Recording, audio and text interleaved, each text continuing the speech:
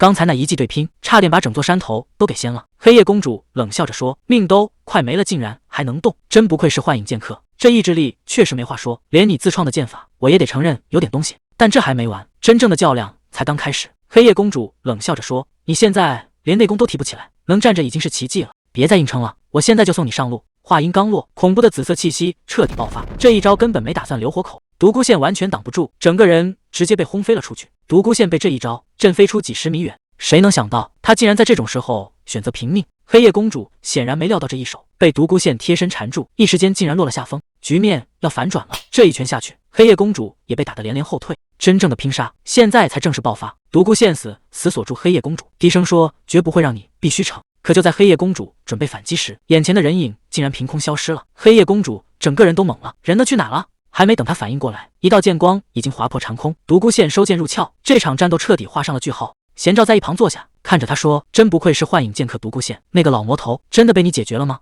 独孤线点了点头说：“是的，他已经死了。”贤照感叹：“这场惨绝人寰的大屠杀，总算要画上句号了。那群自称黑夜宫的混蛋，3天内横扫了10几个门派，逼得正邪两派破天荒联手，代价真的太大了。”贤照看着独孤线说：“咱们之前约好，自创剑法后再决斗，看来我是没法兑现了。”独孤线无奈地问：“都要死了，你脑子里就想这些？”贤照苦笑着说：“那是当然了，咱们这辈子都把命交给了剑。我见过无数高手，但你的剑法是最让我捉摸不透的。正因为你对剑如此执着，我才想求你一件事，请你帮我照顾华山派。”独孤线整个人都愣住了：“你是不是快死糊涂了？我可是邪派最强的剑客，你让我去照顾华山派？”贤照没有解释，只是颤抖着递出一串念珠，那是华山派的信物，梅花灵珠。他最后交代独孤线一定要把这个亲手交给华山掌门。独孤线无奈地说：“我也没几天好活了，你这要求是不是太过分了？”贤照虚弱地笑了笑：“咱们这辈子也就只有彼此这一个知己了。”独孤线自嘲地叹了口气：“是啊，你说的对，我确实没法拒绝。托你的福，我接下来的日子恐怕要在华山度过了。”就在这一瞬间，贤照化作漫天光点，彻底消失在夕阳下。还没等独孤线缓过神来，一道狂暴的劲气瞬间横扫了整个战场。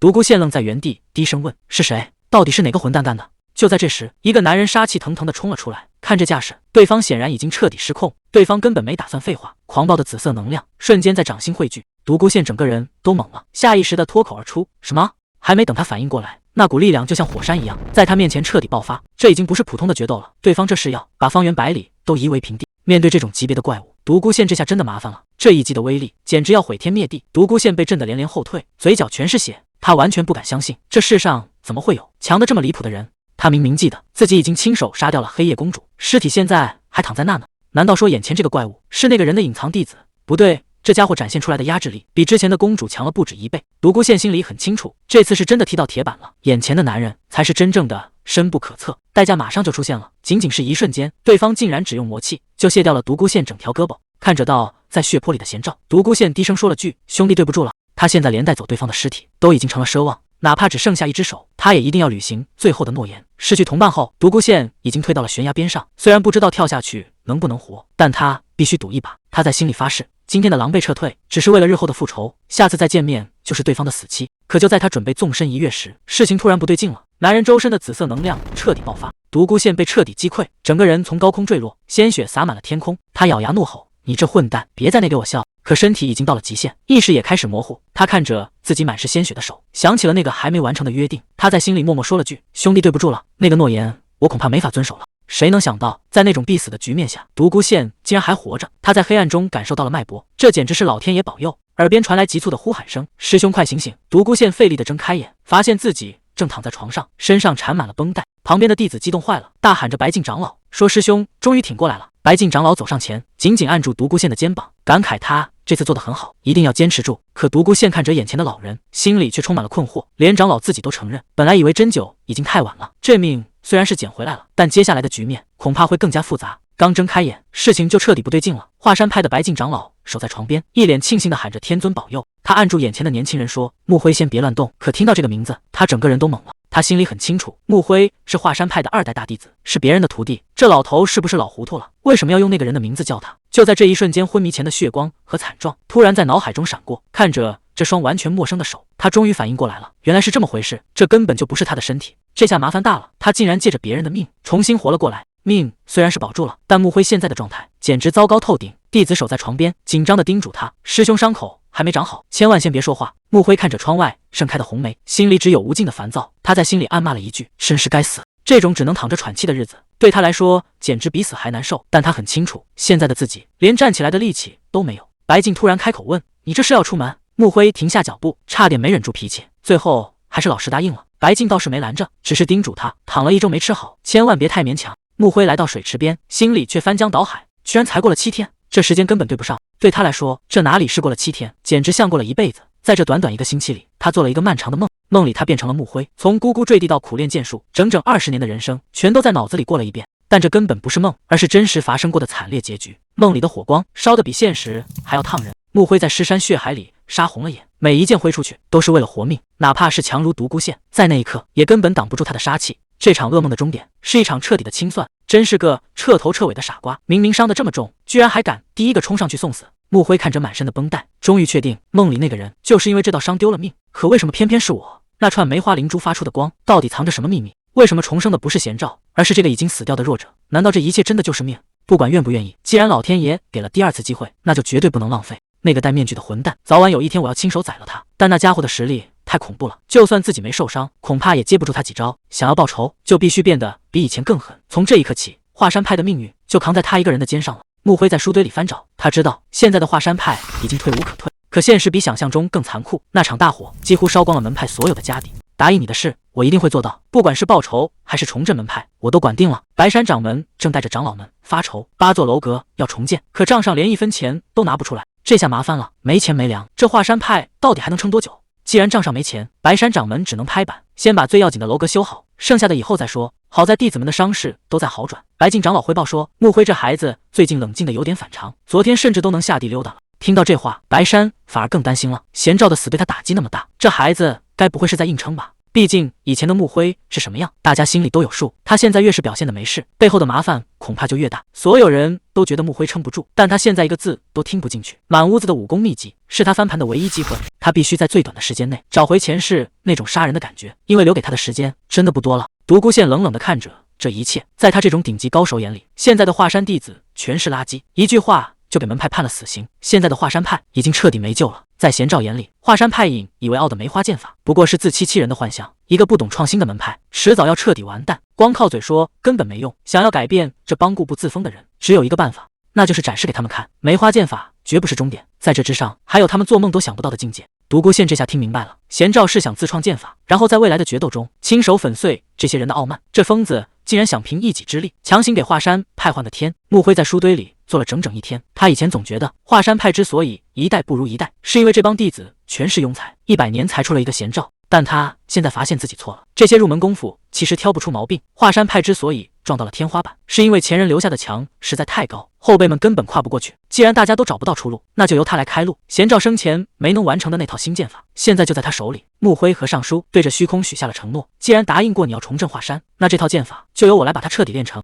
这不仅仅是一个约定，更是华山派翻身的唯一机会。光学招式根本没用，穆辉心里很清楚，想要真正重振华山，就要从最基础的内功开始，彻底悟透这里的门道。他做了一个疯子般的决定，要把这具身体里以前练过的杂碎功夫全部清空，哪怕是入门极地功法，他也绝不敢小看。前世作为独孤线的时候，他只追求快准狠，练的全是些剑走偏锋的邪招。但现在他发现，华山派这种稳扎稳打的底子，才是真正的深不可测。这一刻，他彻底告别了那个只为剑而活的幻影剑客，他要用这具伤痕累累的身体，练出一种全新的力量。这已经不是简单的重修，而是一场脱胎换骨的豪赌。在这间堆满秘籍的屋子里，穆辉独自坐了很久。他不仅是在修复受伤的身体，更是在清理脑子里那些属于前世的残影。过去那个杀人如麻的独孤线，已经随着那场大火彻底消失了。现在的他，不再是任何人的影子。从这一刻起，他只有一个名字，那就是穆辉。这个名字很快就会让整个江湖重新感到战栗。穆彻急匆匆赶到后山，这一大清早的，显然是出了什么急事。他在门外大声喊着：“师兄，你在里面吗？”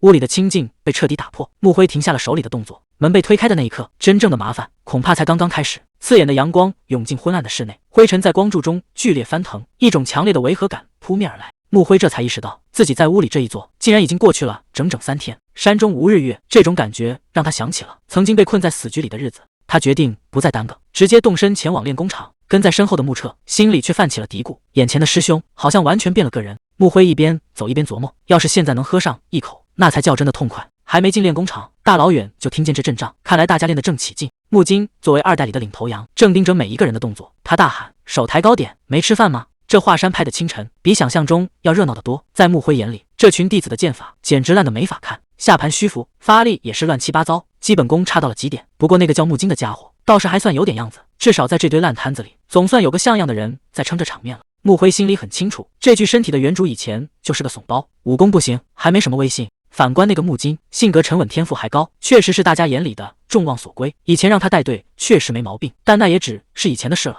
木辉这番话一出口，周围的弟子们全都炸开了锅，谁也没想到他竟然敢当众要回主权。木金虽然嘴上还在反驳，心里却已经看穿了木辉的野心，这家伙是想重新坐回首席弟子的位子。要知道，那可是未来的掌门接班人，在如今人才凋零的华山派，这个位置就是所有人争夺的终点。木辉盯上的不只是位子，更是只有首席弟子才能修炼的顶级神功，那是他超越前世的唯一机会。可还没等他开始行动，木金就直接撕破脸，当众翻起了他的旧账。当初门派被强敌入侵，所有人都在拼命，你木辉到底躲在哪了？木金还在那疯狂补刀，说木辉当年不仅是个累赘，还差点害得同门全军覆没。谁知木辉竟然点头承认了，他顺着话茬直接反击，说正因为以前欠了债，现在才更要当这个首席弟子。木金这下彻底急眼了，大喊着：“谁能信任你这种人？”可木辉只是冷冷的回了一句：“你好像搞错了一件事，我什么时候需要养你鼻息了？这不是在跟你商量，而是在通知你，我做的决定不需要任何人批准。”木金彻底懵了，这还是那个窝囊废师兄吗？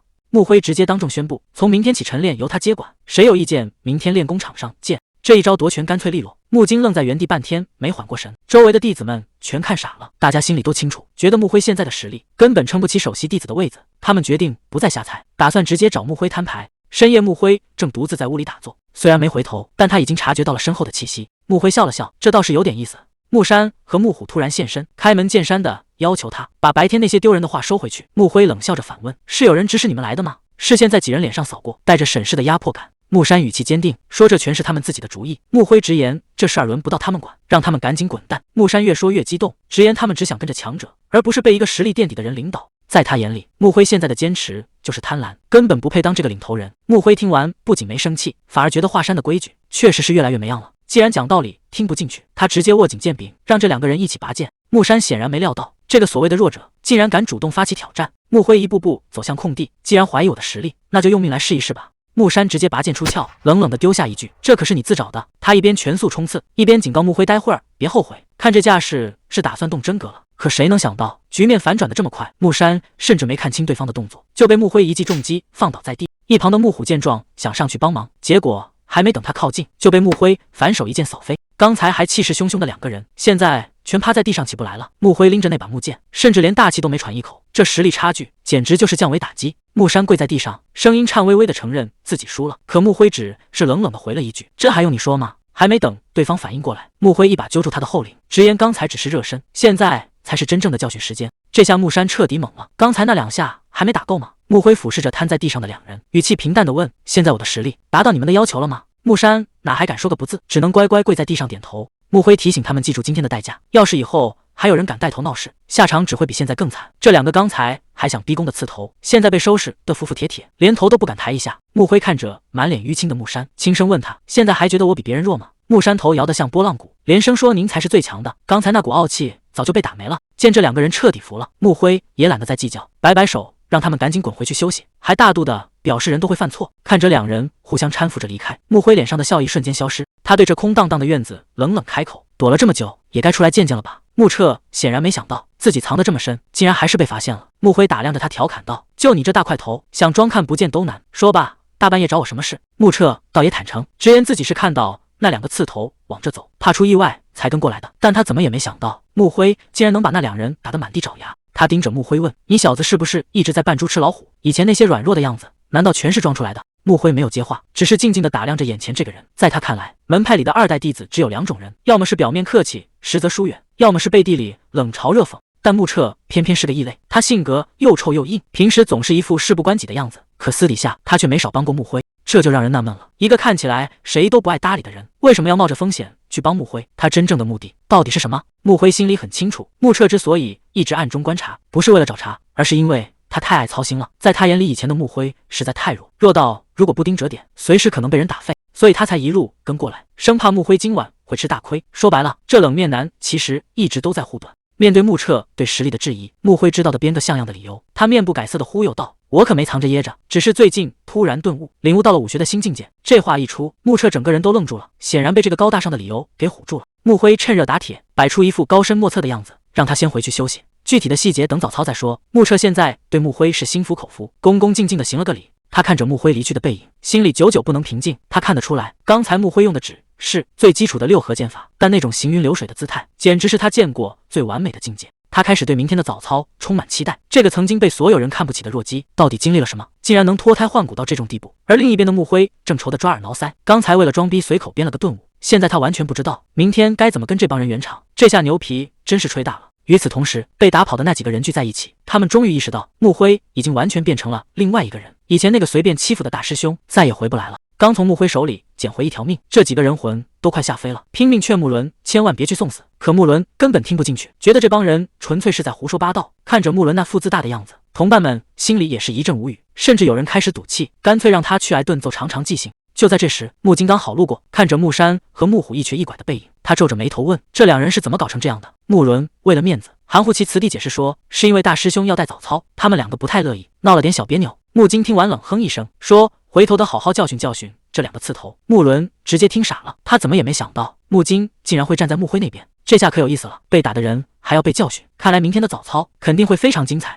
穆金根本没把穆辉的改变放在眼里，在他看来，穆辉现在不过是在硬撑，等这小子意识到自己根本不是这块料，迟早会乖乖认怂。他冷冷地警告穆伦，以后少在背后搞那些没用的小动作。既然穆辉想折腾，那就让他折腾好了，剩下的事情他决定亲自去处理。转眼到了第二天清晨，练功场上已经站满了人。穆辉双手拄着长剑，面无表情地站在高处俯视众人，那股不怒自威的气场，跟以前那个唯唯诺诺的废柴简直判若两人。台下的穆伦看着这一幕，心里翻起了惊涛骇浪。他怎么也想不通，一个人到底经历了什么，才能在一夜之间发生这么翻天覆地的变化。穆金盯着台上的穆辉，心里一直在打鼓。他怀疑这小子以前是在藏拙，或者是穆彻在背后给他支了什么招。不过到底是骡子是马，看今天的早操就知道了。穆辉站在高处，扫视了一圈台下的弟子，开口第一句话就让全场死寂。他说：“在座的各位全都是弱鸡。”还没等众人反应过来，他接着抛出了一个重磅炸弹。他说变强的理由有很多种，但变弱的原因只有一个，那就是你们的基础太烂了。所以从今天开始，早操不练别的，只练最入门的六合剑法。这话一出，台下的人全都听傻了，放着高深的武功不练，跑回来练这种入门级的东西，这大师兄脑子里到底在想什么？穆辉看着台下这群人，眼神里全是嫌弃。他觉得这帮人整天想着走捷径，简直是把名门正派的脸都丢尽了，甚至忍不住低声骂了一句：“真是一团糟。”台下的弟子们被骂得狗血淋头，一个个面面相觑，连大气都不敢喘一下。穆伦站在人群里，也被这股压倒性的气场给镇住了。穆辉可没打算就这么算了，他冷冷地扫视全场，最后把目光死死锁在穆伦身上，语气平静却带着杀气。他说：“既然你心里不服气，那就别在下面嘀咕，有种就直接上台来。”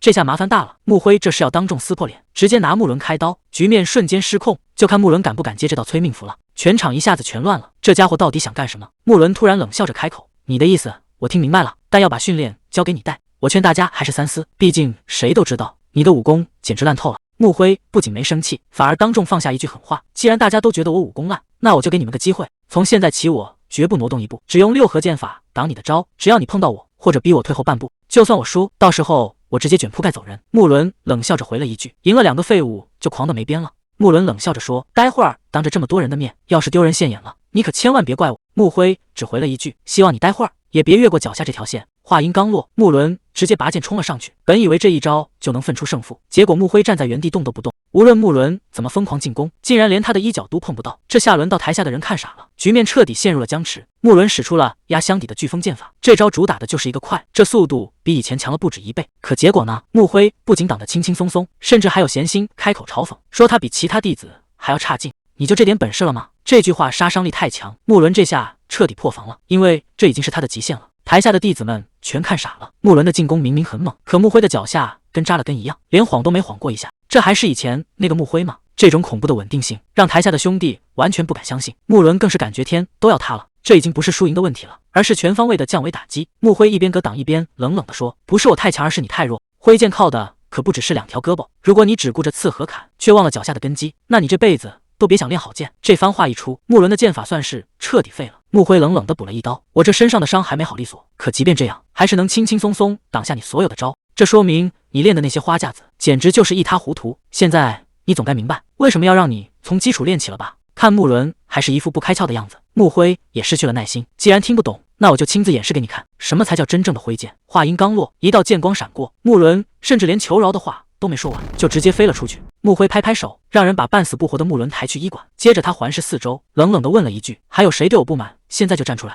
全场死一般寂静。刚才那一剑的威力还在眼前，谁敢在这时候触他的眉头？见没人说话，穆辉直接宣布晨练开始。这下没人敢偷懒了。穆辉开始挨个纠正弟子的动作，说这个发力太死板，说那个步伐不稳。明明他脸上还带着血痕，可现在他才是这里唯一的规矩。那抹未干的红痕在阴影下显得格外刺眼。全场鸦雀无声，只剩下他冰冷的呼吸声，宣告着旧秩序的终结。有人在背后质疑贤照，说那个叫穆辉的弟子明明是所有人里最差劲的一个，既没天赋也没灵气，为什么要选他当传人？贤照听完只是淡淡一笑，没错，他确实很普通，但他身上有一点谁也比不了，那就是无论遇到什么绝境，他都从来没想过要放弃。那些有天赋的天才，自己练着练着就能开窍，可如果能把一个普通人亲手培养成一代宗师，那才叫当师傅的真本事。虽然教天才更省心，但穆辉这种死脑筋的韧性才是武学真正的精髓所在。穆辉心里很清楚，自己不再是那个独来独往的幻影剑客，而是要带着这群人从零开始往上爬的大师兄。以前只管自己变强就行，现在却要操心这么多人的吃喝拉撒，这日子比预想的要麻烦透了。但他知道，这就是他现在必须扛起的责任。训完了这帮不争气的弟子，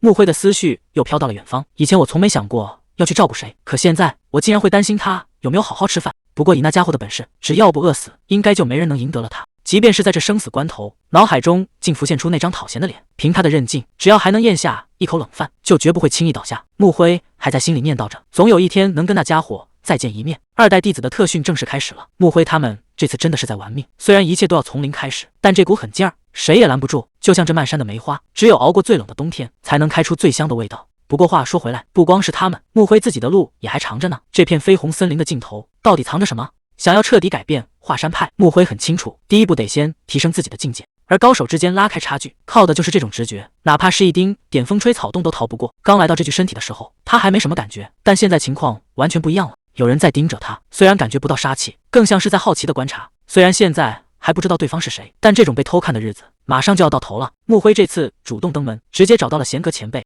贤阁有些意外地问：“找我有什么事吗？”穆辉开门见山，说自己想钻研一下秘籍。虽然贤阁答应了，但还是忍不住叮嘱了一句：“伤还没好，利索千万别太勉强。”谁都能看出来，穆辉现在是一刻也不想等了。他到底在计划什么？贤阁前辈突然开口说他的弟子之前太没礼貌了。穆辉心里咯噔一下，毕竟他刚把人家3个徒弟揍得鼻青脸肿，他本以为对方是来糊短算账的，赶紧先道了个歉。没想到贤阁前辈反而笑了，说穆山那是活该被揍，是他这个当师傅的没教好。穆辉这才松了一口气，说自己只是尽了师兄的分内事，让前辈不用放在心上。可贤阁前辈听完这句话，表情却变得有些耐人寻味，这到底是什么意思？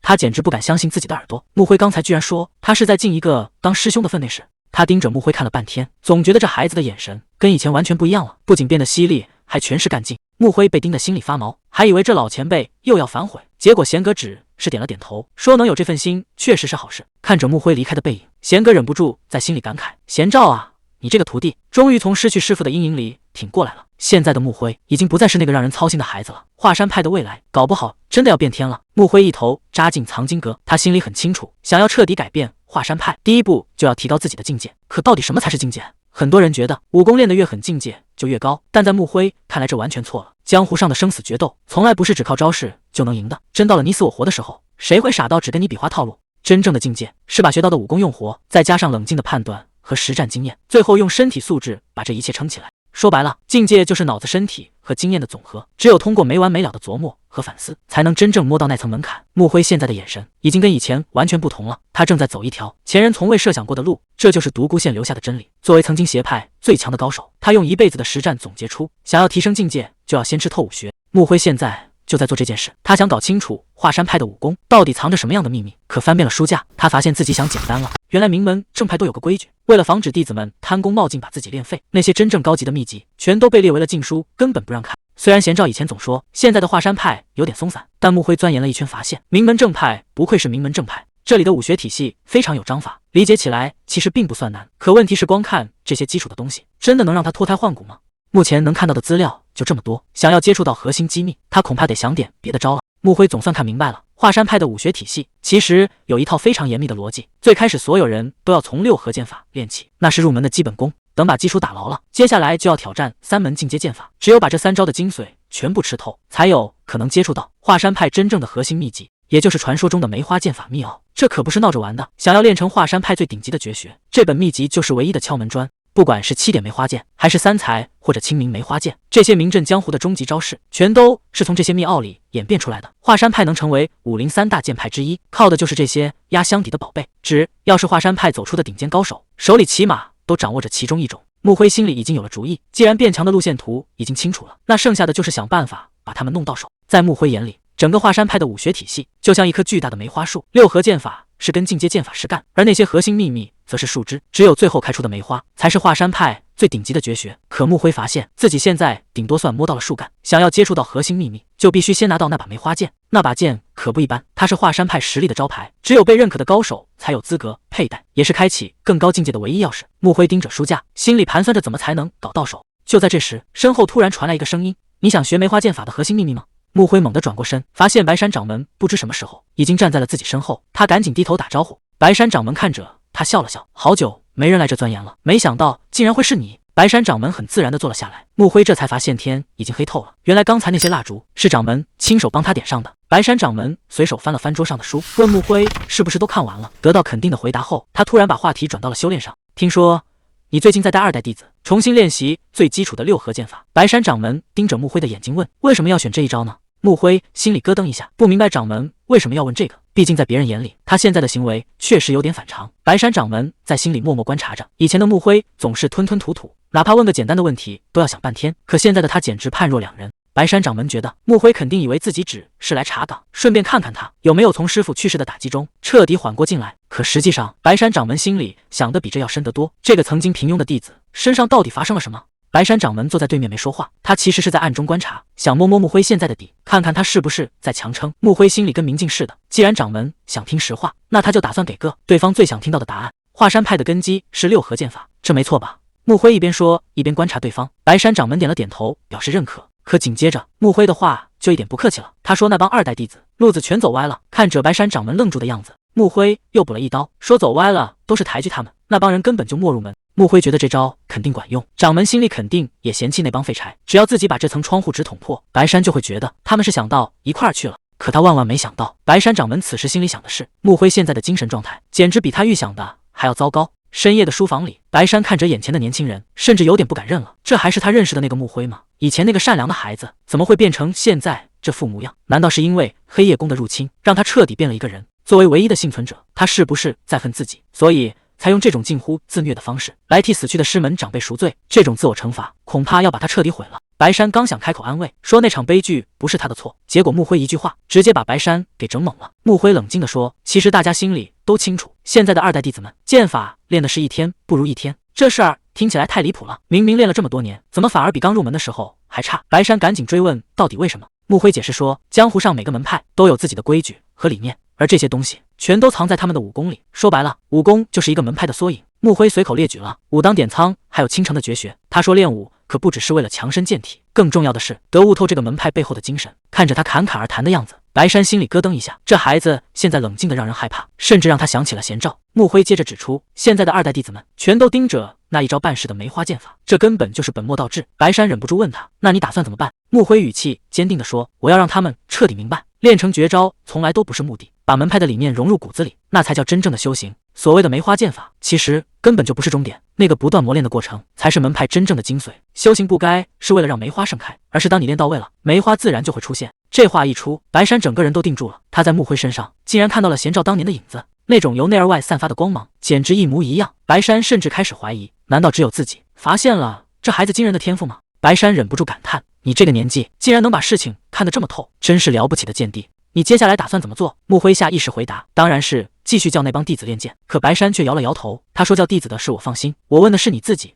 你以后打算走什么样的路？这一句话直接把穆辉给问住了，他一个人坐在书堆里，开始反复琢磨这个问题。他发现华山派的武功确实厉害，但对于他这种只追求生存效率的人来说，有些地方实在是太死脑筋了。为什么非要用轻剑？换成重剑或者徒手格斗，杀伤力不是更大吗？可如果真的这么干了，那还算哪门子的华山传人？他开始怀疑自己想走的这条路到底是不是对的。穆辉越想越觉得自己的这些念头恐怕跟华山派的规矩格格不入，但他实在是憋不住了。他看着白山，语气突然变得很轻松。他说自己现在既然是穆辉，那就要把师傅没做完的事给续上。在穆辉看来，所谓的弟子不就是应该踩着师傅的肩膀去见识更广阔的世界吗？所以他决定了，从今往后他要彻底放飞自我，怎么顺手就怎么来。白山听到这儿，心里总算透亮了，这种狂放不羁的劲头简直跟当年的贤照一模一样，这下彻底对位了。白山心里很清楚，穆辉身上这股劲儿不单单是因为他有天赋，更是因为他打算彻底继承贤照的遗志。虽然自创武学听起来像是天方夜谭，但穆辉既然敢想，这格局就已经不一样了。白山突然放声大笑，他说：“我真为你感到骄傲，要是贤照还在，看到你现在的样子，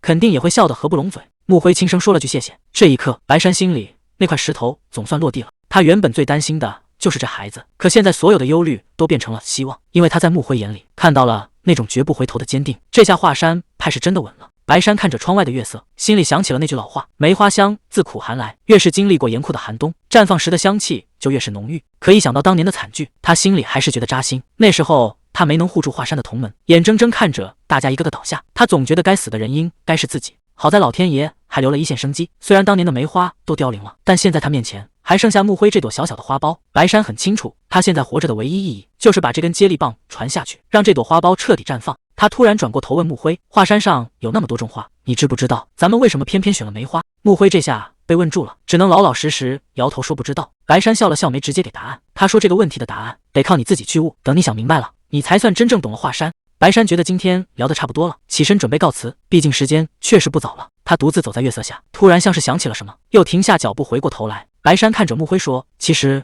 我也失去过师傅，虽然我没法说完全懂你的痛，但有些话我还是想整两句。”在他看来，生死这事儿就是个轮回，结束往往意味着新的开始，这是谁都躲不开的自然规律，所以没必要把贤照的死看成是一切的终点。换个思路想想，你现在努力活着的每一天，其实都是在致敬他的一生。白山觉得，如果贤照泉下有知，肯定也希望看到穆辉能挺过来。穆辉沉默了很久，他在心里反复琢磨着这句话：致敬师傅的一生吗？听起来这感觉确实还不赖。白山微笑着转身离开，穆辉在身后恭敬的道谢。这一场长辈的指点总算是圆满结束了。穆辉这练功的方式简直就是在玩命，他把自己挂在树干上，脚下还吊着几根沉甸甸的原木。他在心里琢磨，这种野路子虽然看着野蛮，但对现在的他来说，效果确实好的没话说。谁能想到，当初跟那个疯老头学的招数，现在竟然派上了大用场。只要这么坚持练下去，肉体强度绝对能翻倍。就在他练得起劲的时候，一人突然火急火燎地跑了过来，一边跑一边大喊：“师兄，别练了，出大事了！”穆辉这下被整不会了，还没反应过来是怎么回事。门派现在青黄不接，长老们深夜聚在一起，商量招收3代弟子的急事。之前的陕西惨案让招人计划耽误了太久，现在外面都在看华山的笑话。长老提议，必须从外院选拔一批新人，告诉外界我们还没倒下。更麻烦的是，邪派势力正盯着陕西的空缺，随时准备趁虚而入。掌门最后拍板，这件事绝不能再拖了。华山外院的大门即将开启，谁能想到这个决定将改变无数人的命运？华山派的外院出大事了。自从那场惨案发生后，外院的靠山就到了，现在人心散得厉害。掌门看着手里的报告，心里很清楚，如果再不派人去安抚，外院怕是要彻底乱套。长老们也愁得不行，想派个弟子过去看看，可现在外面世道这么乱，派谁去都像是送死。但这事儿已经拖不下去了，必须得有人下山去给外院撑腰。有人提议，干脆让2代弟子去历练历练，顺便把这烂摊子收拾了。大家商量来商量去，最后盯上了那几个天才，也就是传说中的华山3朵花。长老们商量了一下，决定把穆辉也派下山，觉得以他的本事，肯定出不了岔子。可就在这时，有人突然停住了，心里总觉得哪不对劲。他忍不住提醒大家，穆辉这1个月来，简直像变了个人一样，实在让人心里没底。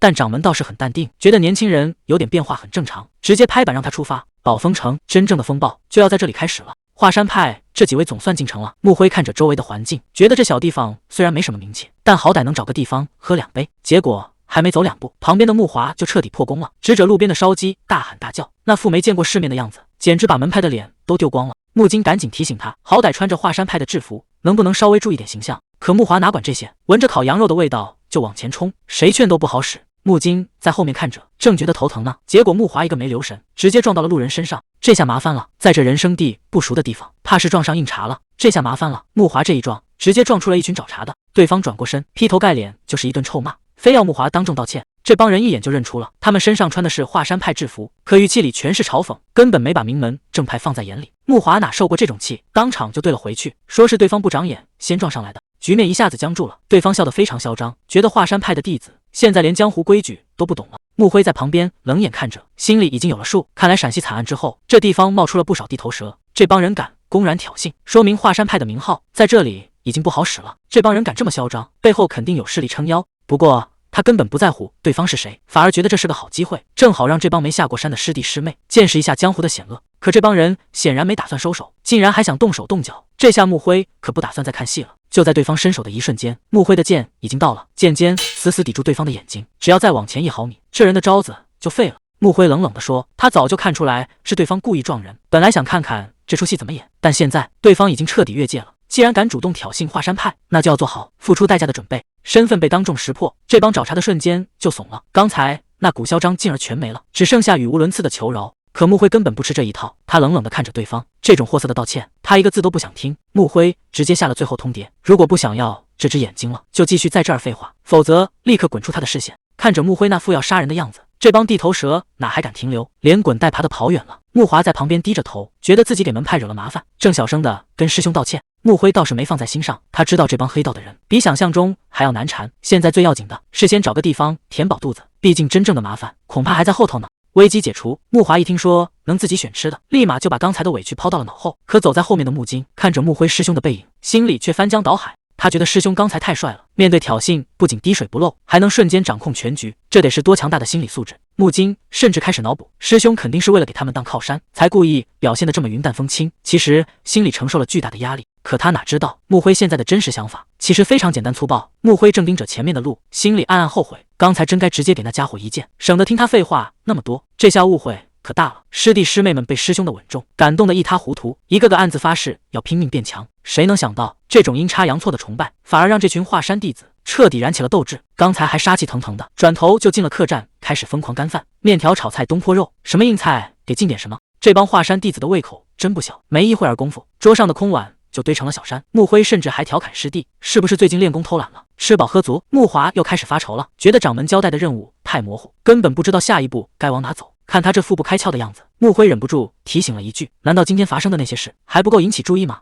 穆华掰着指头数了半天，又是打架又是订房，最后才反应过来，师兄指的是那帮黑道的人。看来掌门并不是在打哑谜，而是把选择权交给了他们。真正的江湖考验从踏进这城门的一刻起就已经开始了。穆辉一开口就把桌上的气氛给点燃了，他想直接办了那帮黑道，问大家到底敢不敢干。夜深人静，穆华和穆彻也拿定了主意，既然这帮人主动找茬，那就先摸清他们的底细。穆辉当场拍板，给所有人下了死命令，明天傍晚之前必须把这片黑道势力查个底掉。表面上看这只是一次普通的调查任务，但穆辉显然没打算按常理出牌，他已经换上了夜行衣，消失在夜色中。这世上总有这么一种人，他们被叫做下三滥，不为别的，就为了欺负弱者那点快感。亲爱这帮人嘴上说着利息算错了，其实心里想的全是那些见不得人的勾当。没钱还债，那就用别的东西来抵。这群地痞流氓已经彻底没救了。就在他们得意的时候，还没意识到真正的麻烦已经到了身后。穆辉就在那看着，这群人的好日子算是到头了。穆辉实在想不通，这群人到底是真傻还是狂，看见华山弟子居然还敢在这撒野。光头男还没反应过来，还在那道处找守卫，结果回头一看，庆凤早就跟死狗一样躺在那了。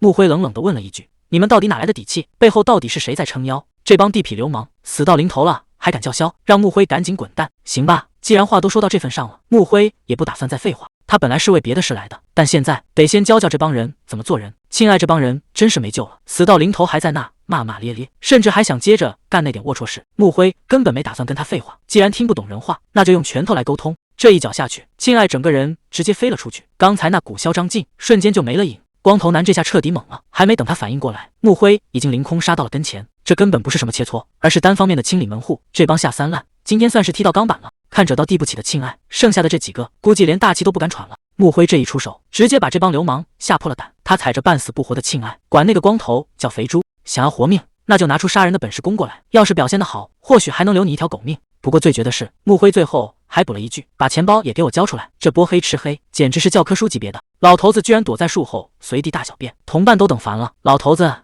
你是不是打算尿一天？老头子还挺有理，一边打哈欠一边嘟囔，说等尿完这泡尿，酒也就该醒了。这两边一边在玩命，一边在拌嘴，接下来怕是要更有意思了。老头子终于尿完了，一边嘟囔着心烦，一边晃晃悠悠的回了客栈。同伴早就等得不耐烦了，刚想开口骂人，老头子却神神秘秘的凑过来，说刚才瞧见个新鲜事，就在刚才，有个披着斗篷的怪人一口气点了整整3捆食物，那架势简直像个大胃王。可等路人再回头的时候，那人早就打包好东西，消失得无影无踪了。大家都在纳闷，这人到底是什么来头，动作居然这么快。其实谁也没注意到，就在客栈最不起眼的角落里，木金正安静静地坐在那喝茶。看来这地方已经变得越来越热闹了，阴影里攒动着人头，暗处投射来贪婪的目光，各方势力正悄然集结。这帮人真是属狗鼻子的，闻着五花肉和春卷的香味，一个个全都围了上来。看木辉只有一个人，手里还拎着这么多好吃的，这帮家伙立马就见财起意，觉得这小子是个好捏的软柿子。就在他们准备动手抢的时候，木辉手里的长剑唰的一声就出了鞘，这股杀气瞬间让周围的温度降到了冰点。木辉冷冷地丢下一句话：“我可没打算跟你们分享，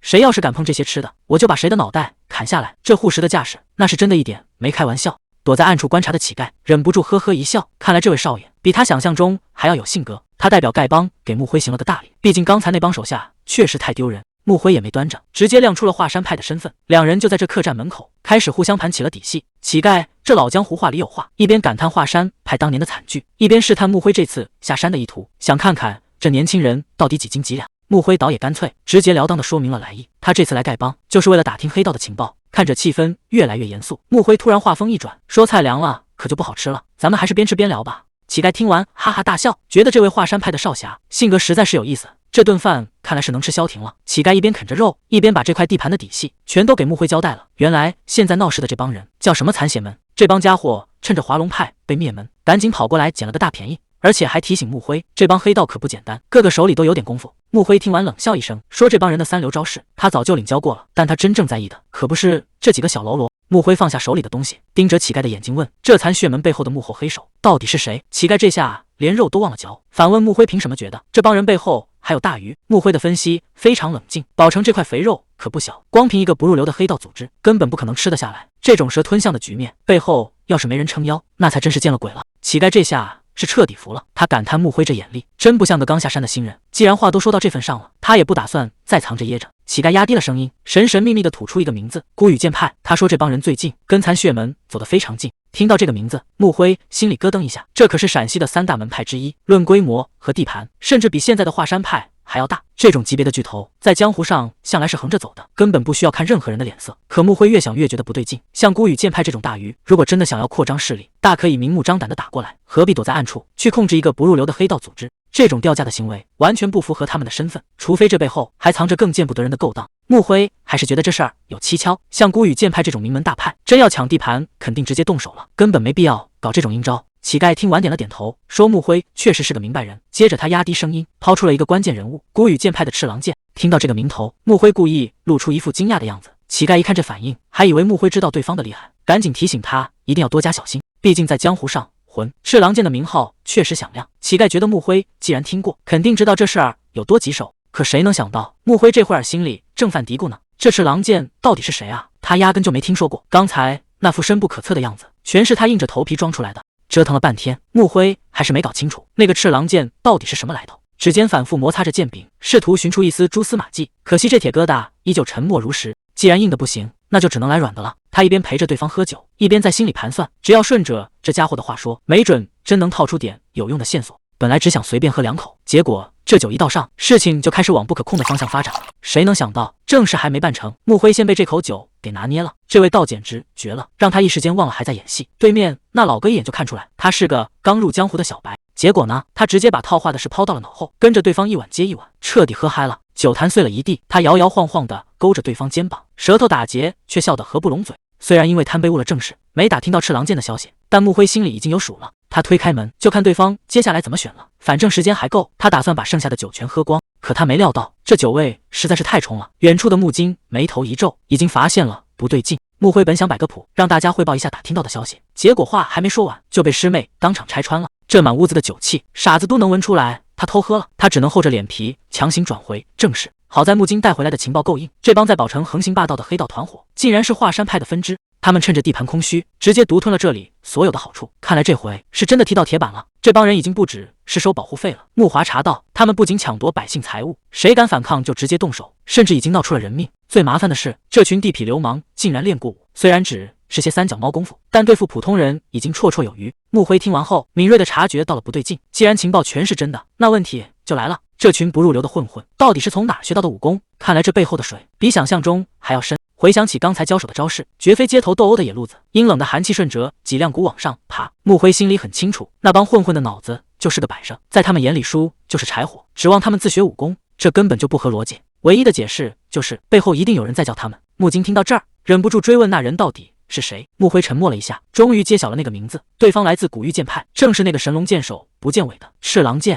那个禁忌的字眼被他一字一顿地吐了出来，瞬间将屋内的温度降至冰点。古玉剑派这4个字一出来，穆金整个人都懵了，这已经不是什么小打小闹，事情彻底闹大了。可谁也没想到，穆辉竟然想直接杀过去，把那帮人的脑袋全给宰了。这疯狂的想法把大家都吓得够呛。关键时刻，还是穆彻够冷静，他觉得这事儿已经超出了控制，必须立刻上报给宗门。穆金在心里疯狂点头，这才是正常人该有的反应。穆辉虽然嘴上答应了，但看他那眼神，这事儿恐怕没那么容易结束。穆华这脾气一上来，觉得路见不平就该拔刀相助，管他背后是谁，先打了再说。可穆金却直接泼了一盆冷水，现在根本不是逞英雄的时候，宗门为了处理血残派的事，早就已经分身乏术了。如果这时候再惹上古御剑派，那可就不是小打小闹了，这后果谁也担不起。那帮混混确实不足为虑，但要是真跟名门正派撕破脸，局面可就彻底失控了。看着大家伙儿愁眉苦脸，穆辉却表现得异常淡定，他断定那种糟糕的情况绝对不会发生。穆金听得一头雾水，不明白他为什么这么有把握，毕竟对手可是狠辣的古玉剑派。穆辉冷笑着解释，那帮人真要动手，绝不会拖泥带水。以华山派现在的处境，人家真想灭了咱们，随时都能动手。更何况古玉剑派现在自己都麻烦缠身，根本没心思管这种小地方，所以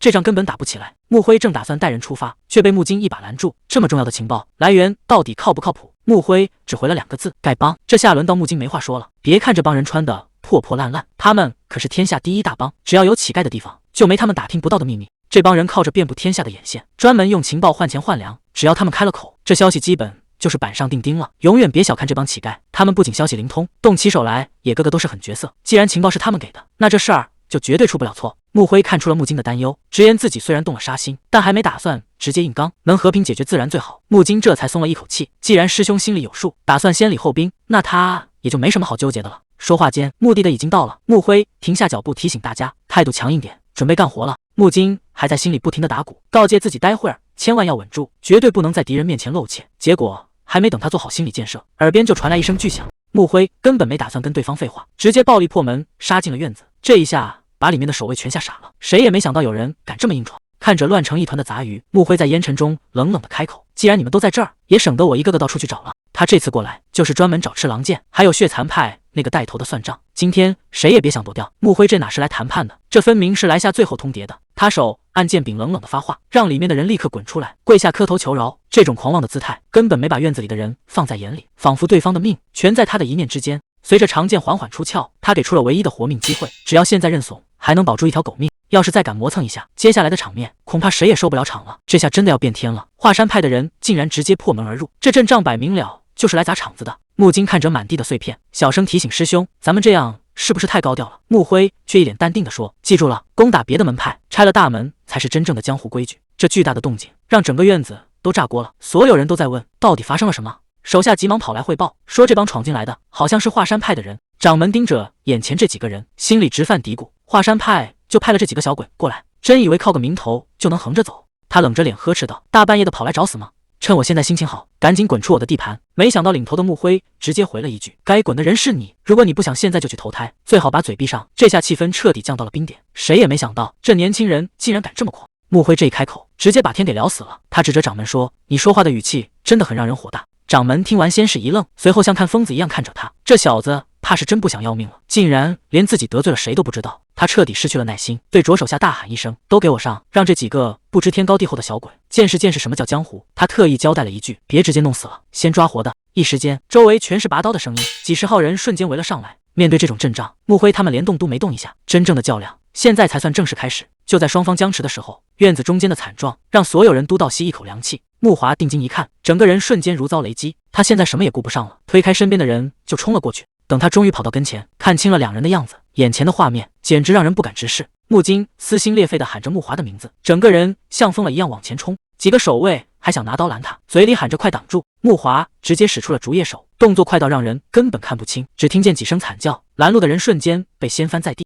谁敢在这个时候挡他的路，下场只有一个，那就是死。木金一个箭步冲到跟前，急得大喊：“木华，你不要命了？怎么就这么冲出来了？”木华根本顾不上解释，他伤得太重了，必须马上送去医治。可旁边的敌人冷笑一声：“想带人走？问过我们手里的刀了吗？”这些家伙看木金刚才没下死手，还以为华山派不过如此，竟然开始互相打气，觉得只要人多就能反杀。站在后方的木辉把这一切都看在眼里，他无奈地摇了摇头。本以为木金会大开杀戒，结果他居然还在收着打，简直就像在玩闹一样。木辉冷冷地评价了一句：“心太软了，这种时候留手只会让麻烦变得更大。”木金，你那把剑是拿来装样子的吗？人家都要取你性命了，你还在那发什么呆？掌门心里直打鼓，这家伙动都不动一下，肯定是个深不可测的高手。他越想越怂，干脆指挥手下绕开木辉，打算先去捏软柿子，把其他人解决了再回来围攻。看着这群人呼啦啦全跑了，木辉反而觉得有点好笑，这些家伙比他预想的还要蠢。虽然不知道他们为什么无视自己，但这样也好，正好乐得清闲，反正这正是他想要的局面。接下来的戏就看木金他们怎么演了。说白了，木金他们现在就是江湖愣头青，刚下山入世，根本不知道人心有多险恶。对手可不跟他们讲什么武德，洒吐吐口水，各种下三滥的阴招全使出来了，这让第一次面对杀气的木金一时间有些招架不住。他这才反应过来，这里可不是能撒娇的宗门，没有长老护短，也没有师兄替他出头，现在没人惯着他，更没人会帮他解决麻烦。如果不能把眼前的人干掉，那躺在地上的就会是他自己。木金咬紧牙关，死死撑住。他终于明白了，想在江湖里活下去，光靠练好武功那是远远不够的。在山上练那些花架子，互相点到为止的切磋，跟这种玩命的实战比起来，简直就是小孩子过家家。木辉心里很清楚，只有被逼到绝境，这帮年轻人才能真正明白什么叫江湖。不过他转头看向另一边，穆彻这家伙可没那么好说话。比起还在犹豫的其他人，穆彻出手那是又快又狠，单手就把冲上来的敌人死死按在地上，动弹不得。这下对方踢到硬茬子了，穆彻根本不打算给机会，手已经摸到了剑柄上。看来这场战斗马上就要见血了。谁也没看清穆彻是怎么出手的，只听见一声闷响，刚才还叫嚣的敌人瞬间就瘫在地上没了动静。旁边的同伙直接看傻了，甚至没反应过来发生了什么。等他再抬头的时候，穆彻已经像尊杀神一样稳稳地站在了他面前。这下是真的踢到铁板了，那种压迫感让周围的空气都快凝固了。掌门狂笑着冲向木辉，原来你才是这里最弱的一个。只能说这家伙真是找死都挑错了坟头，他根本不知道自己面对的到底是什么人。刚才还在那儿大言不惭说要先捏软柿子，结果话音刚落就直接被木辉拍进了地里。这下全场都安静了，刚才还跟着起哄的小弟们眼看着自家掌门像条死狗一样，瞬间就没了动静，一个个吓得腿都软了。赤狼剑冷冰冰地丢下一句话：掌门死了，再选一个不就行了？谁能杀掉这几个华山的小鬼，谁就是下一任门主。这大饼一画出来，原本想逃跑的炮灰们眼神立刻又变了，看来这帮人还没意识到，在赤狼剑眼里，他们的命根本就不值钱。木金一眼就认出了对方，那个站在高处的男人正是江湖上传闻的赤狼剑。木辉却完全没把对方当回事，他冷笑着看向阁楼，直言这个缩头乌龟终于射得爬出来了。赤狼剑还在这儿倚老卖老，觉得华山派的小辈知道他的名号是一件挺光荣的事。可木辉接下来的话简直比剑还要扎心，他说自己昨天才听说这个名字，而且最让人生气的是，木辉最后还补了一刀，他说自己从来没那个闲工夫去记一个弱者的名字。这下局面彻底反转了，赤狼剑的老脸恐怕是彻底挂不住了。赤狼剑这下是真的被激怒了，他冷着脸开始给木辉扣帽子，说他一个华山派的弟子，说话做事竟然跟魔教一样。既然面子已经彻底撕破了，赤狼剑也不打算再装什么前辈高人，他手上一用力，直接把茶杯捏成了碎片。他冷笑着说，既然你这么想找死，那我就陪你好好玩玩。他最后警告木辉，最好把压箱底的本事都使出来，因为接下来他可不会再留情了。结果木辉根本没当回事，反而反问了一句，你确定自己接得住吗？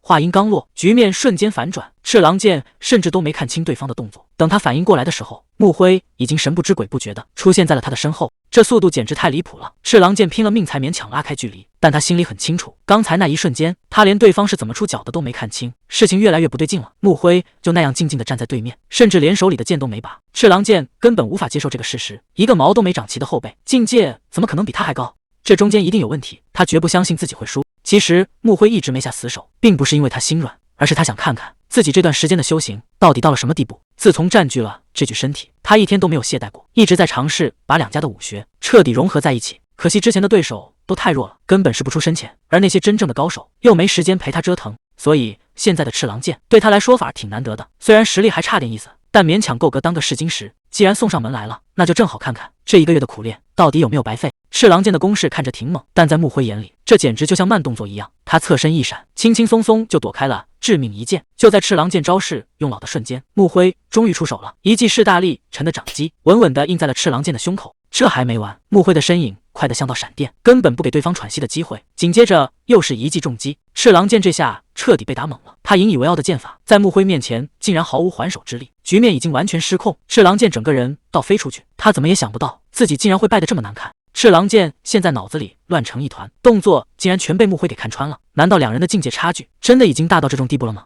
但他很快就否定了这个念头，绝不可能，他可是成名已久的前辈，怎么能被一个年轻人吓住？赤狼剑死死握住剑柄，沉声说道：“是我看走眼了，你确实不是一般的后辈，刚才的轻视，我向你道歉。”紧接着，他整个人的气势完全变了。既然话都说到这份上了，那就干脆动真格的。赤狼剑再次拔剑冲了上去，这一次他要赌上所有的尊严，看看木辉到底还能撑多久。燃烧的斗气席卷全身，每一步都踏碎了地砖。他将全部功力灌注于剑尖，这是孤注一掷的死斗。赤狼剑这回是真的拼命了，直接使出了压箱底的绝招，金色光芒幻化成一头猛兽，咆哮着朝木辉扑了过去。旁边的木金看得心都悬到了嗓子眼，可木辉连眼皮都没抬一下，反手就是一招落梅剑法，漫天剑气像雪花一样落下，瞬间就把那头猛兽撕成了碎片。就在赤狼剑还没反应过来的时候，木辉已经收剑站定，语气平淡的评价道：“这招红牙剑法看着挺凶，其实到处都是破绽，而且看你这生疏的动作，恐怕连后半部功法都没见过吧？”这句话简直是杀人诛心。赤狼剑整个人都僵在了原地，他怎么也想不到自己视若珍宝的独门绝学，在木辉眼里竟然一文不值。更可怕的是，这小子怎么会对自家的剑法了如指掌？赤狼剑简直像见了鬼一样。他话还没说完，木辉的剑光已经劈到了眼前，他只能仓促挥剑格挡。耳边全是密集的金属碰撞声，他本以为自己全都挡下来了，可就在错身的瞬间，胸口突然传来一阵剧痛。赤狼剑彻底懵了，刚才那一招到底是什么？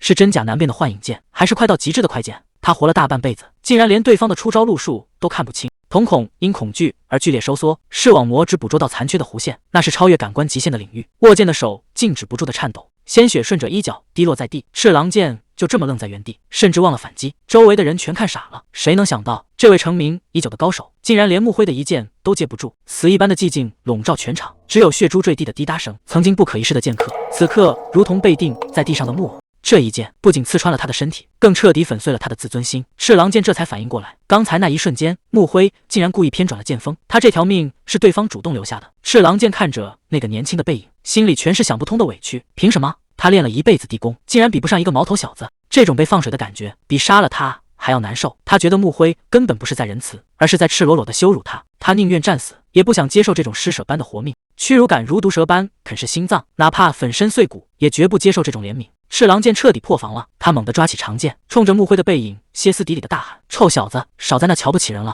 赤狼剑再次幻化出巨大的金色猛兽，想要拉着木辉同归于尽。可木辉根本没打算给他机会。就在猛兽扑到面前的一瞬间，他身形一闪，一道凌厉的剑光直接贯穿了全场，空气仿佛在这一刻凝固。在那兽手处碰一击的前一秒，只有一道无声的惊雷划破虚空。这一剑快到让人头皮发麻，旁边的木彻甚至都没看清发生了什么，只觉得眼前白光一闪，局面就已经定格了。赤狼剑还没来得及把话说完，整个人就被剑气狠狠震飞，鲜血在空中散开。他死死握住断掉的剑柄，却再也发不出一点声音。胜负已分，在绝对的实力面前，所谓的名号和拼命简直就像个笑话。赤狼剑现在的心态彻底崩了，他看着满身的血，心里全是绝望。他从出生就开始练武，为了出人头地拼了一辈子，可他怎么也想不通，自己几十年的苦修，在木辉面前竟然像纸糊的一样，被轻而易举的彻底粉碎。为什么我连你的动作都看不清？为什么我连碰都碰不到你？难道我这辈子的努力全都是个笑话吗？他发疯似的仰天长啸，质问老天为什么不认可他。可回应他的只有木辉那冷冰冰的剑锋。就在他咆哮的一瞬间，木辉再次错身而过，鲜血瞬间飞溅开来。这一剑彻底终结了白净所有的不甘。在绝对的天赋面前，努力有时候真的毫无意义。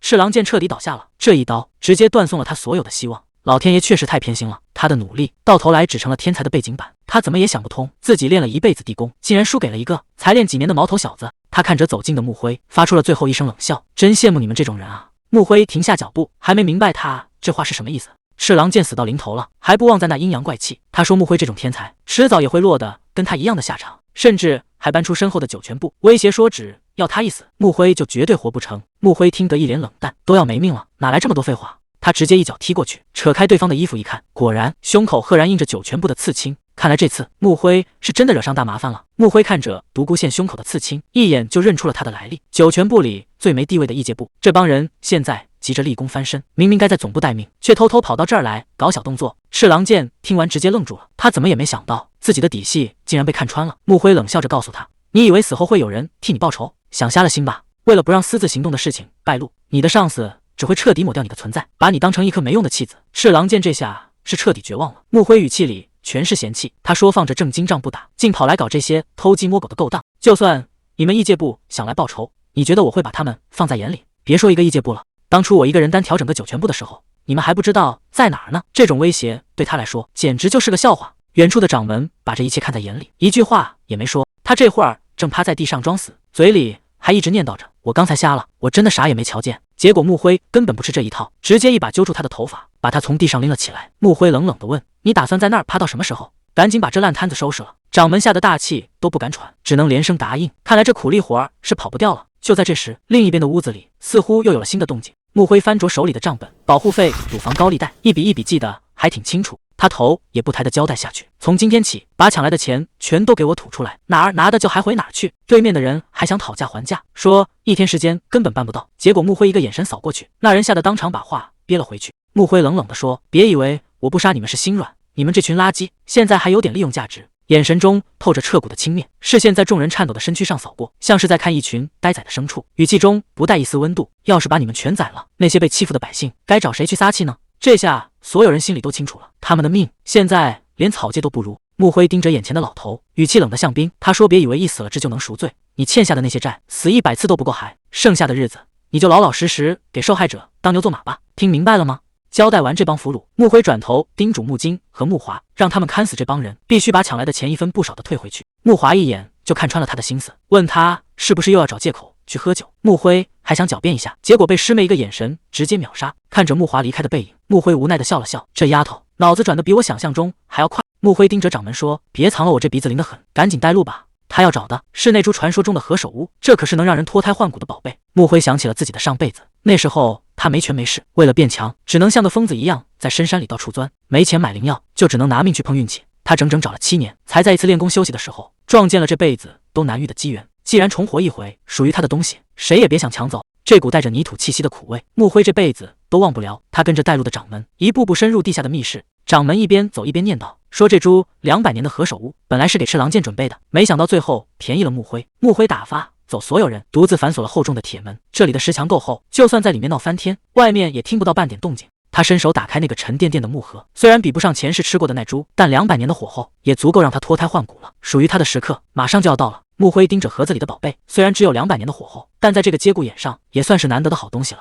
他深吸一口气，准备直接开吃，可就在盒子完全打开的那一刻，他整个人都定住了。这不对劲，这块头也太离谱了！200年的何首乌怎么可能长得跟个大萝卜似的？这株药材的来历恐怕没那么简单，这起码得有400年的药力。这一试拿的也太容易了。既然宝贝到手，他也没打算客气，直接当场服下。但这股动静显然没能瞒过所有人。掌门在书房里突然察觉到了异样，这下麻烦了。他顺着动静找了过来，但他怎么也没想到，眼前的穆辉简直像变了个人，药力彻底化开，这下根基算是稳了。枯竭的经脉重新焕发生机，感受着体内奔腾的劲力，穆辉缓缓睁开双眼，目光中透出一股从未有过的凌厉。面对掌门的质问，穆辉不仅没打算解释，反而直接反客为主。他随口几句话，就让掌门哑口无言，只能乖乖低头认怂。曾经高高在上的掌门，此刻竟避开了穆辉的视线，那股无形的威压，压得独孤县连大气都不敢喘。这地位的变化让掌门心里很不是滋味，但现在的穆辉已经不是他能招惹的了。看着眼前这一片废墟，掌门心里直犯嘀咕，这房子算是彻底废了。他怎么也想不通，那一株何首乌药劲儿居然能大成这样。穆彻的语气冷得让人发毛，天马上就要亮了，你确定还有心思在这歇着？这下掌门彻底没脾气了，只能老老实实当个苦力。在穆彻的监督下，他只能抡起大锤拼命拆房。而另一边的穆金正忙着把以前勒索的银子一分不少的还回去。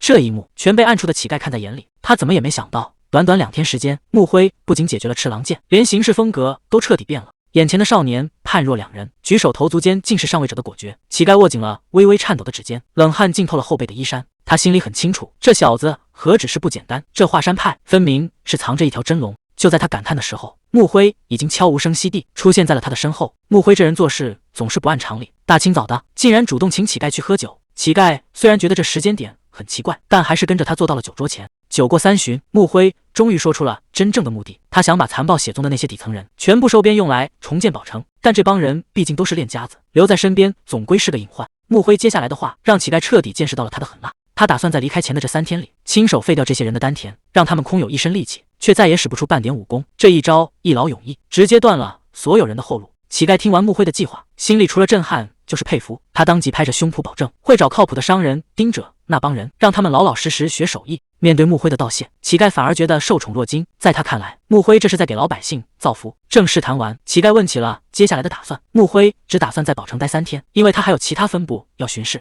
乞丐压低声音提醒，这附近还有几个据点没清理，问他要不要顺手给端了。穆辉端起酒杯，语气平淡的像是在说家常，既然碰上了，那就顺便去处理一下吧。看来这宝城的夜晚注定是太平不了了。宝城的夜晚终于安静了，穆辉特意整了一壶好酒，想给这帮师弟们庆个功。穆金他们几个还有点犹豫，毕竟门派里规矩多，平时根本不让随便喝酒。但穆辉接下来的话却让气氛一下子变得沉重。他严肃地告诉师弟们，江湖新人最容易丢命的时候，就是这第一次实战。那些黑道的人武功虽然烂，但人家是奔着要命来的，每一招都是死手。反观这几个师弟，武功是练得不错，可真到了拼命的时候，心里却还在犹豫。穆辉这番话是想让他们彻底明白，在真正的江湖里，生死从来不只看武功高低。穆辉看着眼前的3个师弟，语气终于缓和了下来。虽然江湖险恶，但好在大家都毫发无伤。既然是死里逃生，那确实该整2口庆祝一下。他带头举起酒杯，气氛一下子变得特别热闹。这帮年轻人第一次尝到酒味，一个个都跟发现了新大陆一样。穆华甚至还开玩笑说，要是酒都这么好喝，他恨不得天天喝得醉醺醺。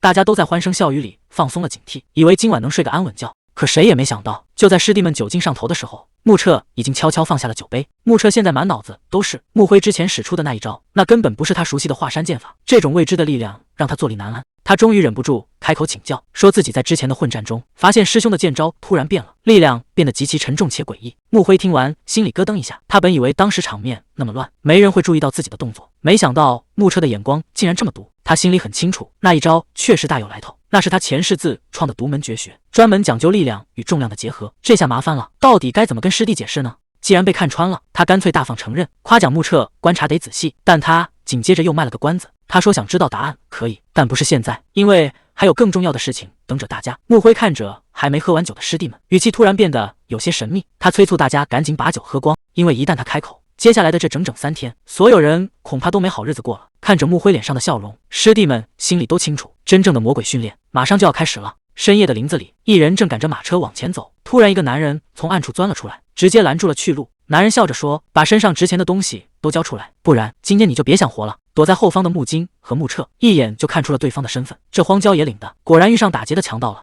兄弟俩屏住呼吸，死死盯着那些蒙面身影，手心里全是冷汗。这荒山野岭绝不是什么善类，但穆辉发现这帮人跟普通的毛贼不一样，他们不仅练过武，而且行动非常有组织，看来这回是碰上硬茬子了。穆辉冷静地分析着，这帮强盗可不是一般的毛贼，他们不仅练过武，背后还有专门的势力在撑腰。穆华听得一头雾水，忍不住问了一句，师兄，你突然跟我们说这些干什么？穆辉头也不回地宣布，接下来的3天，你们要去把这附近的强盗老窝全部端掉，而且规矩很简单，一个人去打，剩下的人就在旁边看着。这话一出，穆金和师弟们全听傻了，赶紧追问是不是自己做错了什么，才要受这种惩罚。众人如遭雷击，僵在原地半晌说不出话，冷汗顺着脊背流下。这下真正的魔鬼训练真的要开始了。结果穆辉一句话直接让他们哑口无言。他说，就因为你们之前太弱了，差点连命都丢在黑道手里。穆辉直截了当地说，你们之前之所以差点没命，就是因为关键时刻下不去手，这次任务就是要改掉你们这个毛病。穆彻沉默了一会儿，点头承认了，要不是师兄及时出手，他们几个确实已经没命了。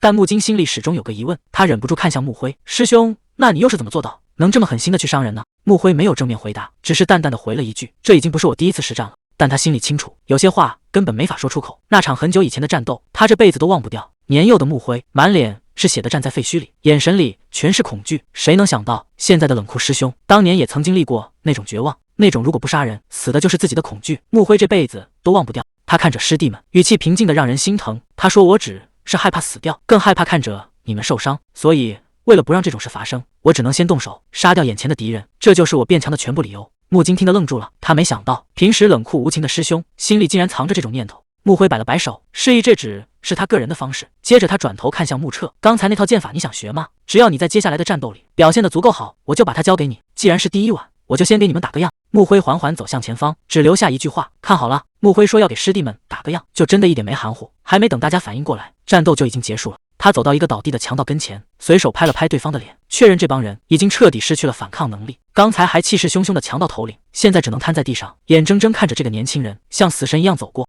放眼望去，整个据点已经没一个能站着的了，满地都是横七竖八的强盗，场面静得让人发毛。木辉拍了拍身上的灰尘，表情平静的就像只是随手扫了个地。他转过身，示意身后的师弟们跟上。真正的试炼，现在才轮到他们了。为期3天的魔鬼特训就这么正式开始了。白天，所有人都要盯着血徒的一举一动；到了晚上，就是直接端掉他们的据点。这种高强度的实战，效果确实立竿见影。虽然刚开始的时候，大家面对敌人还会犹豫，但很快他们就适应了这种节奏，出手的速度甚至比木辉预想的还要快。在清理据点的战斗中，大部分师弟都已经能独当一面，表现得相当稳健。但是事情总有例外，木金虽然也完成了任务，但整个人看起来非常吃力，显然他还没完全跨过心里那道坎。长剑还在微微颤抖，虎口被震得生疼，他避开众人的视线，极力压制住内心的抵触，眼神中透着挣扎的阴霾。看来想要彻底蜕变，他还需要更多的时间。其实论起手上的功夫，木金一点都不比别人差，甚至比木彻还要强。可他最大的问题是，即便刀都架在脖子上了，他还是不敢下死手。木辉看得清清楚楚，这孩子比起自己没命，其实更害怕伤到别人。这种心理障碍，别人帮不了他，只能靠他自己迈出这一步。好在这次任务进展神速，原本3天的活，大家2天就干完了。木辉看着疲惫的师弟们，宣布今天原地休息，明天一早出发去渭南。就在大家准备放松一下时，木辉突然提了一句，说要教木彻一套新剑法。这下人群直接炸锅了，所有人都凑了上来，眼神里全是期待。师兄，我们也能跟着一起学吗？木辉答应的倒是干脆，说这招对大家都有好处。可木华心里却在犯嘀咕，这哪是教招式啊，分明是又要变着法子，要把大家往死里练。可抱怨归抱怨，谁也不敢在这个时候掉链子。只见木辉缓缓拔剑，随手朝前方挥出一击。这一剑看似平平无奇，可落地的瞬间，地面竟然像被巨兽犁过一样，直接崩裂出一道深不见底的沟壑。在场的师弟们全都看傻了，这威力已经完全超出了他们的认知。木辉收起剑，语气平淡的就像在说家常话。他说这招其实就是华山的6连击，只不过他在里面加了一点重量。木彻听得一头雾水，加了重量，剑还是那把剑，这重量到底是从哪来的？木辉告诉大家，华山剑法最可怕的地方就在于他根本没有穷尽，即便招式被对手看穿或者挡住，也能瞬间变换出下一招。在6连击的招式里，进攻就是防守，防守也可以是进攻，这意味着你可以把这套剑法跟任何绝学完美衔接。听到这儿，师弟们已经觉得很离谱了，可木辉接下来的话才真正让他们感到脊背发凉。他说，如果把这套连击再掺进虚虚实实的幻术，那会变成什么样？其实这种事，当年的贤照大师早就做过了，而且他做的比任何人都要出色。在贤照大师眼里，武学的境界根本没有上限。他对着这套6连击钻研了整整一辈子，最后他得出了一个惊人的结论：无论是华丽的变招，还是那漫天散落的梅花，其实都指向了同一个真相。木辉看着一脸震惊的师弟们，语气变得异常严肃。他说，贤照大师当年确实在秘密研发一种新剑法，其中一种就是他刚才演示的重量打法。可木辉接下来的话像一盆冷水浇在所有人头上。他说，这套剑法根本没有完成，华山派的历史上从来没有深入研究过重量的运用。贤照大师之所以一直保密，就是因为他很清楚，这种不成熟的招式一旦传出去，只会让后辈陷入混乱。木辉盯着眼前的师弟们，一字一句地问道，放着现成的扎实功底不练，非要去学这种残缺不全的东西，你们是不是脑子进水了？他最后把剑往地上一插，冷冷地抛出一个问题，这真的是你们想要的剑法吗？面对木辉的严厉质问，现场陷入了死一般的寂静。谁都清楚，练这种没完成的招式，风险到底有多大。可就在这时，木彻抬起头，语气里没有半点犹豫。他说，是的，请务必把这招交给我。这一句话让所有人都愣住了，明知道前面可能是个坑，他竟然还要往里跳。木辉直接叫停，说，你这么练根本不对，别再死磕以前那套了，好好想想我刚才那一剑到底差在哪。木彻赶紧点头，说，记住了师兄。两人正商量着要去盯着那帮黑道的人，结果还没动身，麻烦就先找上门了。一人在远处破口大骂，让这俩笨蛋赶紧过去，说这帮人干活磨磨唧唧，根本指望不上。底下的黑道成员一边哎呦喂的叫唤着腰疼，一边还得赶紧陪笑脸。木华在远处盯着，发现这帮人居然挺卖力，看来师兄说的没错，只要给个机会，谁也不想一直当人渣。不过也说不准，没准是因为知道有人盯着，他们才在这演戏呢。但转念一想，反正这帮人的武功都废了，就算想闹事也掀不起什么风浪。既然这边没什么异常，木华决定先撤了，毕竟师兄肯定也在暗处盯着呢。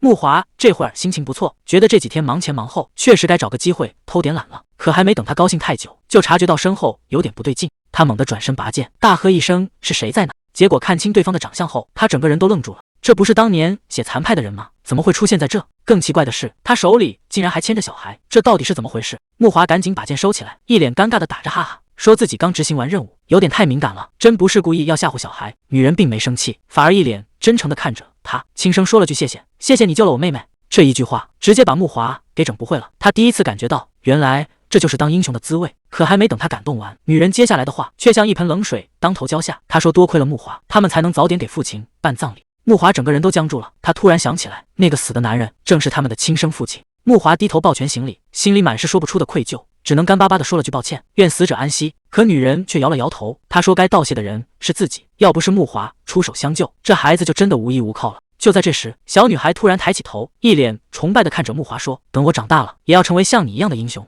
这一句话像重锤一样砸在木华心上，他再也控制不住情绪，当场就彻底破防了。为了不让气氛太尴尬，他只能赶紧转过头去，没话找话地问了一句：“你叫莹莹是吧？”木华看着孩子纯真的眼神，轻声对他说：“你一定能成为英雄的，而且会比我更伟大。”莹莹兴奋地瞪大了眼睛，可木华却再也撑不住了。这种被受害者家属崇拜的滋味，让他心里像针扎一样难受。看着他突然情绪失控，莹莹还以为他是哪里受伤了，一脸担心地问个不停。木华只能狼狈地转过身，一边摆手一边解释，说自己真的没事。夜幕很快降临，喧闹的集市也安静了下来，只剩下木金一个人躲在黑暗的角落里，独自消化这份沉重的罪恶感。木金独自坐在黑暗里，整个人显得死气沉沉，显然还没从那件事里走出来。可另一边，木辉已经带着师弟们在赶往渭南的路上了。木华在后面追得满头大汗，忍不住大声抱怨说：“师兄，你走这么快干嘛？还没到地方人就先累死了。”木辉头也不回地对了一句：“不是我太快，是你实在太慢了。”他语气冷淡地提醒：“才休息了这么一天，你就已经彻底懈怠了吗？”木辉一边走一边冷冷地说：“看来你们最近是太闲了，等到了地方，必须给你们来一次彻底的考核。”木华在后面听得直翻白眼，心想早知道要被这么折磨，当初还不如直接出发呢，非要休息这一天干什么？木金看气氛有点僵，赶紧想找个话题岔过去。他提起了宝城那些黑道成员，想问问那边的改造情况。木华在一旁急得不行，心想师兄现在的状态明显不对，这时候提正是不是撞枪口吗？果然木辉周身的气场瞬间就变了，他头也不回地丢下一句话：“那些人自有丐帮去盯着，你现在最该担心的是你那烂透了的软弱心态。”这下好了，话题没换成，反而让木辉决定要加大训练强度。木华这下是彻底绝望了，觉得自己这辈子算是彻底毁了，甚至开始怀念起那个叫莹莹的小女孩。木辉在一旁听得一头雾水，问他莹莹到底是谁。木华解释说，那是之前任务里救下的一个孩子，还说那孩子长大想当他这样的英雄。听到这儿，木辉整个人都沉默了，他心里想的居然是，这还是他第一次为一个孩子的未来感到深深的担忧。就在气氛变得越来越尴尬的时候，木华急匆匆地跑了过来，刚想大声喊师兄，就被木辉一个眼神给瞪了回去。木辉指了指前方，提醒大家已经到渭南了。看着远处的城池，木华总算松了一口气，这一路紧赶慢赶，可算是到了目的地。木辉看着远处的建筑群，提议去当地的华山分支鲜花门落脚。木金在一旁点头同意，觉得去那儿吃顿晚饭确实不错。刚才还累得半死的木华，一听有饭吃，立马兴奋地蹦了起来。木辉忍不住调侃他说：“你刚才不是还嫌走得太快吗？怎么这会儿跑得比谁都积极？”木华背对的一句话也说不出来，可谁也没想到，他们刚走到鲜花门门口，麻烦就主动找上门了。看来这顿饭注定是吃不安稳了。这群鲜花门的弟子下手可真狠，甚至还觉得不过瘾，叫嚣着要再来一下。眼看这一拳就要砸下，就在这千钧一发的时刻，一只手突然伸了出来，稳稳地抓住了对方的拳头。木辉冷笑一声，评价说：“这小子的拳头里居然还带了点内力，看来是真打算下死手啊！”刚才还一脸嚣张的弟子，这下彻底懵了。他使出全身力气，却发现自己的手像被铁钳夹住了一样，动都动不了。木辉就这么静静地站在那儿，但那股压迫感已经让周围的人连大气都不敢喘了。白发少年抬头看着眼前的男人，从那身标志性的装束，他一眼就认了出来，这绝对是华山派的亲传弟子。木辉心里很清楚，刚才那一拳的力道，要是换个没练过武的普通人，恐怕当场就没命了。这已经不是普通的打闹，而是赤裸裸的谋杀。木辉盯着眼前这个偷袭的少年，语气冰冷到了极点。他是在明知道后果的情况下，故意下这种死手的吧？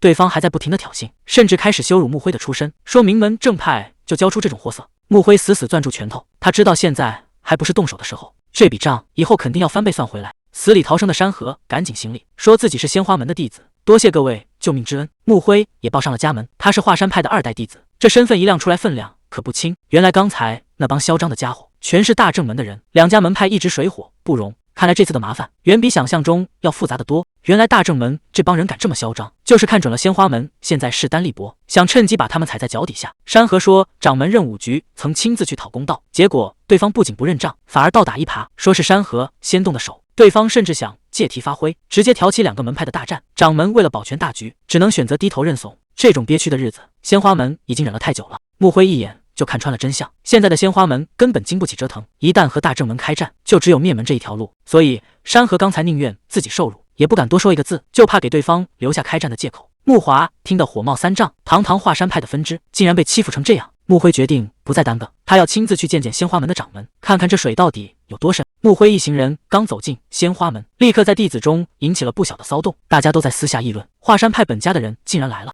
穆辉观察着周围，心里很清楚，本家弟子被称为梅花，而分支只能叫白花，这一字之差，地位却是天差地别。鲜花门掌门早已带人等候多时，他看上去神情严肃，礼数倒是做得极周全。任务局上前一步，正式报上名号。既然本家的人已经到了，这鲜花门的陈年旧账也该翻出来算算了。任务局一开口，就在试探穆辉的底细。他提起华山派一夜铲平血影残党的传闻，想看看这年轻人的反应。穆辉倒是很淡定，随口回了一句：“江湖传闻听听就行，没那么夸张。”这种不卑不亢的态度，让任务局心里有了底。他转头夸奖了带路回来的山河，随后收起笑脸，邀请众人进屋详谈。看来接下来的话才是这次见面的重头戏。茶桌上的气氛看着还算轻松，木金随口夸了一句茶香，任务局掌门却借着话头感叹起对本家的怀念。穆辉可没心思一直在这儿叙旧，他直接把话挑明了问：“鲜花门最近的日子到底过得怎么样？”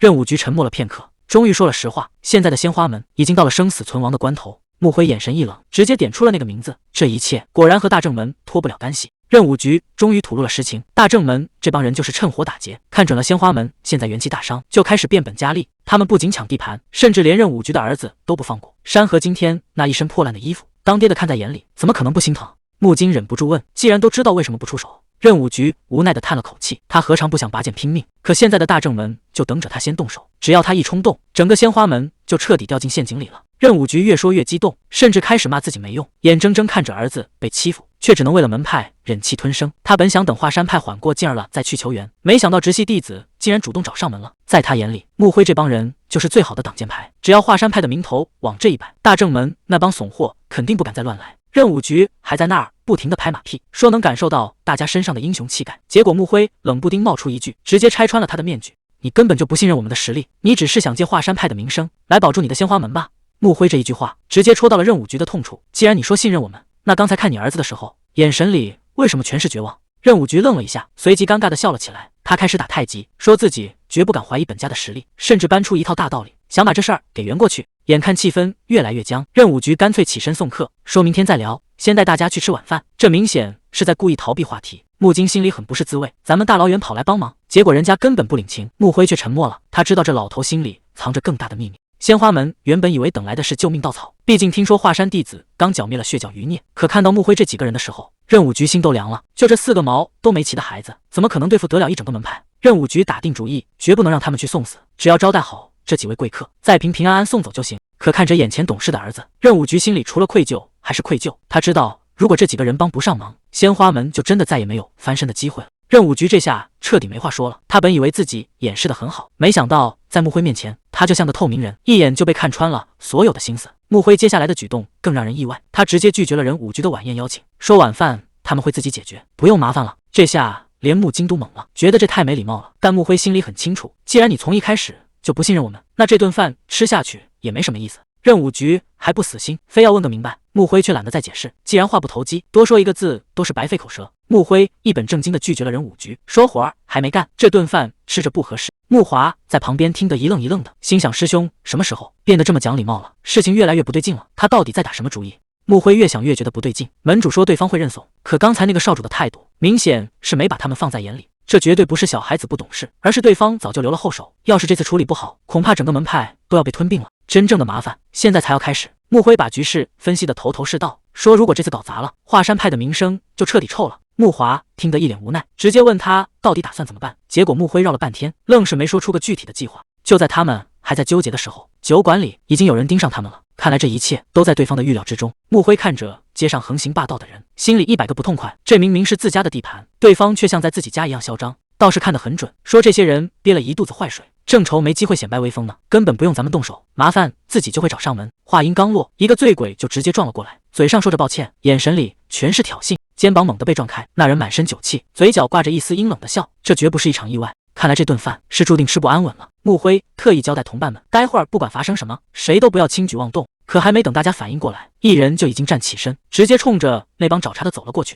他一把按住对方的肩膀，当面拆穿了那点小伎俩，问对方是不是故意在挑衅。这下局面彻底僵住了，谁也没想到他居然会这么直接。这醉汉显然是豁出去了，疯狂叫嚣，把大正门的遮羞布全给扯了。他说魔教作乱的时候，这帮名门正派躲得比谁都快，现在看太平了，反而跑出来收保护费，甚至当众大骂，说他们连邪教都不如，要是换了别人，估计早就没脸见人了。这下麻烦大了，到底会怎么收场？谁也没看清穆辉是怎么出手的，仅仅用了一双筷子就直接废掉了对方的攻势，这速度简直快得离谱。刚才还嚣张跋扈的男人，这下彻底被吓破了胆。他颤抖着问穆辉到底是谁，看来这回他们是真的踢到铁板了。穆辉这一手干净利落，直接把他掀翻在桌子上，对方甚至还没反应过来，就发现自己全身僵硬，连一根手指头都动不了了。看着对方惊恐的样子，穆辉冷冷地反问了一句：“这话应该我问你才对，就算人家说话再难听，你一个练武的竟然对普通人拔剑，你刚才到底想拿这把剑干什么？”对方还想狡辩说只是吓唬人，结果穆辉根本不吃这一套，反手就把他的佩剑给没收了。既然你拿剑只会威胁弱小，那这把剑你以后也别带了，这种人根本不配当剑客。这帮人真是死鸭子嘴硬，明明剑都被抢了，还敢搬出大正门来吓唬人。结果穆辉根本没把他们放在眼里，听到对方说自己竟敢插手，穆辉直接冷笑一声：“连你们门主都不敢这么跟我说话，你居然觉得华山派是好惹的？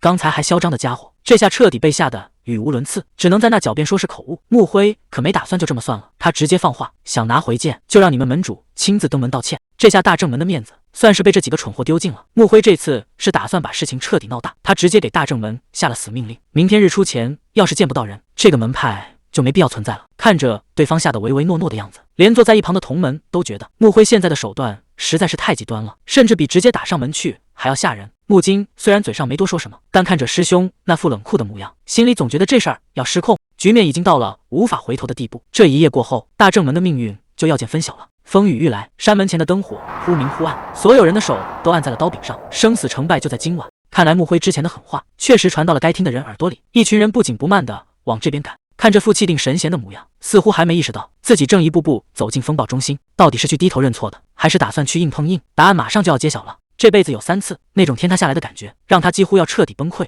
第一次是宗门惨遭血洗，第二次是长子不幸离世，第3次是看到小儿子被人欺负。可谁能想到，就在今天，这种感觉竟然出现了第4次。穆辉冷冷地开口：“看你这副样子，根本就不是来道歉的。”这下麻烦了，局面彻底陷入僵局，谁也不打算退后一步。掌门一上来就想给个下马威，冷笑着嘲讽穆辉，说他在华山光顾着练武了，连最基本的礼貌都没学会。穆辉听完一点没生气，反而笑着回了一句：“我确实有点失礼，但你们这一个个杀气腾腾的，看着可不像什么名门正派，倒像是杀人不眨眼的邪教。”这句话一出，掌门当场就炸毛了，手直接按在了剑柄上。结果穆辉根本不给他拔剑的机会，接着补了一刀，说：“咱们还是进去谈吧，在大门口动刀动枪的，万一真让人误会你们是邪教，那名声可就全毁了。”这下掌门彻底被架住了，手僵在剑柄上，拔也不是，不拔也不是，他最后还是妥协了，觉得穆辉就是在耍嘴皮子，反正这帮人迟早要完，干脆先顺着他，看看他到底想干什么。原本他都打算动手了，要是穆辉再不听话，就直接废了他的手腕，强行拖走。现在看来倒是省了不少力气。可一进屋，任武局就彻底坐不住了。他原本以为穆辉能明白他的苦心，尽量别跟大正宗起冲突，结果穆辉的做法简直是在火上浇油。任武局急得大声质问：“既然你都明白，为什么还要把事情闹大？”结果穆辉表现得异常冷静，他直接把话挑明了，说：“咱们还是坦诚点吧，我知道你从头到尾就没信任过我们。”这下局面彻底反转了，穆辉这一记直球直接撕开了最后一点体面。穆辉终于开始交代下山的细节了。他说掌门派他们去巡查外门时，并没有给具体的任务，而是让他们根据情况自己看着办。接着穆辉爆了一个大料，他说在蒲城的时候，为了不引起不必要的麻烦，他秘密处理掉了一个九幽剑派的高手。任武局听完直接愣住了，那可是九幽剑派的人，就算你们有4个人，怎么可能一点伤毒没受就搞定了？结果穆辉接下来的话更让任武局感到脊背发凉，他说根本不是4个人，那个高手是他自己一个人解决的。穆辉展示出这种恐怖的实力，其实只有一个目的，他盯着任武局一字一句地说：“既然掌门都这么信任我们，我也希望你能做到一样。”这下压力全给到任武局这边了。面对这种实力的穆辉，他已经没有拒绝的余地了。穆辉这下是彻底摊牌了，他看着对方说：“如果你想确认我的实力，尽管开口，甚至现在拔剑跟我决斗都行。”任武局听完沉默了一会儿，突然问了一个最极端的问题：“如果有一天你不得不一个人对抗整个大正宗，你真的能应付得了吗？”穆辉听完笑了笑，那种情况大概率不会发生，如果真的开战了，你完全不用担心，因为我一个人就足够解决掉他们全部。任武局坐在对面一言不发，虽然穆辉把保证给足了，但他心里还是在打鼓，毕竟人心是最难测的东西，更何况现在大正宗的高手就坐在他们面前，那股压迫感如影随形。任武局下意识攥紧了掌心，额角渗出一层细密的冷汗，视线根本不敢与那人对撞。穆辉先是假惺惺地客套了一番，说自己作为华山派的弟子，本想在中间当个和事佬，但既然双方都没打算和解，那他也就不绕弯子了。他直接切入正题，提议每边选出一个代表，干脆用一场决斗来解决问题。听到决斗这2个字，众人都愣了一下，可没想到对方掌门竟然当场狂笑起来。他看着穆金嘲讽道：“我还以为这小子把我们请进来是准备了什么厉害的阴谋诡计，结果闹了半天，他竟然只想玩决斗这种小儿科。”他死死盯着任武局，问：“除非你真的疯了，否则这小子怎么敢提决斗？难道你已经忘了你儿子当年是怎么死的吗？这话一出，屋里的气氛瞬间变了。他显然是爆了一个猛料，而这个陈峰的往事似乎才是今天真正的杀手锏。他嘲笑任武局，本以为找个年轻人来能解决麻烦，结果这小子提的决斗正好戳中了任武局最疼的那个窝子。穆辉察觉到气氛不对，立刻用传音入密私下询问：难道你的儿子当年就是死在大正宗手里的吗？任武局沉默了片刻，他没有解释太多，只是有些消沉地告诉穆辉，是自己没提前说明情况，但他依然选择相信穆辉，让穆辉按照原计划继续。穆辉点了点头，他没有被这种压抑的情绪带偏，而是迅速调整状态，直接把话题拉回到了决斗上。既然要打，那就要按他的规矩来。穆辉提议，双方各出3个人，掌门、副掌门，再加上一个高手，而他自己会代表鲜花宗出战那个高手位，时间就定在5天之后。对方掌门听完冷笑了一声，他表现得非常从容，甚至说现在动手他都没意见，但他又假惺惺地问穆辉，需不需要给你们一点特殊的体谅？这老狐狸显然没安好心，5天后的这场3对3恐怕是一场真正的生死局。他还在那儿装模作样，他说上次决斗闹出人命，纯粹是因为对方太弱了，他只是担心自己会再次背上杀人犯的名声。穆辉听完冷笑一声，直接反唇相讥，他说你可能还不知道吧，外面的老百姓早就管你们大正宗叫魔教了，所以名声这种东西你根本不需要担心。这话一出，掌门的脸色瞬间沉了下来，他警告穆辉说话小心点，大正宗要是想动手，现在就能把鲜花宗给平了。之所以还没动，只是觉得决斗的提议有点意思。穆辉根本不吃这一套，语气平淡地问，怎么，这是戳到你的痛处了吗？旁边的随从听不下去了，指着穆辉大骂，你是不是觉得我们一直在留手，就是因为好欺负？就在这时，穆辉的眼神彻底变了，那种冰冷的气场让刚才还在叫嚣的随从一下子僵在原地，他心里开始犯嘀咕，这小子到底是什么来头？掌门临走前还不忘假惺惺地留下一句话，说5天后会准时回来，希望到时候是一场公平的决斗，最好谁都别出人命。等这帮人彻底走远，任武局才重重地叹了口气，他告诉穆辉，大正宗的宗主以前和他旗鼓相当，但现在恐怕已经比他更强了。更麻烦的是，穆辉这次要面对的对手很可能是对方花重金请来的职业杀手，这根本不是什么切磋，而是实打实的生死局。任武局虽然嘴上说信任穆辉，但看着眼前的局势，他还是忍不住问了一句，这真的没问题吗？没想到穆辉表现得极其淡定，他告诉任武局，这不只是没问题，甚至可以说这场决斗对他来说更像是放松。看着穆辉这种绝对的自信，任武局也不再多说什么，既然已经走到了这一步，那就只能把所有的赌注都压在穆辉身上了。穆辉突然开口，让任武局跟着他去练功房。任武局还没反应过来，这特训就已经开始了。穆辉的话说得很绝，接下来的4天，你要把自己当成死人一样去拼命，如果撑不住，鲜花宗就彻底完了。旁边的弟子们都看傻了，谁也没见过这种阵仗，大家心里都在犯嘀咕，任武局真的能扛得住吗？训练强度大的惊人，任武局被倒挂在树上，整个人已经到了极限的边缘，但他只能咬牙死撑。穆辉在旁边冷冷地看着，他说，现在就开始累，未免也太早了，如果你想让宗门活下去，就必须得熬过这道鬼门关，这哪里是训练，这简直是在玩命。但为了5天后的决斗，任武局已经没有退路了。穆辉突然对着远处的同伴们大喊，让他们赶紧回屋子里去，离这儿越远越好。同伴们看着穆辉的背影，心里却在发毛，管他叫魔头简直是夸他，这哪里还是人类能办到的事。5天后就要决斗了，山河心里一点底都没有，就算有穆辉大人亲自特训，这几天时间也不可能一口吃成个胖子。他正踢着石子发愁，穆辉却突然出现在身后，山河吓了一跳，赶紧打招呼。穆辉倒是很淡定，直接回了一句，没错，这下轮到山河猛了。这话到底是什么意思？穆辉捡起一颗石子，不紧不慢地说，练功确实没捷径，除非撞了大运或者吃仙丹，否则谁也没法一步登天。但他话锋一转，练功是练功，怎么用又是另一回事。他盯着山河问，你真的知道该怎么使你身上这股劲吗？山河倒是挺自信，觉得自己最了解自己的身体。穆辉没废话，直接让他看好了，真正的特训现在才要开始。山河还没反应过来，穆辉随手一甩，那颗不起眼的石子竟然直接把远处的树干轰碎了。这下山河彻底看傻了，这威力也太离谱了。喉结艰难地上下滑动，视线死死锁定在崩裂的地面，这种破坏力已经超出了认知的极限。穆辉却一脸淡定，说刚才这一下比普通小孩的力气还小，而山河体内的内力远比这要强得多。既然你刚才说很了解自己的身体，那这种程度的控制应该没问题吧？穆辉最后丢下一句话，做到了就下课，做不到咱们就一直练到天亮。穆辉一声令下，特训正式开始。山河这一练就直接从白天练到了深夜，远处的树干上全是石子砸出来的深坑。穆辉走过去看了看，虽然嘴上说着还差点意思，但心里也明白山河这小子确实像那么回事了。今天的特训到此为止，穆辉转身离开，让山河赶紧回去休息。听到这话，山河紧绷的弦终于断了，整个人直接瘫在了地上。山河瘫在地上，手指不住地抖，在他眼里，穆辉简直就是个活阎王。还没等他缓过劲来，天竟然已经亮了。说好的休息，根本就是个笑话。就在这时，穆辉准时出现在他面前，语气平淡的让人害怕。他说今天是特训第2天，因为时间紧迫，从现在开始，他要亲自下场陪练。这下麻烦了，真正的噩梦才刚刚开始。穆辉扫视了一圈，问大家昨天的东西都记住了吗？任武局和山河老老实实点头。穆辉特别看了看任武局，夸他这身肌肉练得不错，看来以前的底子已经彻底找回来了。不过夸奖归夸奖，正事可一点，没耽误。穆辉随手拔出长剑，说今天的训练得看大家的定力了，与其费口水解释，不如让你们亲眼看看。随着穆辉一声令下，师弟们瞬间冲出，直接把两人围在了中间。看这架势，接下来的场面恐怕要失控了。山河和任武局都看傻了，这么多教官围着一个人，这难道是要群殴？还没等他们反应过来，教官们已经动手了。带头的那个身法极快，直接奔着穆辉的要害冲了过去。可穆辉连剑都没拔，只用剑鞘就挡住了对方的杀招，紧接着一个侧身反手就是一记重击，这身手简直离谱。还没看清他是怎么出招的，冲在最前面的教官就已经被他一脚踹飞了出去。看来所谓的群殴，在绝对的实力面前，根本就是个笑话。穆辉一出手，场面瞬间就失控了。他在人群中疯狂穿梭，剑光快得让人根本看不清。山河在一旁看得心惊肉跳，小声问任武局：“这真的没问题吗？感觉这已经不是训练，而是在玩命了。”任武局虽然也觉得悬，但还是示意先看下去。他死死盯着穆辉的身影，心里也在犯嘀咕：这位穆大师到底想让他们看明白什么？这种不要命的打法，真的能练出所谓的定力吗？穆辉在人群中闪转腾挪，动作干净利落，教官们还没看清他的路数，就已经被他接连放倒。他一边拆招，一边冷声呵斥，让这帮人全都低头。对几把长剑的围攻，他不仅没退，反而直接正面硬刚，死死压住了对方的攻势。架住剑锋的那一刻，他甚至还有心思点评，说大家的力道确实比刚才重了。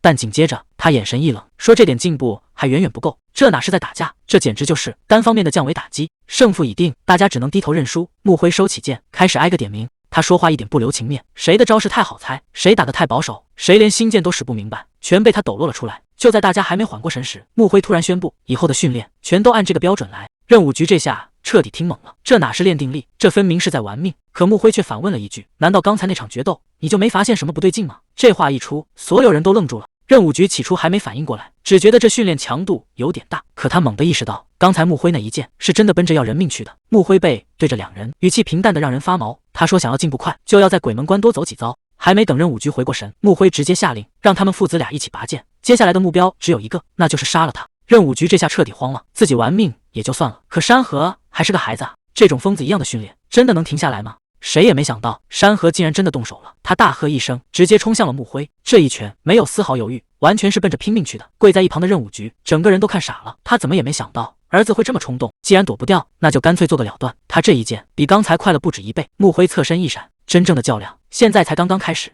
这下麻烦了，穆辉这一手太狠了，根本没打算留余地。山河连反应的机会都没有，就被这一剑重扫飞，这实力差距简直让人绝望。山河急得大喊父亲，可现在的局面谁也救不了谁，这变天速度实在太快了，接下来恐怕没人能拦得住他了。山河还在咬牙硬撑，任武局刚想松一口气，可穆辉根本不打算给他们温存的时间，这冷冰冰的一句话直接把气氛降到了冰点。在生死决斗面前，哪有功夫在这叙旧？穆辉手里的剑可不是摆设，他这是在下最后通牒，没时间煽情了，想活命就要拼命。要是再这么优柔寡断，今天谁也走不出这林子。局面已经到了死胡同，任武局要是再不觉悟，代价马上就会出现。任武局已经拼尽全力了，可他的每一招每一式，在穆辉眼里全都是破绽，这根本不是一个量级的较量。穆辉单手持剑，轻轻松松就挡下了所有致命的攻击。就在任武局露头的一瞬间，穆辉的剑已经稳稳架在了他的脖子上，胜负只在1秒之间。314次，穆辉冷冷地报出这个数字，这意味着在刚才的交手里，他已经能杀任武局几百回了。这种绝对的实力压制，让任武局根本无话可说，真正的危险才刚刚露出獠牙。穆辉这番话简直是杀人诛心，他先承认内力感知是基本功，接着话锋一转，直接问到了任武局的痛处。既然你什么都懂，那刚才为什么躲不开呢？这一句话问得任武局哑口无言。任武局还想拿速度当借口，可穆辉根本不吃这一套，在他眼里，输了就是输了，别给自己的失误找理由。在真正的战场上，一旦丢了命，可就再也没机会后悔了。还没等任武局喘口气，穆辉的攻击又到了。这一场噩梦看来还没结束，任武局这一下是彻底拼命了，他带着满腔的怒火冲了上去。可这所谓的最后一击，在绝对的实力面前，就像飞蛾扑火一样无力。天色从黄昏一直到了深夜，战斗却根本没有停止的意思。任武局已经记不清自己是第几次倒在穆辉脚下了。穆辉站在月光下，手里那把剑连抖都没抖一下，他看着地上的任武局，嘴里只重复着2个字：再来。这简直就是一场单方面的屠杀，不管任武局被打飞多少次，穆辉的声音就像催命符一样，根本不打算让他停下来。这种高强度的折磨已经超出了身体的极限，谁也不知道任武局还能在这剑下撑多久。喉间爆发出一声嘶吼，任武局燃尽了最后的真气，剑锋划破长空，却在触碰到对方的一瞬，如碎裂的冰片般溃散。残阳的余晖早已散尽，浓稠的夜色笼罩了荒野，唯有沉重的喘息声伴随着躯体撞击地面的闷响，一次又一次回荡。冷冽的月光落在剑刃上，没有沾染一丝血迹。木灰居高临下的俯视着，冷酷的指令如同冰冷的寒铁再度砸下，泥土中混杂着血腥味。任武局的视线已经模糊，那毫无温度的催促掐断了他最后一丝想要昏死过去的念头。骨骼发出不堪重负的脆响，每一次爬起都像是从地狱边缘生生拽回。谁能想到，这两个人一边淡定地喝着茶，嘴里商量的却是怎么把华山派彻底踩在脚下。掌门觉得对付几个小鬼根本用不着亲自出手，这简直就是杀鸡用牛刀，但他就是想让对方当众丢脸。既然要给点颜色看看，那就干脆做得绝一点，用那种让人绝望的压倒性力量把华山派的尊严彻底撕碎。严浩听了只是笑了笑，嘴上说着怕自己被打残，可那眼神里透出的寒意分明是没打算给对手留活路。掌门最后还假惺惺的担心，万一闹出人命不好收场，结果严浩根本不在乎。看来接下来的这场决斗注定要见血了。掌门嘴角浮起一抹残忍的笑，指尖漫不经心地敲击着桌面。既然已经撕破了脸皮，那所谓的江湖规矩不过是一张随手可弃的废纸。他担心这次是捅了马蜂窝，万一传闻是真的，到时候不仅是华山派，全江湖的人都会盯着他们不放。可严浩根本没当回事，他一边慢悠悠地喝着茶，一边狂的没边地说：“这种小场面他随手就能搞定。”掌门听完，心里直犯嘀咕：这小子到底是真有本事，还是已经彻底疯了？在江湖上混，想不守规矩就要靠实力说话。看着眼前这个狂妄的年轻人，掌门心里已经打定了主意，这艘破船迟早要沉。等这次的事情一了结，他得赶紧给自己找个新退路了。月光下，穆彻还在一个人苦练，那剑锋划破空气的声音听起来已经有模有样了。坐在屋顶观察的穆辉心里暗自盘算着，这小子的手感越来越顺，普通的剑已经快跟不上他的节奏了。也许下次该让他试试更沉的重剑。不过比起练剑，穆辉现在更在意另一件事。大正宗那帮家伙最近实在是安静的有点反常，按理说他们早该派刺客过来了，可到现在连个鬼影都没见着。看来这帮人是压根没把华山派放在眼里。穆辉无奈的叹了口气，心里居然还有点小失望。要是对方真敢派人来偷袭，他正好能找个借口，顺手把大正宗给彻底铲平了。大半夜的，寂静的院子里突然传来了阵阵脚步声，穆辉立刻警觉起来。他定睛一看，发现走出来的竟然是任武局。这么晚了，任武局一个人在外面晃悠什么？他看起来心事重重的样子，并没有发现高处的穆辉。任武局在空地上停下了脚步，他没待多久，只是抬头盯着月亮看了一会儿，就转身默默离开了。这举动实在有点反常，大半夜特意跑出来看一眼月亮，他心里到底在想什么？穆辉突然想起一桩旧账，任武局的长子当年就是死在大正宗手里的。这么看，这次行动其实是一场迟到的复仇。坐在屋顶的穆辉不禁在想，等了这么多年，终于能亲手了结这段血海深仇，那到底会是一种什么样的滋味？转眼间，决斗的日子终于到了，整个气氛压抑得让人喘不过气，众人心里一阵发毛。这还没正式开打呢，山河怎么就变成了这副鬼样子？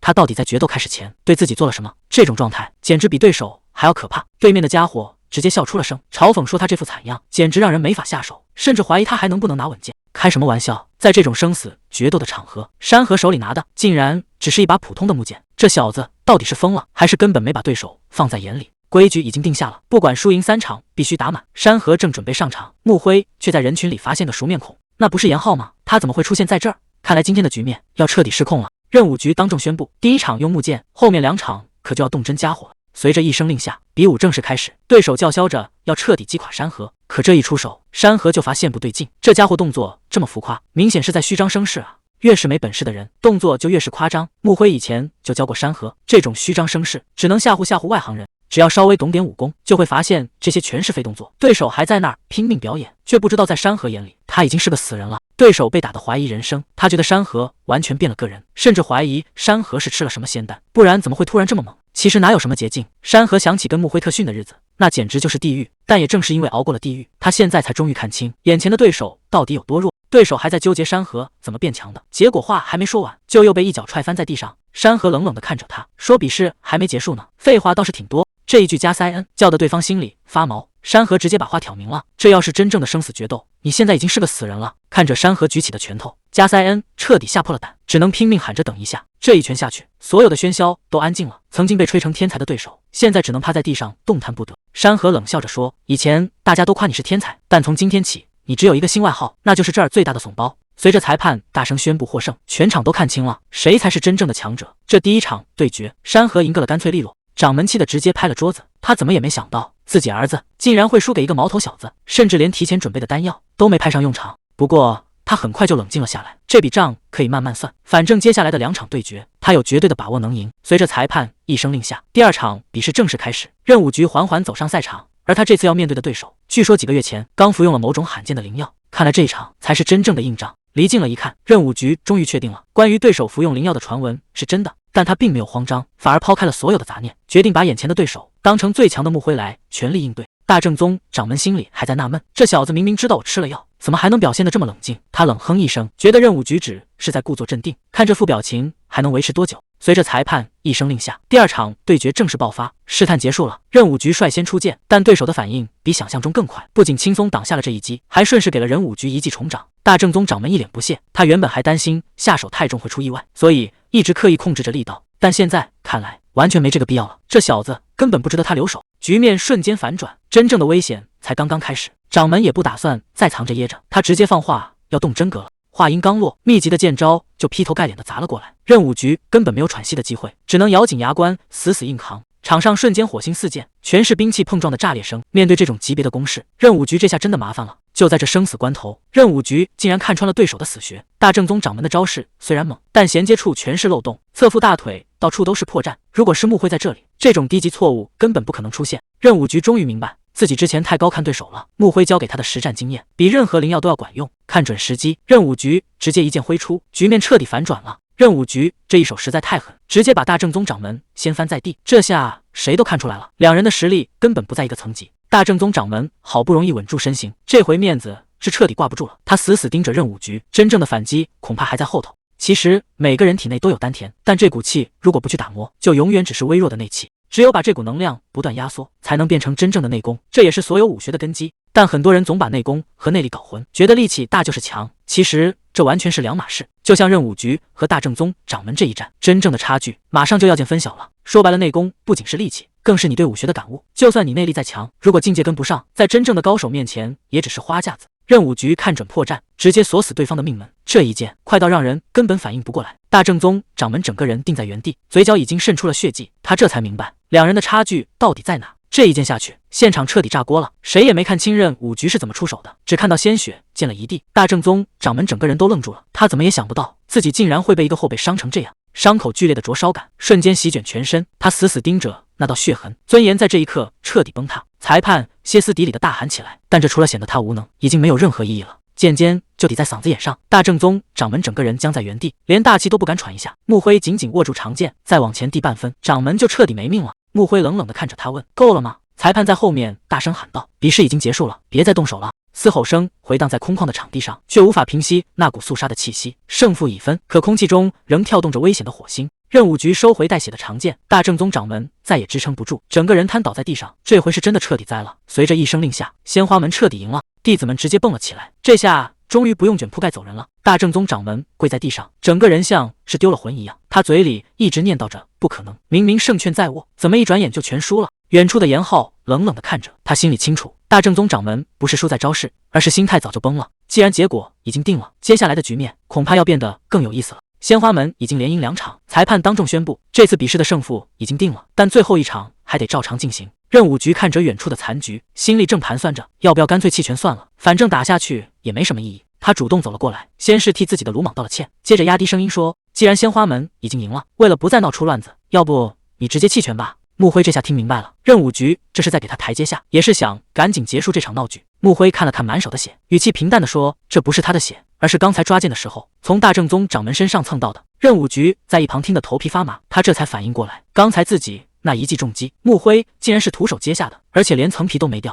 这内功到底有多深不可测，已经完全超出了他的想象。眼看任武局要走，掌门赶紧开口叫住了他。他承认了失败，但紧接着他又提出了一个请求。看这架势，事情恐怕还没那么快结束。掌门为了保住门派，连老脸都不要了，低声下气的求任武局网开一面。任武局听完直接冷笑出声：“既然输了比试，那就要按规矩交出所有地盘，现在跑来装可怜，早干什么去了？”就在任武局准备赶尽杀绝的时候，穆辉突然开口了，他让任武局把这件事交给他处理。穆辉走到掌门面前，语气里全是嫌弃。他说：“这种厚颜无耻的戏码，连他这个后辈都看不下去了。”不过既然事情已经闹成这样，穆辉提出了一个新的方案。穆辉直接开出了条件，如果最后一场掌门能赢，他们就能继续留在渭南，但要是输了，就要额外再赔上一笔。掌门虽然心里100个不情愿，但为了那一线生机，还是咬牙答应了。穆辉可没打算轻易放过他，他逼问掌门，除了滚出渭南，还能拿出什么像样的筹码？掌门还想拿门派权力来糊弄，结果被穆辉当场拆穿。既然你们都要滚蛋了，那些权力本来就是鲜花门的，别拿这些废话来充数。穆辉的态度很强硬，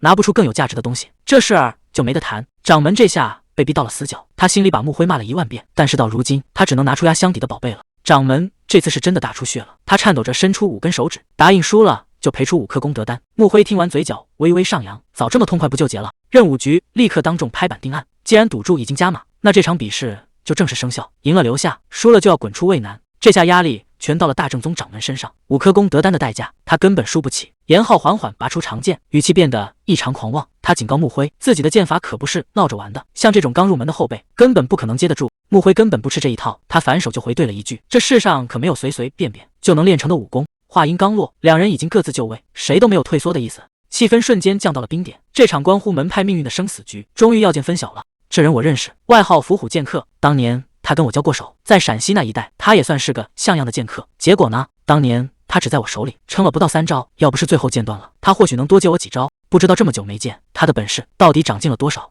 既然双方都准备好了，那就直接开始吧。比试正式打响，谁也没想到，伏虎剑客严浩一上来就动真格的，这速度快得离谱，甚至比一派之主还要惊人。任武局在旁边都看愣了，他知道这人很强，但没想到竟然连眼睛都快跟不上了。这下麻烦了，面对这种级别的爆发，穆辉恐怕真的危险了。这都能挡住，严浩显然没料到穆辉的反应会这么快。就在他愣神的瞬间，穆辉已经反击了，反手就是一记落花掌。这一掌是陈力猛，直接拍在了对方胸口，严浩被打得连连后退，局面瞬间反转。刚才还气势汹汹的对手，现在已经不敢轻敌了。真正的较量现在才算正式开始，这哪是在切磋啊？2把剑快的都看不清了，围观的弟子们全看傻了，他们以为那是剑在发光，其实那是兵刃高速碰撞激起的火星子。任武局在旁边看得真切，这个伏虎剑客确实有2下子，绝对不是个好对付的主。但奇怪的是，在真正的内行眼里，穆辉的表现却有点不对劲，他现在的实力跟他的身份完全不匹配。穆辉到底在等什么？为什么要故意放水？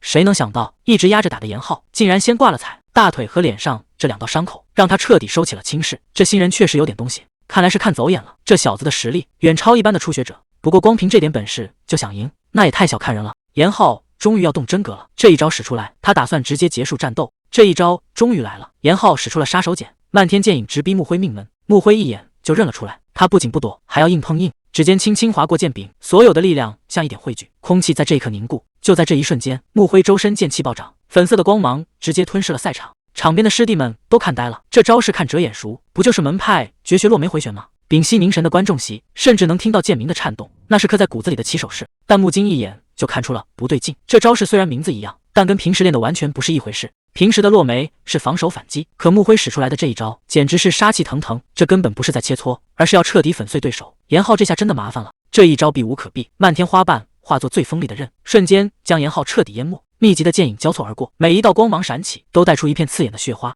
等剑气散去，刚才还不可一世的严浩已经成了一个血人。他单膝跪地，死死撑着剑，连站起来的力气都没了。而穆辉甚至没有回头，这就是实力的绝对差距，胜负只在一瞬间，就已经高下立判了。看着到在血泊里的对手，穆辉心里只有一句话：这家伙实在太弱了，根本使不出自己的深浅。随着裁判大声宣布结果，全场一片死寂。谁也没想到这场比试会结束的这么快，掌门在旁边都看傻了，这完全不在他的计划内。事情这下彻底乱套了，接下来该怎么收场？他当众拿出了武功丹，这可是无数人梦寐以求的宝贝。这一战之后，穆辉的名字彻底响了，所有人都在打听华山派什么时候出了这么个怪物。看着穆辉抱着盒子离开，全场的人都在嘀咕：这年轻人到底什么来头，竟然能赢得这么轻松？穆辉回头看了一眼掌门，这位掌门现在估计心都在滴血，毕竟这可是门派的宝贝，就这么白白送人了。不过穆辉心里很清楚，就凭这种不入流的小门派，根本不可能弄到这么名贵的丹药，这背后的水恐怕深得很。但现在想这些也没用，反正东西已经到手了。穆辉微微一笑，剩下的麻烦就让他们自己头疼去吧。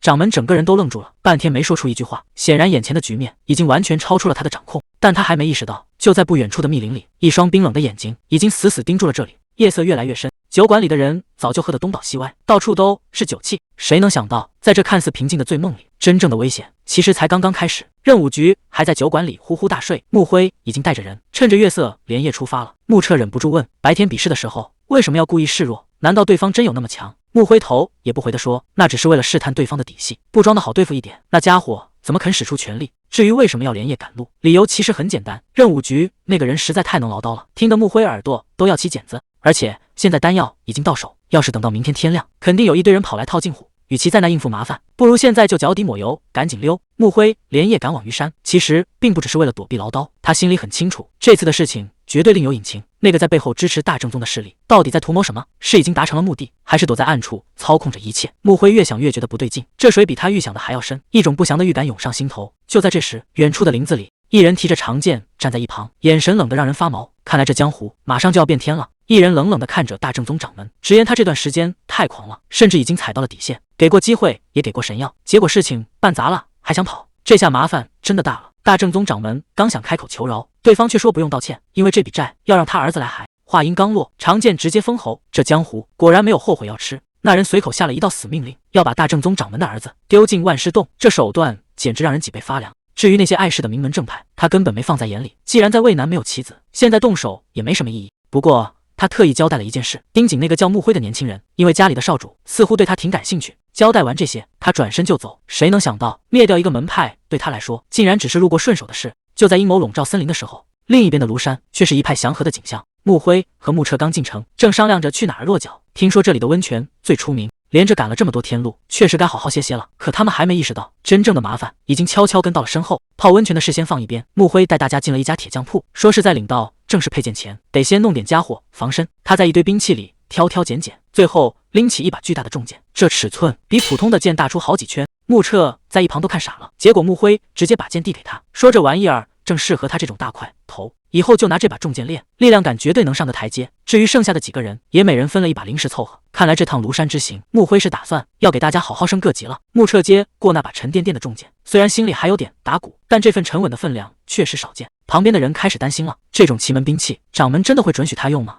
穆辉倒是看得很开，他说规矩是死的人是活的，只要穆彻能证明重剑也能使出华山剑法的威力，那就没人敢说个不字。既然家伙事儿都备齐了，穆辉决定先去白光派办正事，至于心心念念的温泉，只能等搞定之后再说了。一行人刚到门口，白光派的掌门康保恩就已经亲自出来迎接了。这接下来的局面恐怕没那么简单。康保恩一见面就赞不绝口，直说华山派最近在江湖上闹出的动静可真不小，果然是名不虚传。穆辉带着师弟师妹们规规矩矩的行了个见面礼，挨个报上了名号。这气场确实没给门派丢脸，可康保恩却站在原地没动。他坦言自己在当年的惨案里不小心丢了右胳膊，实在没法给大家回礼了。既然场面话都说的差不多了，康保恩侧身做了个请的手势，邀请大家进屋里坐着聊。看来这白光派的掌门虽然身体残缺，但心思可一点都不简单。接下来的谈话才是重头戏。康保恩把这几个年轻人夸上了天，说他们能赶走血影教和大正宗，简直是江湖上的奇迹，就算他胳膊还在也未必能办到。穆辉几个人赶紧谦虚，说康掌门当年在陕西那场血战才是真正的功德无量，要不是有前辈们顶着，哪有他们这些后辈的今天。结果康保恩听完苦笑了一下，说自己当时其实是个累赘，要不是有人出手相救，他这条命早就交代在那了。穆辉听得一愣，赶紧追问是谁救了他。康保恩眼神深邃地点了点头，说就在他断了胳膊，马上要被魔教妖人杀掉的时候，那个传说中的幻影剑客突然现身救了他的命。这下事情有意思了，消失已久的幻影剑客竟然和当年的惨案有这种关联。穆辉觉得幻影剑客救人可能只是凑巧路过顺了手，但康保恩却摇了摇头。他说那位剑客看似在战场上横冲直撞，其实心里比谁都清楚，他每一招都直奔敌人的命门，就是为了让更多的同道中人能在这场血战里活下来。康保恩越说越感慨，他说自己这条命是捡回来的，现在被几个后辈这么感谢，反而让他觉得有点不好意思。不过他最后还是补了一句，如果华山剑圣和幻影剑客能看到你们现在的样子，一定也会为你们感到骄傲。这一番话把气氛烘托到了顶，穆金听得挺高兴，倒是穆辉坐在一旁没说话。这种突如其来的煽情让他觉得有点招架不住。穆华还想着缓解一下气氛，提议说既然到了庐山，不如去泡个温泉解解乏。结果康保恩直接摆了摆手，说这温泉现在泡不成了。穆辉听得一愣，赶紧问是怎么回事。康保恩神色严肃地说，现在外面有个杀人犯在逃，虽然他相信华山派的本事，但没必要让大家去冒这个险。而且康保恩还透了个底，说中南派的一代弟子已经出动了，正在全力追捕那个凶手，只要人一落网，他肯定带大家去最好的泉眼。穆辉端着茶杯没说话，他心里总觉得这事不对劲。听康保恩的意思，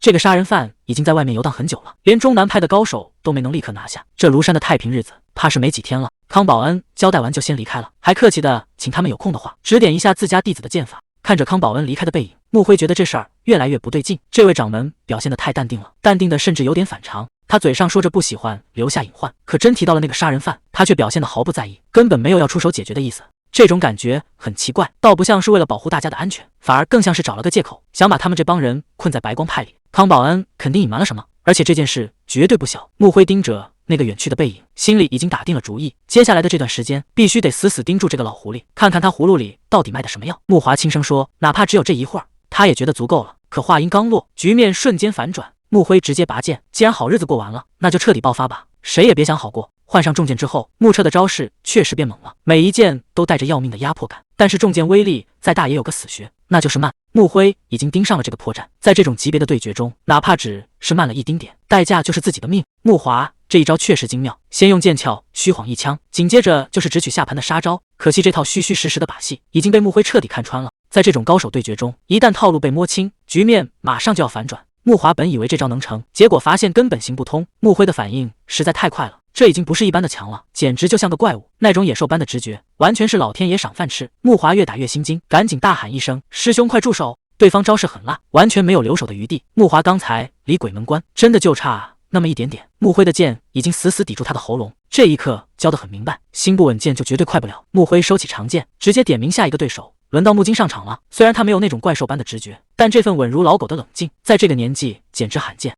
论单挑的纯技术，木金甚至比穆彻和穆华还要强，但他身上有个致命伤，让这些优势变得毫无意义。就在刚才交手的瞬间，他的反应竟然慢了半拍，这下麻烦大了。虎口被震得生疼，剑锋已然失去准头，眼看就要刺向对方要害。这一剑要是受不住，师兄恐怕要受重伤。木金还在担心会伤到师兄，结果穆辉冷笑一声：“你还是先担心自己吧。”就在木金犹豫的一瞬间，局面彻底反转。穆辉看准破绽，直接出手，这一击可真是一点没留情。木金被打得瘫倒在地，可他心里想的居然还是怕刚才伤到了对方。穆辉知道木金最大的问题就是心太软，这种性格在战场上简直是要了命。现在的切磋看起来是小事，但如果真遇到了生死强敌，木金这种性格就是致命的。他不仅会害了自己，更会连累身边所有的同伴。如果这道坎他自己迈不过去，以后的任务只能把他踢出局。穆辉收起架势，冷冷地宣布指导结束。他知道每个人心里都有数，修行这件事根本没有捷径，想变强就要老老实实去练。木金低头应了一声，他心里清楚，师兄说的没错，以后的路谁也没法替他去走。想要真正变强，就要自己主动去争去练。深夜的后山，月亮已经升得老高，穆辉并没有休息，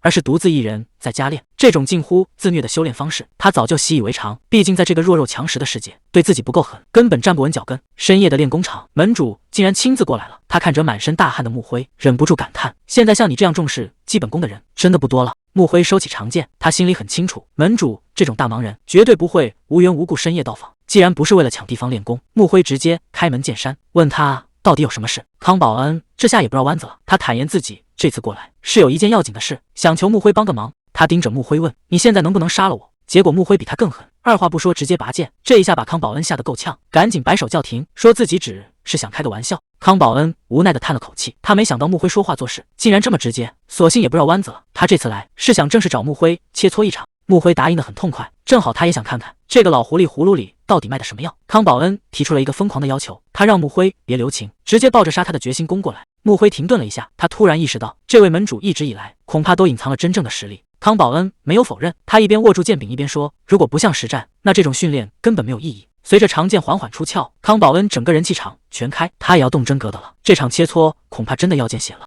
这速度快得离谱，康保恩整个人像从月亮上砸下来一样。这一剑穆辉虽然勉强接住了，但真正的麻烦才刚开始。对方这股压倒性的力量，让他瞬间意识到自己还是太天真了。谁也没想到，穆辉刚才的防守全是假动作，他虚晃一招，直接一记重拳轰了过去。这一拳结结实实打在肚子上，康保恩闷哼一声，显然没料到这小子的反击会这么狠。穆辉这下是得理不饶人，想趁着对方没站稳直接拿下，但康保恩毕竟是老江湖，一个后撤步就稳住了阵脚。接下来的对拼全是硬碰硬，剑锋撞在一起，火星子乱飞，谁也占不到半点便宜。真正的较量现在才算正式开始。穆辉这招简直太绝了，他不仅看准了康保恩只能用左手，甚至连对方的出招习惯都算得死死的。康保恩笑着感慨说：真是不服不行，你这小子竟然把我的老底都看穿了。康保恩收起长剑问：你到底是怎么看出来的？穆辉一针见血的回答：你为了掩饰左手不熟练，故意在剑上加了蛮力，反而让发力完全乱了套。这番话让康保恩彻底愣住，他没想到自己的致命伤竟然被一个后辈看得这么透。穆辉建议康保恩别再死磕力气，多练出剑的准头。康保恩听完叹了口气说：其实我知道你一直在放水，你根本就没动真格的吧。穆辉也没打算继续瞒着，他直截了当的说：我要是再认真一点，你现在恐怕已经没命了。这番话虽然扎心，但康保恩心里清楚，这就是实力的绝对差距。康保恩客气递到了线，转身消失在夜色里。但穆辉心里清楚，这场切磋绝对没那么简单。康保恩刚才那种拼命的架势，根本不是为了练什么左手，他其实是在试探穆辉到底够不够格，在那个恐怖的肉魔降临时，有资格跟他并肩作战。既然中南派已经在追捕肉魔，门主为什么还要这么拼命？穆辉心里清楚，事情绝对没那么简单，因为那个被称为肉魔的家伙根本就不是普通的对手。那是一个擅长易容和模仿的疯子，曾经在江湖上掀起过无数血雨腥风，只要听过他的名号，没人能睡得安稳。真正的噩梦恐怕才刚刚开始。这个白面魔老最喜欢杀人诛心，他杀掉一派之主，再取而代之，看着两个门派自相残杀，他就在暗处享受这种变态的快感。木金曾经和他正面交过手，当时这魔头伪装成贤照的样子，虽然木金一剑将他重伤，但还是被他用诡异的身法逃掉了。从那以后，江湖上虽然到处都有肉魔的传闻，但那些全是不入流的冒牌货，真正的那个魔头至今还躲在暗处盯着所有人。白面魔老失踪了这么多年，现在的肉魔传闻总让人觉得不对劲。门主绝不是那种听风就是雨的人，他这么紧张，肯定是收到了什么风声。那个老怪物就算再强，也不可能活到现在。唯一的解释就是，现在的肉魔其实是他的传人。既然身份已经锁定了，那对方到底有多大本事？穆辉心里也大概有数了。既然中南派已经出手了，穆辉心里也有了底，只要对方没派出长老级别的高手，局面就还在他的掌控之中。他甚至在想，如果这帮人能直接把肉魔解决，自己倒也省得麻烦。可就在这时，中南派的人在地上发现了深坑，那是极其霸道的剑气留下的痕迹。带头的师傅低声提醒，肉魔肯定就在这附近。所有人立刻戒备，看来这地方马上就要变天了。中南派的人已经察觉到了不对劲，领头的女人低声提醒同伴，肉魔随时可能在任何地方出现，这里到处都透着那股恶心的臭味。躲在屋顶的穆辉一眼就认了出来，这三个人可不是什么无名小卒，他们全都是中南派的一代弟子。这下麻烦了，三个一代弟子聚在一起，那实力基本等同于长老级别。看来这次中南派是动了真格，局面已经彻底失控了。谁能当上首徒，谁就是未来的掌门，这可是关乎整个门派的命脉。如果说华山派有件圣贤照，那中南派又会有谁呢？在中南派这一代弟子里，有一个人是公认的最强。义武笑着说：“真巧啊，竟然能在这里遇到你，看来我们的运气确实不错。中南派的高手竟然全在这。”义武带头做了自我介绍，连他们的首徒也现身了。穆辉客气的回礼，说自己这点本事还差得远，能见到各位前辈是种荣幸，但他心里却在打鼓。其他人出现还算合理，可为什么连义武也掺和进来了？局面变得越来越微妙。康保恩这时候站了出来，说这事儿确实有点复杂，没提前打招呼是怕走漏风声。既然人都到齐了，那就坐下来慢慢谈吧。这次要谈的是非佟小可，竟然跟传说中的杀人鬼有关。义武特意留下穆辉一起商量。穆辉有点迟疑，这种门派机密，自己一个外人听合适吗？义武摆了摆手，说现在正是需要帮手的时候。原来那5个杀人鬼，目前还有3个在逃。这帮家伙最麻烦的地方，就是那一手出神入化的易容术，光靠眼睛看根本分不清谁是谁。不过中南派早有准备，他们带了一种特制的丹药，只要闻到那股特殊的味道，杀人鬼就无处可逃。听到这，穆辉陷入了沉默。虽然能闻到那股血腥味，但追踪起来却有个大麻烦。义武无奈地摊开手，因为在一定范围内根本没办法锁定具体的源头。这话听得康保恩心里一沉，难道说杀人鬼现在就在华魂一族里？义武给出了肯定的回答。这下事情大条了，敌人就在眼皮子底下，可谁也不知道他到底变成了谁，所以他们才急着找掌门帮忙。现在的首要任务就是必须尽快把这个杀人鬼揪出来。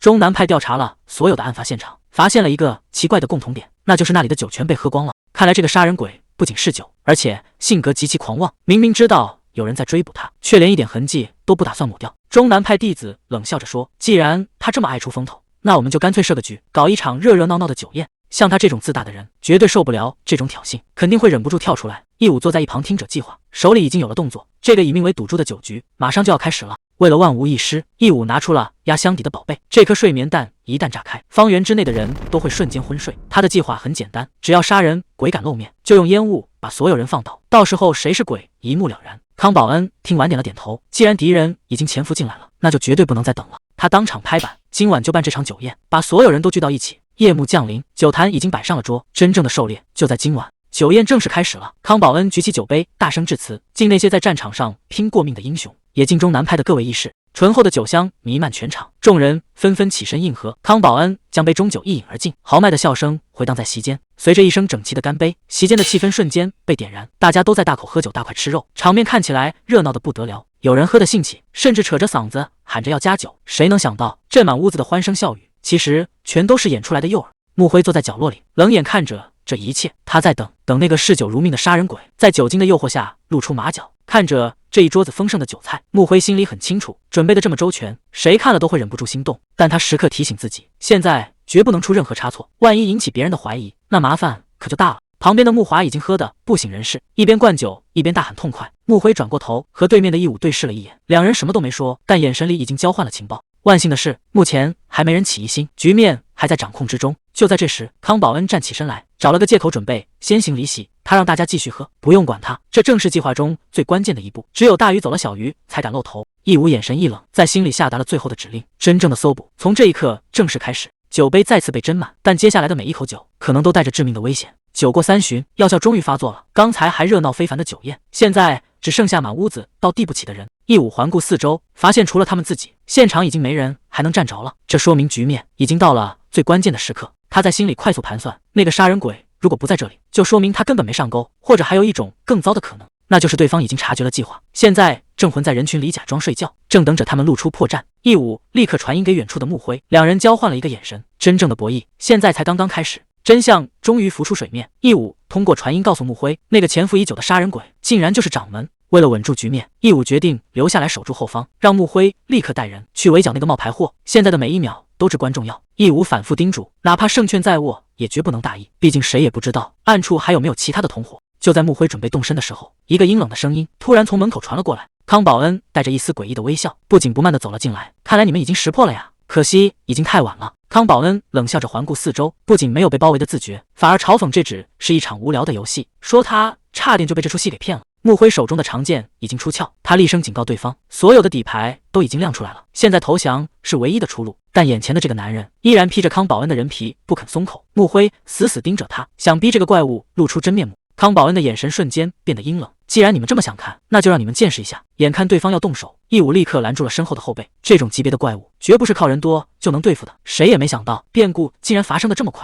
就在所有人还没反应过来的时候，冰冷的剑锋已经贯穿了胸膛。这种时候竟然还敢分心，康保恩冷笑着提醒，发什么呆呢，看前面。话音刚落，易仙整个人就被掀翻出去，这一击的力道怕是连骨头都要散架了。穆彻这一脚下去，易勋是彻底爬不起来了。看着地上的败将，康保恩一脸不可思议地问，靠气味追踪血魔，开什么玩笑？穆辉也在一旁冷哼，要是真有这么简单，那怪物早就被抓住了。易仙与易勋露出了冷笑，看来你们反应还挺快。易仙赶紧上前询问，师兄你还好吗？易勋低头看了看胸口的血迹，语气冷淡地说，没事，这点小伤不算什么。可谁都看得出来，他这分明是在硬扛，接下来的局面恐怕会更加凶险。穆辉反而觉得有点兴奋，这种对手正好拿来练练手。康保恩转头对穆辉说，这帮家伙果然就是血魔，不对劲，好像跑了一个。穆辉淡定的回应，不用担心，我早就让后辈们盯着了。义武现在的样子简直像是完全变了个人，他笑得让人脊背发凉，这股不祥的红色气息预示着局面要彻底失控了。就在他准备爆发的时候，身后的杀气瞬间逼近，穆彻根本没打算给他机会，直接挥剑劈了下去。义武怎么也没想到，迷药竟然一点用都没有。穆金的语气里全是轻蔑，师兄早就提醒过我了，所以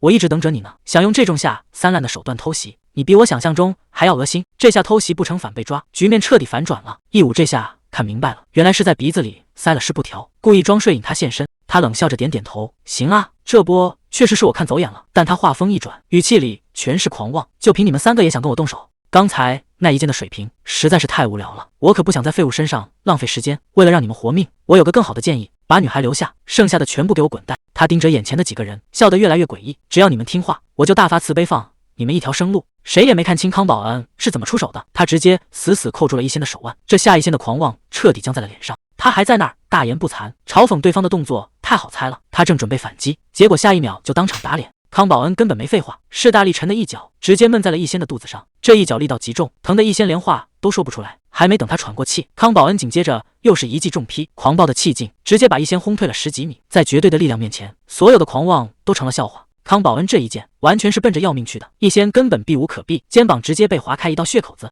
刚才那股狂妄劲儿这下彻底被打碎了，鲜血洒了一地，他整个人被打得踉跄后退。易勋强忍着剧痛，居然想徒手去应接剑刃，对手的重拳接二连三的砸下来，每一下都直奔要害。易勋本想找机会反击，结果连对方的影子都抓不住。易勋这下是真的踢到硬骨头了，哪怕他双眼通红拼了命，也根本挡不住对方的攻势，只能在那儿咬牙死撑。就在他愣神的一瞬间，腹部再次被重重的闷了一拳，这一击力道大的惊人，直接让他整个人横飞了出去。这一退就是10几米远，局面已经彻底倒向了另一边，胜负已分。他这下是彻底栽了，他重重地跪倒在血泊里，连站起来的力气都没有了。穆辉居高临下的看着他，你简直比我想象中还要弱。在穆辉眼里，易勋根本就没藏私，而是真的只有这点本事。他接着揭开了易勋的秘密，那些所谓的变身武学和缩骨功，如果不亲眼看到目标，根本不可能练成。这意味着易勋为了模仿对手，竟然真的冒死亲自去见过那个人。穆辉怎么也想不通，就凭义勋这点三脚猫功夫，是怎么在高手面前活下来的？他冷笑着问：“你到底哪来的底气？”义勋虽然满身是血，但语气却异常冷静。他承认当时确实损失惨重，2个同伴当场就没命了。可接下来的话让穆辉都听愣了。义勋说他们不仅没跑，反而把中南派的人全杀了。穆辉根本不信，觉得这简直是天方夜谭，毕竟实力差距摆在那儿，这种谎话谁会信？可看着义勋那阴森的笑声，事情好像变得不对劲了。这家伙难道真的还藏着什么杀招？义勋突然亮出了底牌，他指着腰间的佩剑质问：“那这把剑你又怎么解释？”穆辉定睛一看，整个人直接愣在原地。这形制分明是中南派的佩剑，而且越看越不对劲。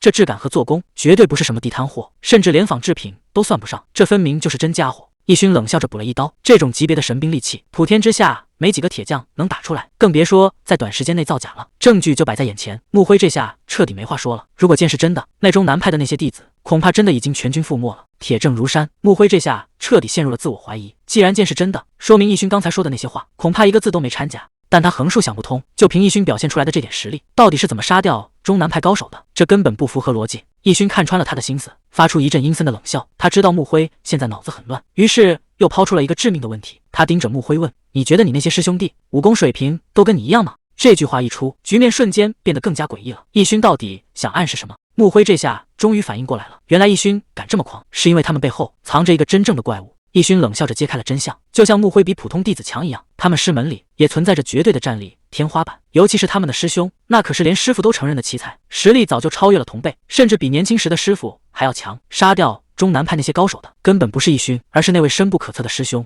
穆辉一剑挥出，义勋当场身首异处，鲜血溅了一地。还没等其他人反应过来，穆辉的长剑已经无情地刺穿了义仙的脖子。康宝恩在旁边看得清清楚楚，可他根本不敢相信自己的眼睛。就在刚才那一刹那，义仙甚至连反应的机会都没有，直接就身首异处了。这到底是什么恐怖的武功，能让这种级别的高手像割草一样被轻易解决？这完全超出了康宝恩的认知。他试探着喊了一声，但回应他的只有死一般的寂静。就在这时，那个恐怖的身影已经化作一道残影，消失在屋顶。穆辉现在肠子都悔青了，他恨自己为什么要浪费时间去测试什么武功，现在每一秒钟都关乎生死。然而他终究还是迟了一步，等他赶到现场时，这里已经变成了一片人间炼狱，鲜血染红了整片空地，那把沾满血的长剑就这么冰冷地插在地上。义武手里像拎小鸡一样提着生死不明的木金，这下麻烦大了。义武这口气真不小，他笑着说：“把那个女人留下，剩下的废物赶紧滚，这样还能给你们留条活路。”这明摆着就是冲穆华来的，局面一下子僵住了。谁也没想到他敢这么狂，穆华可不是好惹的，他直接拔剑说：“既然他这么看重我，那我就先去会会他。”穆彻在旁边叮嘱了一句：“千万要小心。”话音刚落，穆华已经像离弦的箭一样，直接杀到了义武面前，剑锋撕裂空气，直取对方咽喉要害。穆华眼中满是必杀的决绝，这一击赌上了全部气势。穆华这一剑快如闪电，本以为能一招制敌，结果义武根本没打算躲，反而借着这古劲直接反击。穆华被震得连连后退，穆彻稳住身形冲上去，但义武这一招实在是太狠了，排山倒海般的压力砸下来，穆彻只能死死顶住，连脚下的地面都彻底崩裂了。但这仅仅是个开始，义武的速度快得离谱，就在穆彻全力防守正面的时候，他已经瞬间消失在原地，这完全就是猫戏老鼠。义武悄无声息地绕到了身后，脸上还挂着那种让人发毛的冷笑。穆彻根本来不及反应，这一击要是落实了，恐怕连命都要交代在这了。局面已经到了最危险的时刻，这都不死，明明被正面击中，鲜血溅了一地，但他竟然像没事人一样稳住了。穆彻一看情况不对，大喊一声，直接冲了上去，想要趁他还没缓过劲来，彻底结束这场战斗。可就在这一瞬间，义武突然停下了所有动作，那双红色的眼睛透着一股让人脊背发凉的死气。穆金看得最清楚，眼前的这个对手恐怕完全不是人类，真正的噩梦现在才刚刚开始。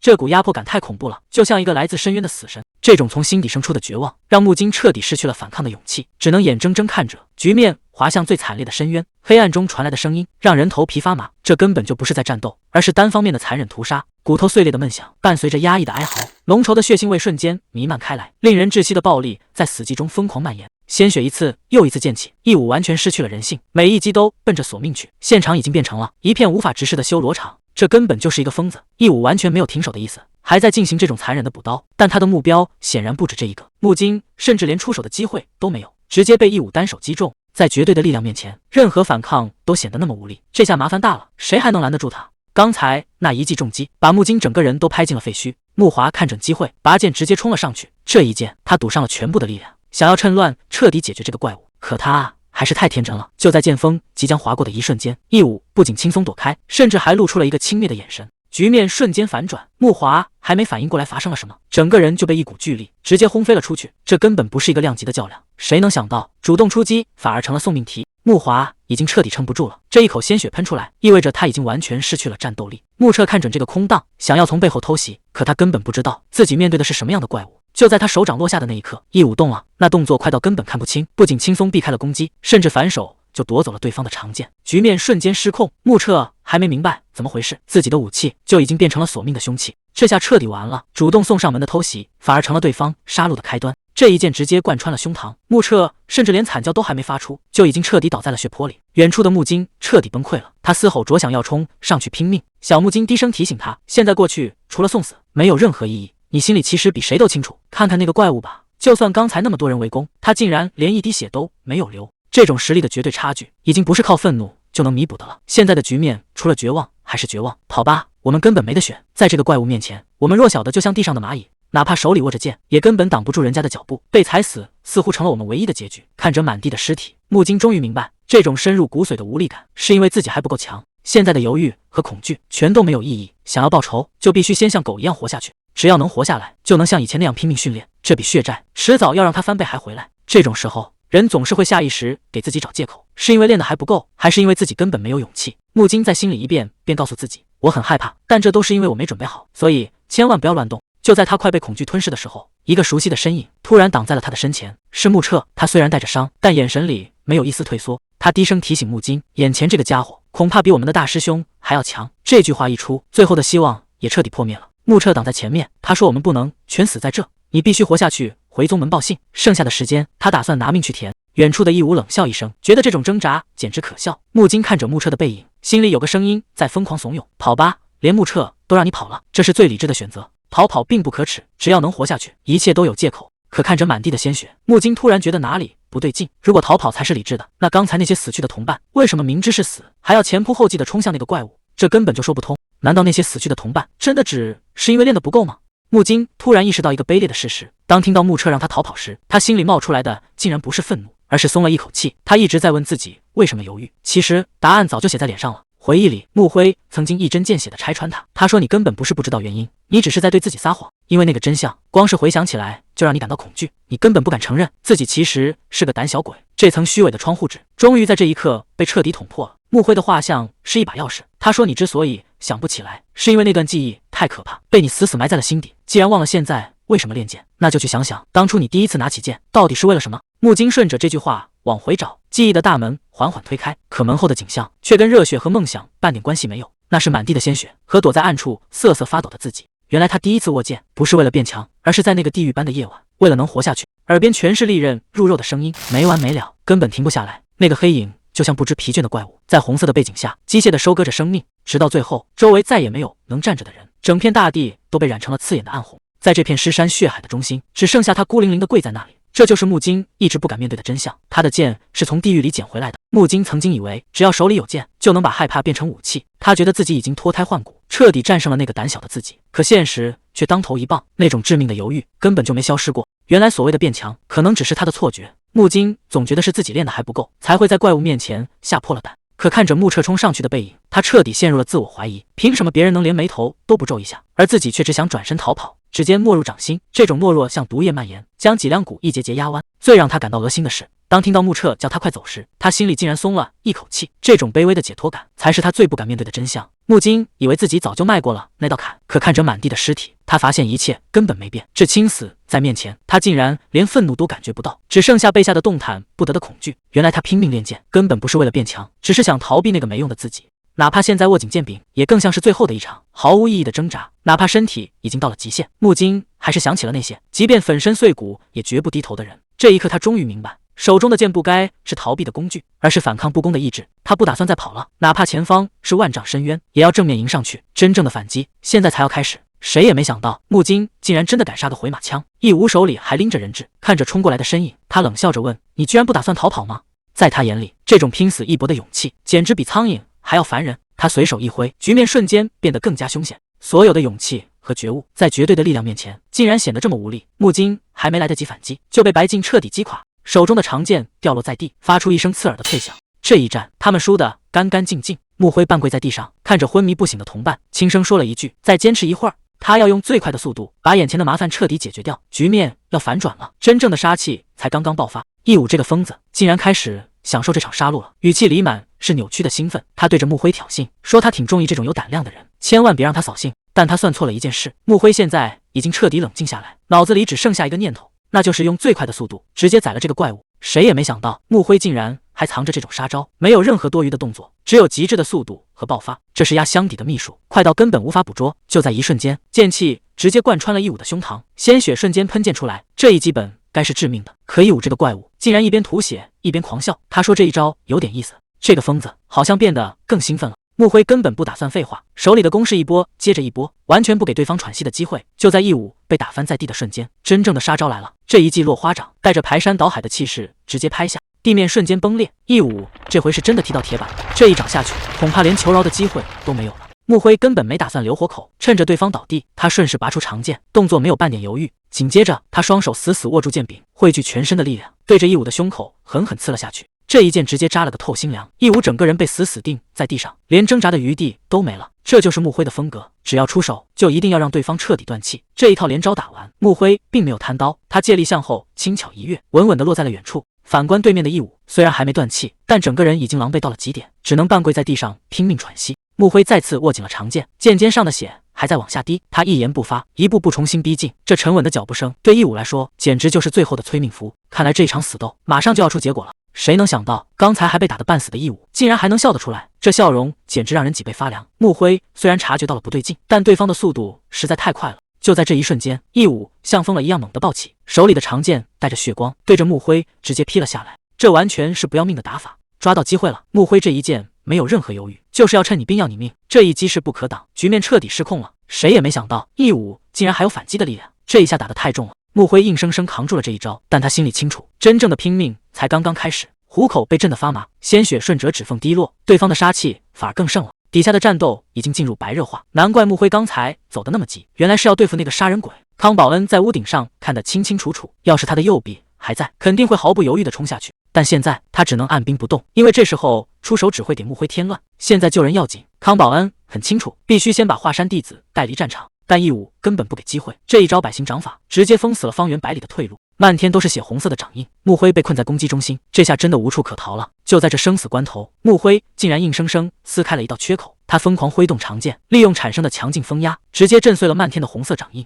这招实在是太绝了，连义武都完全没料到自己的百行掌竟然会被这样破解，局面再次陷入僵持，谁能笑到最后？现在还真不好说。森林里突然飘起了漫天花瓣，义武还没反应过来是怎么回事，整个人就定在了原地。这是华山派的顶级绝学，梅花盛开。看似唯美的画面下，其实藏着最致命的杀机。粉色剑气瞬间吞噬了整片树林，连粗壮的树干都被当场削平。在这密不透风的攻击下，义武已经避无可避了。谁能想到义武竟然硬生生扛下了那一招？他抹了一把脸上的血，冷笑着说：“不错嘛。”但这还没完，他右手再次凝聚起恐怖的红光，显然是要动真格的了。木辉根本不打算给他喘息的机会，提剑直接冲了上去。这两个人现在都已经杀红了眼，真正的死斗才刚刚开始。木辉的速度快到了极致，空气中只剩下一道模糊的残影。义武原本还想反击，甚至嘴角还带着一丝冷笑，但他显然低估了这一剑的威力，瞳孔骤然收缩，视网膜捕捉不到剑刃轨迹，那抹冷笑僵在脸上。就在两人错身而过的瞬间，白光闪过，义武这下彻底笑不出来了。剑气划破空气的尖笑声盖过了所有心跳，护体罡气如纸片般崩碎。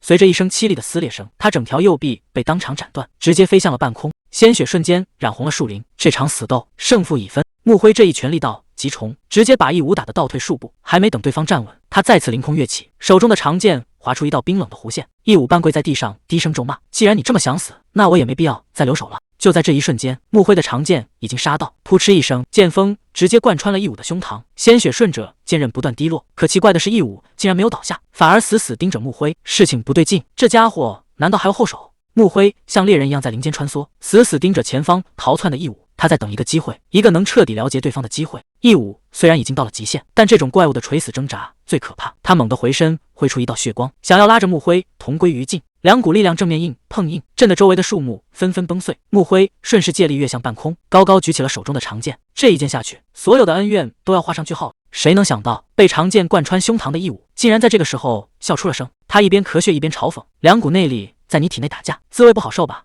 现在的你恐怕连一根手指头都动不了。穆辉愣在原地，身体完全不听使唤，只能眼睁睁看着对方伸出血淋淋的手，死死扣住了自己的手腕。冰冷的触感从皮肤蔓延，骨骼发出咯吱的挤压声，心脏仿佛被巨手捏住。这下麻烦大了，这怪物不仅没死，还要把刚才那一剑加倍还回来，局面彻底失控，真正的危险才刚刚开始。穆辉这一剑没有任何犹豫，直接从背后捅了个对穿，锋利的剑刃贯穿胸膛，鲜血瞬间溅了一地。义武整个人定在原地，似乎还没反应过来发生了什么。这一招是要他的命，局面彻底爆发。受了这么重的伤，这怪物难道还能活下来？这把剑已经贯穿了身体，换成别人早就没命了。但义武居然还没倒下，事情开始变得不对劲了。本来只是想随便玩玩再杀他，结果这怪物的反应完全超出了预料。穆辉现在根本想不通，论内功论实力，自己明明都在那家伙之上，可为什么最后狼狈的是自己？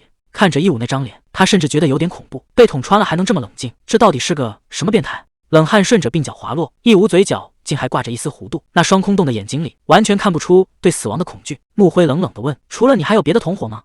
剑刃又往伤口深处送了一寸，穆辉的眼神阴鸷到了极点，他在等待最后的审判。义武低着头说：“没了，全都死光了，包括我在内，来这儿的人一个都活不了。”穆辉觉得只要除掉义武，那个所谓的活鬼就再也不会出现，可他把事情想得太简单了。义武冷笑着说：“你是不是以为我师父已经死了，躲起来不露面，可不代表他已经不在人世。恰恰相反，他一直在暗处闭关修炼，现在的实力比以前更恐怖。”这番话一出，穆辉握剑的手都停住了。如果那个怪物真的还活着，这江湖怕是要彻底变天了。穆辉直接转动了插在他腹部的剑，这种剧痛根本不是常人能忍的。他只想知道白面鬼到底在哪。义武疼得全身都在发抖，但他开口的第一句话竟然是在嘲笑穆辉。他说：“就算告诉你也没用，我师父待的地方是你这种人永远也够不着的。”义武发出一阵嘶哑的低笑，那是种居高临下的嘲讽，仿佛他口中的那个地方是凡人不可触及的神迹。穆辉觉得他是在故意拖延时间，语气变得越来越阴狠，警告他别耍什么花招。结果义武冷笑了一声，他压根就没打算活着离开，更没打算吐露半个字。既然问不出任何有用的情报，穆辉也懒得再跟他废话，眼神里只剩下了冷酷。他猛地拔出那把贯穿腹部的长剑，鲜血瞬间喷涌而出，溅满了周围的草地。义武最后的一丝生机随着这一剑彻底断绝，整片树林只剩下死一般的寂静。月光还是那么亮，但谁都知道这江湖接下来的日子怕是再也太平不了了。阳光照进屋子的时候，木金总算是捡回了一条命。他静静地躺在床上，终于从昏迷中睁开了眼。还没等看清周围的环境，他就下意识地猛地坐了起来，结果这一动直接牵扯到了身上的重伤。木金疼得闷哼了一声，旁边的人赶紧提醒他，伤还没好利索呢，动作千万得悠着点。木金刚醒过来，心里还惦记着之前的恶战，他急切地问：“那个活鬼最后怎么样了？”穆辉端着茶壶走过来，语气平淡的像是在说天气。他说：“别担心，那帮家伙已经被我全杀了。”这话听得木金直接愣住了，他拼了命才勉强应付的敌人，在师兄眼里竟然这么不堪一击。穆辉一边递过热茶，一边慢条斯理地交代后事，信已经寄出去了，其他师兄弟也都没事。看着穆辉这副淡定的样子，木金才意识到这场要命的危机竟然就这么被师兄摆平了。木金端着茶杯，心里却怎么也不是滋味。他低声说了句对不起，承认自己低估了那个活鬼的实力，这次能捡回一条命，真的只是运气好。木金越说越后怕，甚至不敢看师兄的背影。可穆辉接下来的话却让木金彻底坐不住了。穆辉并没有责怪任何人的意思，反而把责任全揽在了自己头上。他说作为带队的大师兄，这次行动失败全是因为他自己失职。为了给门派一个交代，穆辉决定等回到山门就正式辞去大师兄的职位。这下子整个局面都要彻底变天了。穆辉看起来没在开玩笑，他已经把辞职的事告诉了所有人。穆金刚想开口劝阻，却被师兄接下来的话给堵了回去。穆辉转过身看着窗外说：“听穆彻提到过一件事，在那场九死一生的恶战里，木金竟然是唯一伤到活鬼的人。”听到这话，木金整个人都懵了，他甚至怀疑自己听错了，毕竟那个怪物强得离谱，自己怎么可能破得了防？穆辉解释说自己到得晚，细节也是听其他师弟说的。就在所有人都束手无策的时候，木金那一招确实结结实实的打中了对方。在那个怪物压倒性的力量面前，木金竟然真的完成了一次不可能的逆袭。绝境中的最后一搏，在力量悬殊的死局里，木金强行扭转了身体的重心，将全身的气力都灌注于指尖。这一剑是木金拼了命才换来的机会，长剑瞬间贯穿了义武的身体，鲜血直接溅了一地。木金已经彻底脱力了，手中的长剑滑落，发出一声刺耳的脆响，他连站稳的力气都没了。不远处的穆彻也倒在血泊里，生死不明。整个院子安静的可怕，只剩下沉重的呼吸声。可让人脊背发凉的是，受了这么重的伤，义武竟然还是没有倒下。他缓缓转过头，那双血红色的眼睛死死盯着木金，一句话也没说。这种死一般的沉默才是最让人绝望的。穆辉淡淡的说了句：“严格来说，那一剑确实是打中了。”但这语气听得木金心里直犯嘀咕，他觉得师兄是在阴阳怪气。本以为破天荒能得句夸奖，结果还是这种不咸不淡的态度。可穆辉接下来的话却突然走心了。他说伤了对方多少并不重要，重要的是木金，你已经跟以前不一样了。你正在飞速成长，武学上的那层瓶颈，从来不是靠什么顿悟就能捅破的。有时候只是一个微小的动作，或者心态上的转变，那堵墙就会自己塌掉。虽然这次面对那个怪物，你只是勉强留下一道划痕，但穆辉心里清楚，这道坎只要跨过去，下次再见面，局面可就完全不一样了。穆辉讲完这番大道理，突然话锋一转，说自己今天话确实有点多，接着就招呼木金赶紧下床跟他走。木金这下彻底懵了，心想自己这还缠着绷带呢，师兄该不会又要拉他去搞什么魔鬼训练吧？他赶紧指着自己的伤口想求饶，结果穆辉却神秘地笑了笑，说这确实也算是一种训练，而且正是因为受了伤才更要去。大家伙可都已经在那里等着了。木金愣了一下，随即反应过来师兄指的是什么，这哪是去遭罪啊，这分明是伤员专属的福利时间。想到能去温泉里彻底放松一下，木金刚才那股紧张劲儿全没了。看来这一仗打完，总算能过上几天舒坦日子了。木金下水之后才发现，师兄口中所谓的特训，竟然是这种美滋滋的好差事。这温泉泡的人骨头都酥了。穆辉在一旁感慨说，现在没什么比休息更重要，这热气腾腾的泉水对恢复伤势确实有奇效。木金在心里默默吐槽，原来这就是所谓的训练啊，早知道是这种好事，他刚才还推辞个什么劲。穆华之前一直念叨着想来，这下总算如愿以偿了。看他那副享受的样子，估计现在心里早就乐开了花。穆彻突然开口问，师兄你到底是怎么打败那个火鬼的？穆辉倒是显得很淡定，反问他觉得呢？其实哪有什么特别的招数，不过是运气好罢了。但大家都清楚，这绝对不是运气那么简单，毕竟那家伙连中南派的首席都给杀了。这次遇到的火鬼真是个硬茬子，感觉比师兄你还要强。虽然赢的手段可能不光彩，但实力确实没话说，尤其是那一招，直接让顶级高手当场毙命。穆辉回想起当时的战斗，那家伙竟然会用缩骨功反击，确实让人猝不及防。不光是内功深厚，他的战斗本能简直是老天爷赏饭吃，如果不除掉他，以后绝对比火鬼还要危险。不过之所以能杀掉这种天才，其实原因很简单，就在那一瞬间，他掉以轻心了。穆辉指着自己的手臂说，当时两人硬碰硬，他的胳膊因为扛不住对方的内力，直接被扭成了麻花。火鬼以为大局已定，可就在那一瞬间，穆辉强行按住残废的手臂，反手就是一剑。如果对方当时没那么狂妄，穆辉根本活不到现在。这就是他口中所谓的运气。木金看着那道伤疤，终于明白这条胳膊到底是怎么废的了。穆辉严肃地告诫师弟们，这次的事大家都得好好反省，不管你平时有多强，只要人一死就全完了，所以任何时候都得夹着尾巴做人。穆辉和穆彻赶紧点头答应，谁也不敢在这时候顶嘴。可穆辉心里很清楚，真正该反省的人其实是他自己。他觉得自己还是太嫩了，当时手里拿的不是惯用的剑，甚至还想拿火鬼来测试新招式，这简直是在拿命开玩笑。穆辉越想越觉得后怕，其实自己跟那个火鬼也是半斤八两，大家都一样傲慢，现在倒好受了这么重的伤，短时间内根本没法练功，这种使不上劲的感觉确实让人窝火。就在他郁闷的时候，岸边突然传来了动静，看来这地方来客人了。两人走了过来，笑着问能不能一起泡个澡。这下温泉里可热闹了，这老头的眼光毒辣的吓人，只是扫了一眼肌肉的纹路，就直接断定他们是华山派的弟子。穆辉虽然心里直发毛，但还是老老实实报上了名号。穆金和穆彻也跟着自报家门。穆辉忍不住在心里吐槽，光看肌肉就能认出门派，这老头怕不是个顶级变态吧？老者倒是挺满意，说现在的年轻人大多不练体，但这几位练得还算扎实。紧接着他话锋一转，盯着穆辉问了一句，你是贤昭的弟子吧？你的眼神跟剑魔简直一模一样。穆辉心里咯噔一下，这老头不仅认识自家师傅，竟然连剑魔的老底都清楚。他索性也不装了，直说剑魔确实指点过他练体，自己这些年一直按那个法子练。老者听完先是愣了一下，紧接着竟然仰天大笑起来，那架势像是听到了什么天大的笑话。这下轮到木金他们懵了，这老头到底在笑什么？难道刚才那句话里藏着什么秘密？老者笑够了之后，突然抛出了一个重磅炸弹。他说当年教那小子的时候，对方还一脸不感兴趣的样子，结果没想到那家伙竟然把这套练体术原封不动地传给了后辈。你从剑魔那里学到的本事，其实全都是我教给他的。这话一出，木金感觉整个人都麻了。剑魔独孤县可是号称邪派最强，能教出这种怪物的师傅，那得是什么级别的老怪物？这老头的身份简直高到没边了。木金死死盯着眼前的老者，心里只有一个念头，这尊大佛到底是谁？穆辉这下彻底坐不住了，他猛地从水里站起身，对着老者恭恭敬敬地行了个大礼。他语气里全是敬畏，直言自己有眼不识泰山，竟然没在第一时间认出前辈。见过铁山拳王这4个字一出来，旁边的木金和穆彻全听傻了。铁山拳王这个名字他们从来没听过，但看穆辉那副诚惶诚恐的样子，这老头绝对是个消失已久的武林神话。这个男人拥有世界上最重的拳头，只要提到拳法，他就是无可争议的天下第一。当其他高手还在感悟天道或者没完没了的冥想练剑时，他的修行方式只有一个，那就是追求极致的肌肉力量，用最纯粹的肉体去硬碰硬。铁山拳王的名号就是这么打出来的。三人恭敬地说：“能见到您真是三生有幸。”铁山拳王倒是显得很随和，他说：“现在的年轻人还记得这个名号，他也觉得挺意外的。”但这看似平静的对话背后，藏着的是一个足以撼动江湖的怪物。局面这下彻底不一样了。铁山拳王笑着自我介绍：“我叫马延浩，江湖上也有人叫我铁山拳王。”他摆摆手，让大家别紧张，接着把身边的年轻人拉了过来。这是他的徒弟宇太刚。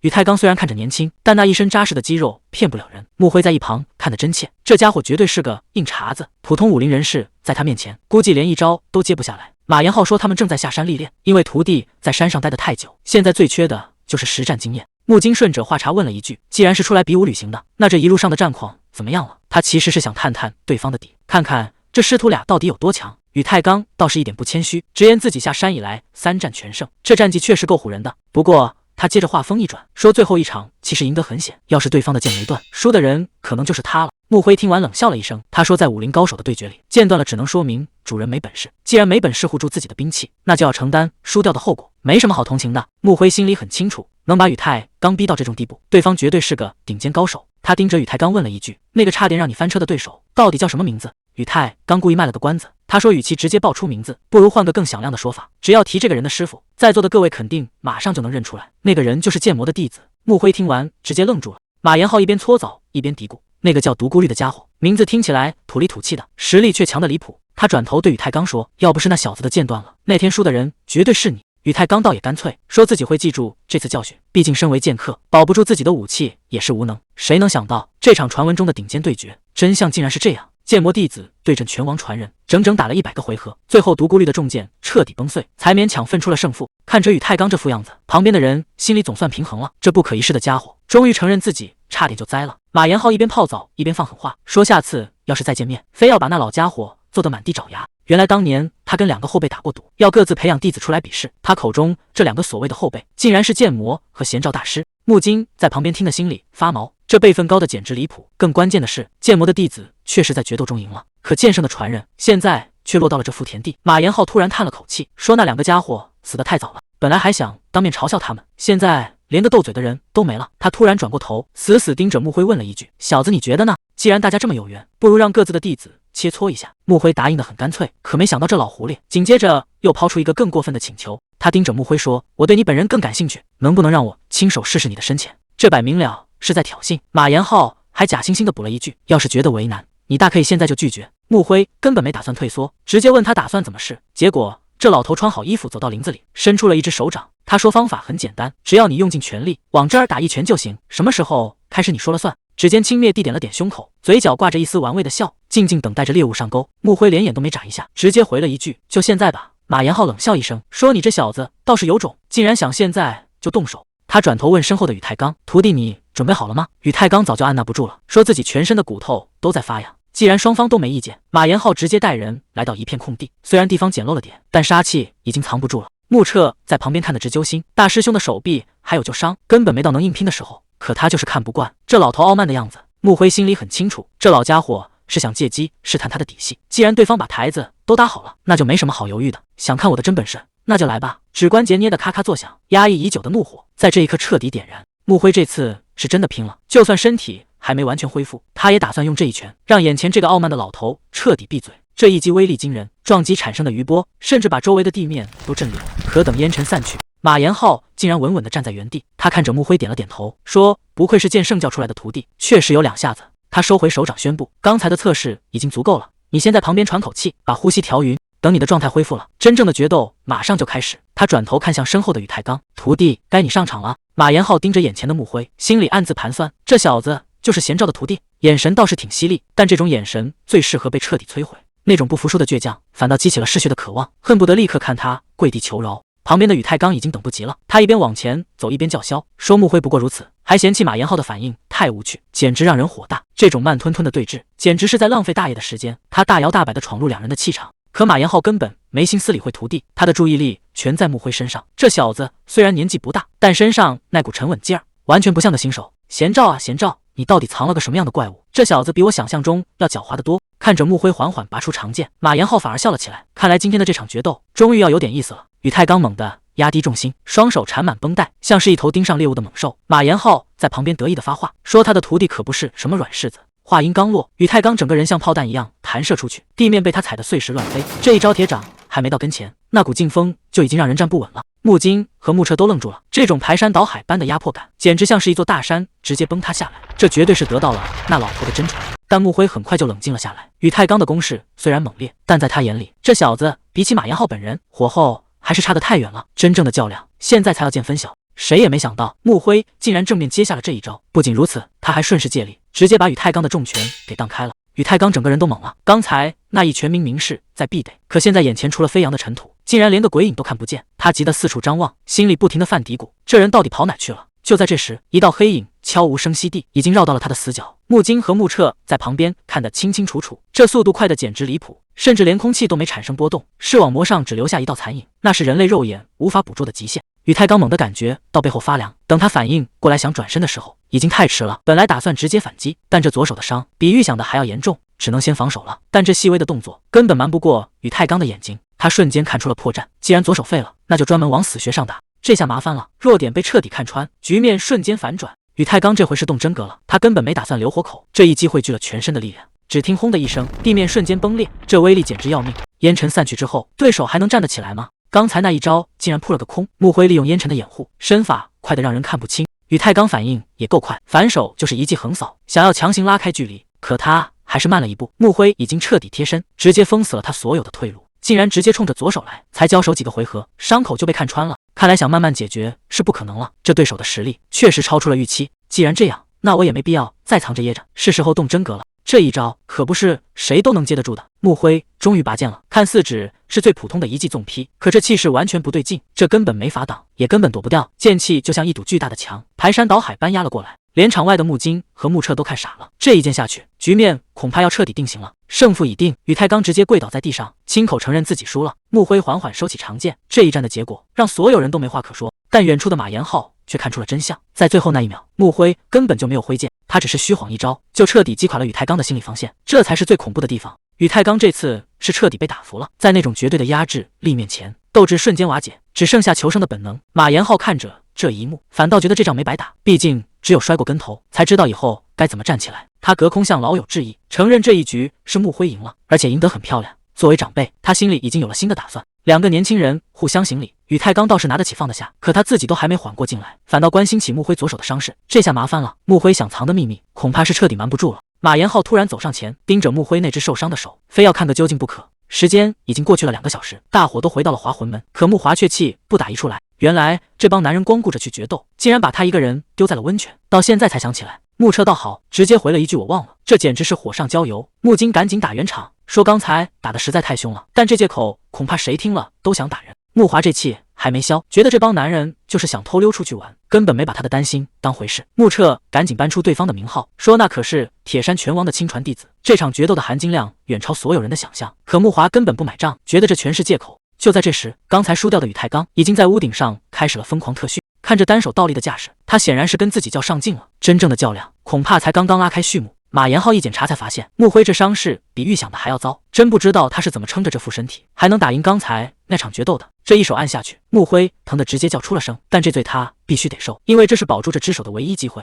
马延浩一边发力一边警告，要是再晚来一步，这条胳膊恐怕就彻底废了。现在还能感觉到疼，反倒是一种运气。他心里也纳闷，以木辉现在的身手，一般人根本连碰都碰不到他，他到底遇上了什么怪物，才会被伤成这副模样？木辉终于开口了，他说自己遇到了传说中的火鬼，也就是白面鬼影的传人。马延浩听完直接愣住了，谁能想到那个销声匿迹多年的魔头，竟然在躲避追杀的时候，还偷偷培养出了这么恐怖的弟子。更惊人的是，这个弟子甚至能斩杀中南派的高手。马延浩这才反应过来，木辉既然能活着回来，说明他已经强到了能反杀这种怪物的地步。可木辉却摇了摇头，说自己只是运气好，趁对方大意的时候才捡了条命。但这话说出来谁信呢？能在那种级别的杀手面前活下来，这江湖怕是又要变天了。马延浩心里很清楚，能从那种级别的怪物手里活下来，甚至只受了这么点伤，这可不是光靠运气就能解释的。在他看来，木辉不仅有实力，更有那种在绝境中反杀的狠劲，能在重伤之下还打赢刚才的决斗，这简直就是个奇迹。看着眼前这个年轻人，马延浩突然动了心思，他停下手中的动作，抛出了一个重磅炸弹。他问木辉愿不愿意接受他的亲自指导。这话一出，木辉整个人都愣住了。谁能想到，这场死里逃生的祸事，竟然成了他更进一步的机缘。练武光靠脑子可不行，必须得把招式练进骨子里，攒够实战经验才行。而最快变强的法子，就是去死里逃生，走一遭，在鬼门关前磨练出来的，才是真正的本事。穆辉心里很清楚，这种机会可遇不可求，但现在麻烦已经主动找上门了。现在缺的不是什么新招式，而是真刀真枪的实战经验。想要进步的快，就要找个能威胁到性命的对手，而眼前的马延浩就是最完美的磨刀石。马延浩皱着眉头问：“你确定要这么干？之前那个号称见鬼的家伙，连我一招都接不住。”穆辉语气平静：“没关系，来吧。”马延浩冷哼一声：“既然你非要找罪受，那我就成全你，我会把实力压到跟你一个级别。这下局面要彻底爆发了。”马延浩冷笑着说：“尽管使出你的本事，让我看看你到底有几斤几两。”穆辉没有废话，脚下一蹬，整个人像离弦的箭一样冲了过去。这一箭，他几乎使出了全身的力气，直奔马延浩的肩膀而去。可结果呢？马延浩连躲都没躲，指尖如铁钳一般，任凭对手如何发力，剑身竟纹丝不动。这种轻描淡写的压制，最是令人胆寒。这下麻烦了，两人的实力差距简直大得让人绝望。马延浩一旦认真起来，那拳头快得简直像残影，每一招都奔着要害去，根本不给穆辉喘息的机会。穆辉被逼得连连后退，只能在极限距离反复横跳，只要稍微慢上那么一点，下场绝对会非常惨。就在这时，马延浩又是一记重拳砸下，眼看就要避无可避了。结果谁能想到，穆辉不仅没躲，手心反而亮起了一道红光。看来他一直在等这个机会，局面马上就要反转了。这下谁都懵了，穆辉竟然在电光火石之间，直接把马延浩的拳头给带偏了。马延浩心里一惊，这小子居然能扭转我的攻击轨迹。还没等他反应过来，穆辉反手就是一记横斩，这一剑威力极大，马延浩只能硬生生用手臂去挡，巨大的冲击力瞬间炸开，震得周围的地面都在晃。穆辉一击即退，身形快得像几道残影，迅速拉开了距离。他很清楚，刚才那一招只是试探，真正的较量现在才刚刚开始。马延浩这老头子明明说好会收着点劲，结果冲过来的时候跟疯了一样，完全就是想要了我的命。刚才那一瞬间，真的以为自己要交代在那了，那种压迫感简直让人喘不过气。可就在这时，穆辉猛地睁开眼，发现自己正躺在床上，阳光从窗户洒进来，周围安静的有些诡异。他一脸懵地坐起身，看着空荡荡的房间，难道刚才那场玩命的战斗全都是一场梦？事情有点不对劲，如果是梦，那种死里逃生的感觉为什么会这么真实？穆辉醒来后发现床头竟然留了一封信，是马延浩那老头写的。他在信里一个劲的道歉，说自己太久没打得这么痛快，结果一兴奋没收住手，差点把穆辉给打废了。不过这老头还算有良心，走之前不仅帮穆辉治好了内伤，还为了给徒弟找对手，急匆匆的先离开了。最让马延浩惦记的还是穆辉那一招把拳头带偏的绝学，他在信里赞不绝口，说这招像花瓣一样散开，简直就是华山派的神技。虽然这招很厉害，但马延浩也一眼看出了其中的缺陷。他不仅在信里指出了问题，还特意留下了一套新的修炼方法。这下穆辉算是赚大了，有了这种顶尖高手的复盘和指点，他的实力马上就要脱胎换骨了。穆辉翻着手里的信，忍不住笑出了声。马延浩这老头也太有意思了，一页只写缺陷，竟然用了整整9页来写修炼方法。看来他是真的很看好穆辉，不仅是因为剑圣弟子的身份，更是看中了穆辉的天赋。这种神龙见首不见尾的高手，能给这么多指点，简直就是天大的机缘。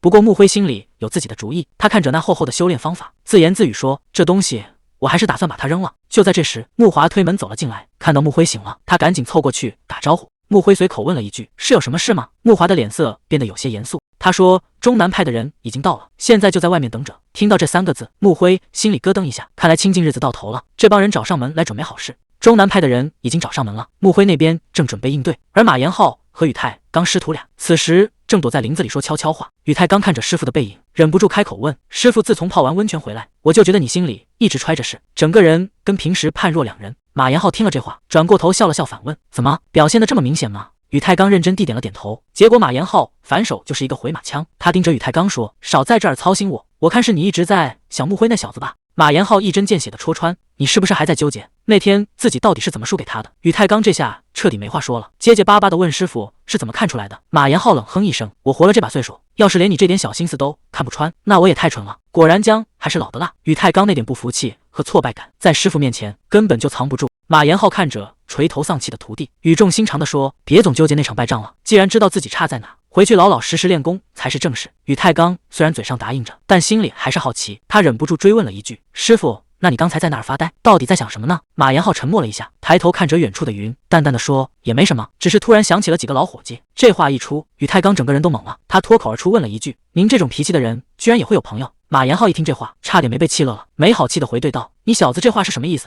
难道我就该是个孤家寡人吗？”虽然师徒俩还在斗嘴，但马延浩眼神里的那份怀念显然没那么简单，能被他称为老朋友的人，恐怕个个都是狠角色。木金打开木箱，里面的景象让他停住了。这件血迹斑斑的长袍，内衬上绣着7星3剑，这是师姐和师兄的东西，这把剑肯定也属于异魂师兄。事情彻底不对劲了，这些遗物出现在这，说明他们早就出事了。原本以为只是寻人，现在看来这趟差事要变天了。谁能想到中南派的大弟子日贤竟然会当众行这种大礼？他语气沉重地说：“因为中南派的失误，给华山派惹了这么大的麻烦，实在没脸面对各位。”他代表掌门向在场所有人真心致谢，并郑重承诺，这份恩情中南派绝对不会忘记。这一低头，两家的恩怨算是翻篇了，但接下来的路恐怕更不好走。同门的遗物已经收拾妥当，日贤背起沉重的木箱，准备带队返回中南派。他微笑着向众人告别。既然华魂门的事情已经了解，他们也该启程了。穆辉在一旁叹了口气，本来还想着走之前去泡个温泉放松下，结果因为前辈的一番话，这计划彻底泡汤了。日贤突然反应过来，差点忘了，陆河剑会的时间快到了，到时候咱们这帮二代弟子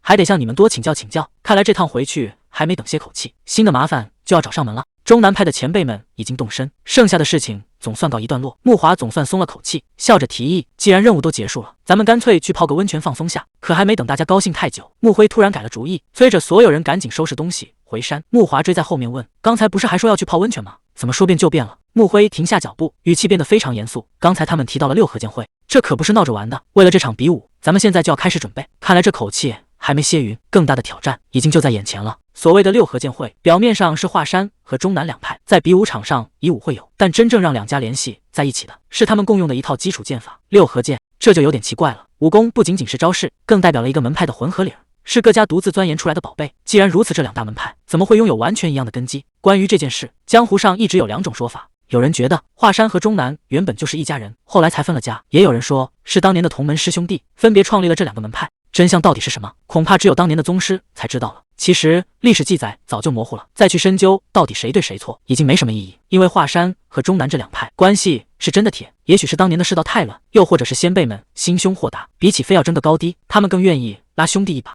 这种合作共赢的传统，就是陆河剑会的由来。也正是靠着这份互相扶持，这两个曾经的小门派才能一路摸爬滚打，稳坐江湖。九大门派的交易，按理说现在的两家人应该早就看淡了胜负，可穆华却一脸不解地问：“师兄，这到底是为什么啊？既然大家关系这么好，为什么非要搞成现在这样，连那么好的温泉都不泡了，就为了赶回去准备比武？”穆辉头也不回地给出了理由，还能为了什么？因为我真的很想赢。这话一出，穆华直接被噎住了，半天没说出话来。既然师兄把胜负看得这么重，那确实没什么好劝的了。一行人只能闷头赶路。走着走着，穆华突然想起了什么，凑上去神秘兮兮地说：“对了，刚才我听人在那嘀咕，说咱们现在在江湖上好像已经混出名号了，而且他们还给咱们起了个外号。”穆金好奇地凑过去问：“那些人到底是怎么叫咱们的？”穆华一脸兴奋地说：“他们管咱们叫华山四秀，说是华山派刚下山的4个天才，刚出道就有这么响亮的外号。”穆金心里还挺受用，觉得这波名声赚得不亏。可穆辉却冷不丁泼了盆冷水：“别高兴得太早，名声响得越快，江湖上盯着你的眼睛就越多。”话音刚落，所有人突然齐刷刷停住了脚步，安静的有些可怕。穆彻试探着喊了一声：“师兄！”这气氛明显不对劲，到底出什么事了？这条路出现的太巧了，简直就像是专门给咱们铺好的一样。穆辉心里很清楚，为了躲开那些不必要的麻烦，他特意挑了最难走的荒山野岭。可走着走着，脚下的路竟然越来越顺，顺的让人心里发毛。这种感觉就像是有人在前面牵着线，故意引导他们往这走。到底是从什么时候开始的？明明周围感觉不到任何气息，可这种被操纵的感觉却挥之不去。想要控制一个人的行动，最阴狠的办法就是让他没得选。当所有的路都被堵死，人就会本能的走向那个唯一留出来的陷阱。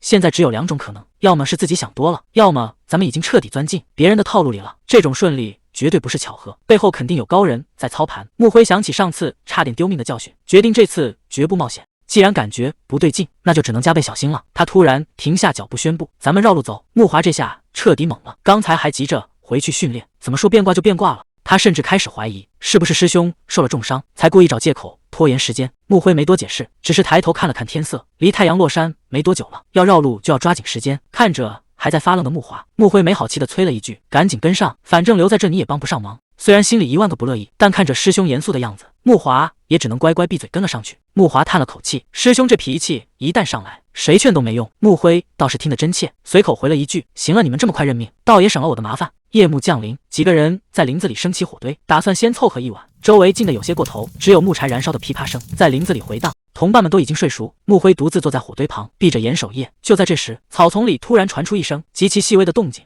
穆辉猛地睁开眼，死死盯着黑暗深处，有人来了。穆辉的手已经按在了剑柄上，只要对方再靠近一步，他就会立刻出手。可从林子里钻出来的，竟然是一只野猪，正瞪着发光的眼睛盯着他。穆辉紧绷的神经稍微松了点，原来是这畜生在闹动静，真是吓我一跳。他以为警报已经解除，甚至还自嘲地撇了撇嘴，觉得自己有点反应过度。就在这节骨眼上，这把刀要是落下去，神仙也救不回来。可他还是低估了这群人的警觉性，一点细微的动静，局面瞬间就失控了。枯枝被踩断的脆响，在死寂的林间格外刺耳，无数道充满杀意的视线齐刷刷地锁定了黑暗处。木华猛地惊醒，刚才那是什么声音？穆彻直接叫醒所有人，全员戒备。这下真的麻烦了，看来这帮刺客是专门冲着我们来的。木华还没反应过来，刺客！穆彻的声音在耳边响起，这帮人绝不是误打误撞，他们从一开始就是为了灭口才跟上来的。这下局势彻底变了。穆彻最后的一句话让所有人心凉了半截，周围全是人，我们已经被包围了。穆彻察觉到不对劲，除了眼前这波人，附近竟然还藏着另一伙。他低声叮嘱木金，待会儿打起来我顾不上你，记住跟这帮刺客交手别超过3招，他们浑身都是暗器，被逼急了还会拉你垫背，主力交给我来对付。木金拔出长剑，明白了师兄。话音刚落，林子里暗器破空而至，真正的厮杀现在才正式开始。木金大喊一声，他们来了！穆彻面对铺天盖地的暗器，穆彻根本没打算应接，他反手一剑劈向地面，这一击力道极大，瞬间激起漫天尘土，直接在身前筑起一道土墙。那些致命的羽毛针全都被挡在了尘埃之外。躲在暗处的刺客看愣了，竟然利用尘土来挡暗器，这小子的反应比想象中还要快。人呢？刚才还在眼皮子底下，怎么一眨眼就没影了？还没等他反应过来，已经身首异处。木辉的速度快得离谱，简直就像个幽灵。其他刺客猛地回头，发现木辉竟然已经杀到了树上，又是一道寒光闪过，树上的刺客连惨叫都来不及，直接栽进了草丛里。这下麻烦大了，他们面对的根本不是猎物，而是一个索命的死神。木华这边的动作更利索，手起剑落，眼前的刺客还没看清招式，就已经倒在了血泊里。就在这时，身后突然传来一阵尖锐的破空声，有人想玩阴的。木金连头都没回，只是微微侧了一下身子，那枚飞刀擦着他的脸颊飞过，紧接着他右手猛地一抬，竟然稳稳地夹住了那枚暗器。想偷袭？木金眼神一冷，反手就是一记回马枪，把暗器直接甩向了密林深处。这场战斗已经变成了一边倒。穆彻根本没打算留活口，每一剑下去都是奔着要命去的。他面无表情地走向下一个目标，动作没有半点迟疑。寒光闪过，林子里只剩下重物落地的声音。最后剩下的那个刺客看着同伴一个个倒下，心态彻底崩了，瘫坐在地上动弹不得。他终于意识到自己惹到了绝对不能惹的人。木华看着地上的尸体，心里咯噔一下，这些刺客个头这么小，竟然全都是还没成年的孩子。木金头也不回的冷声说，我知道你想说什么，但不管对方是谁，只要他是刺客，我们就没得选。如果不杀他们，现在躺在地上的就是我们。既然拿起了剑，就是在拿命在赌。别去想那些没用的，把心思收回来，因为真正的麻烦还没彻底解决。月黑风高，林子深处的幕后黑手终于坐不住了。下属低声汇报，派出去的人只剩下不到20个，问他还要不要继续等。那人冷笑一声，这群人比我想象的还要废物，虽然受过点训练，但终究只是群看大门的炮灰，死多少他根本不在乎，他在乎的是这群废物根本解决不了。华山派的那几个小鬼，既然没戏看了，那就把他们全杀光，一个不留。男子怎么也没想到，对付几个华山派的新人，竟然要动用最顶级的刺客。虽然不想承认，但那几个小鬼确实是硬骨头，名声在外不是没道理的。手底下的功夫确实硬，可偏偏就是这份本事，彻底搅黄了他的大计。现在外面都在转，说他这个族长办事不力。既然你们这么能打，那就只能让你们死得快一点。他当了这么久的族长，绝对不能在这儿栽跟头。只要亲手把这几个人解决掉，这烂摊子就能变成他的功劳。这不仅是翻身仗，更是要为霸王城的扩张扫清最后的障碍。下一秒，穆辉直接伸手死死扣住了他的头，他冷笑着嘲讽，你这种人是不是有受虐癖，简直是个变态。不过我倒挺喜欢你这种人的，因为我这人刚好最喜欢打人。穆辉眼神一冷，根本不给对方挣脱的机会，反手就是一记落花掌。这一掌是陈力猛，直接把对方整个人狠狠拍进了地缝里。巨大的动静瞬间惊动了附近的守卫，有人小声问，刚才那声音你们听到了吗？另一个守卫脸色一变，那是阁主所在的方向，出大事了。这群守卫还以为对手只是几个乳臭未干的小鬼，根本没把刚才的动静当回事。他们怎么也想不到，穆辉已经神不知鬼不觉的把阁主给按住了。为了防止他乱叫，穆辉直接使出了点穴术，先是一指点中麻穴，让他全身动弹不得，紧接着又封住了哑穴。这下阁主想求救也发不出一点声音了。穆辉蹲下身子，在阁主身上仔细搜了一遍，结果翻出了一块沉甸甸的令牌，上面赫然写着霸王宝3个大字，背面竟然还是按严格阁主。这下他的狐狸尾巴彻底藏不住了，指尖发力，几乎将令牌捏得粉碎。铁证如山的勾结已是昭然若揭。阁主躺在地上冷笑着说，难怪太真门主敢这么嚣张，原来背后撑腰的就是你们。穆辉根本没心思听他废话，他抬头看向远处的树林，心里已经有了盘算。听动静跑过来的刺客可不少，起码来了一半。穆辉居高临下的看着他，语气里满是不屑，说就凭你这点本事还差得远，起码得把暗地叫来才够看。穆辉没打算现在就动手，他冷冷地丢下一句话，等我把你的那些杂鱼清理干净，再回来取你的狗命。你就老老实实在这待着吧。阁主躺在地上咬牙切齿，虽然被点穴动弹不得，但他心里还在做着美梦。只要穆辉死在乱战中，他依然是那个高高在上的阁主，这笔账迟早要算回来。阁主原本还等着看好戏，结果一抬头，整个人彻底傻眼了。一名顶尖刺客竟然像标本一样被死定在了树干上。紧接着，林子里传来了阵阵惨叫，听这动静，全是霸王堡的人在送命。这哪是去清理杂鱼啊，这分明是单方面的收割。那个华山小子到底是什么怪物？放眼望去，整片树林已经彻底安静了。刚才还气势汹汹的刺客，现在全都躺在了草丛里。木金缓缓将长剑收入鞘中，动作干净利落，连头都没有回一下。霸王堡的这帮精锐，连还手的机会都没有。穆辉快步赶回了营地，木金赶紧迎了上去。大家伙虽然没受伤，但显然都被刚才那阵仗吓得不轻。师弟们一脸纳闷，说这帮刺客越打越凶，到底是什么来头？穆辉表现得异常冷静，他随口回了一句：“没什么，我刚才看了领头的腰牌，他们是霸王堡的人。”这话一出，全场瞬间死一般的寂静。谁也没想到，这次竟然惹到了这种名门望族。要知道，能被称为名门望族的势力，在这江湖上可都是能遮天蔽日的存在。在四川这片地界上，原本是唐门和青城山说了算，可自从霸王堡横空出世，整个武林的格局就彻底变了。穆金原本以为四川同盟能压制住这股势力，但穆辉却摇了摇头，说这两边现在只是在互相掐架。更糟糕的是，霸王堡已经不满足于四川了，他们现在把手伸到了陕西，而且这帮人做事向来滴水不漏，看来接下来的路只会比想象中更加凶险。穆辉心里很清楚，这帮人就是冲着他们来的，而且是有备而来。这场冲突从一开始就躲不掉。穆金有些不知所措，问接下来该怎么办。穆辉倒是想得通透，说这事儿已经超出了咱们的能力范围。穆辉无奈地摇头，收起多余的怜悯，这滩浑水已不是咱们能趟过去的了。唯一的办法就是立刻回华山派报信，让宗门长辈来处理。虽然现在是深更半夜，但穆辉一刻也不想多待，直接带头往回走。毕竟在这种局势下，多留1秒钟就多一分丢掉性命的风险。穆辉马不停蹄地赶回了华山，刚进门，两个师弟就一脸兴奋地围了上来，大喊着：“师兄，你终于回来了！”穆辉这记性也是没谁了，张口就把人家的名字给叫错了。他现在没心思叙旧，只想立刻去见长老。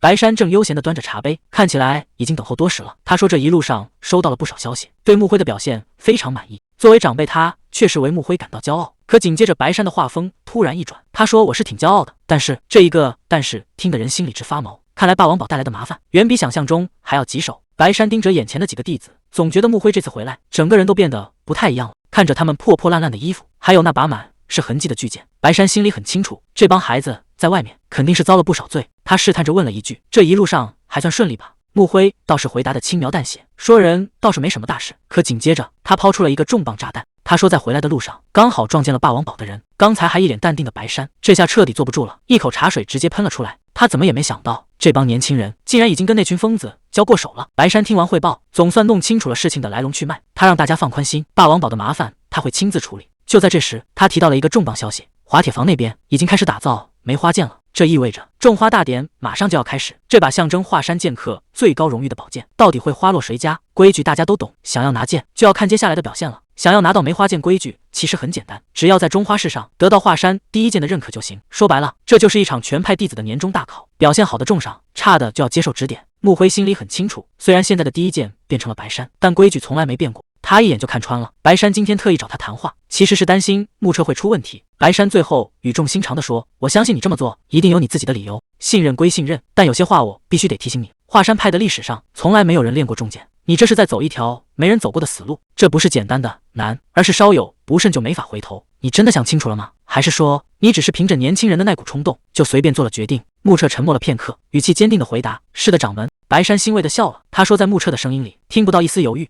既然决定了，他会立刻通知滑铁房那边，把该准备的都准备好。接着他话锋一转，说大家这次出门辛苦了，但现在的华山派已经在陕西彻底火了，到处都在传华山4杰的名号，想进门派的人多到挤破头，甚至还有不少老熟人。白山看着眼前的弟子们说：“门派能有今天的地位，全靠你们在外面拼命，我真的很为你们骄傲。我话也说得够多了，你们这一路辛苦，赶紧都回去歇着吧。”穆金一脸兴奋的想拉穆辉去凑热闹，结果穆辉头也不回，冷冰冰的丢下一句：“没兴趣，我要回去研究修炼。”这下给穆金整尴尬了，直呼穆辉真是个冷血动物。穆彻也跟着告辞，说今天打算彻底放松一下。穆辉点点头，让他好好休息，别太累了。穆金看着穆辉的背影，心里直犯嘀咕，那个方向根本不是宿舍，他这又是要去哪？与此同时，练武场上正热火朝天，穆伦正带着弟子们疯狂加练。他大声吼着：“稳住呼吸，脚下扎稳，给我狠狠地刺出去！”动作不标准的，全都跟着练得好的学。这种时候，谁也不敢偷懒，因为大家都知道，现在的华山派已经不是以前的样子了。穆辉果然没去休息，他站在高处看着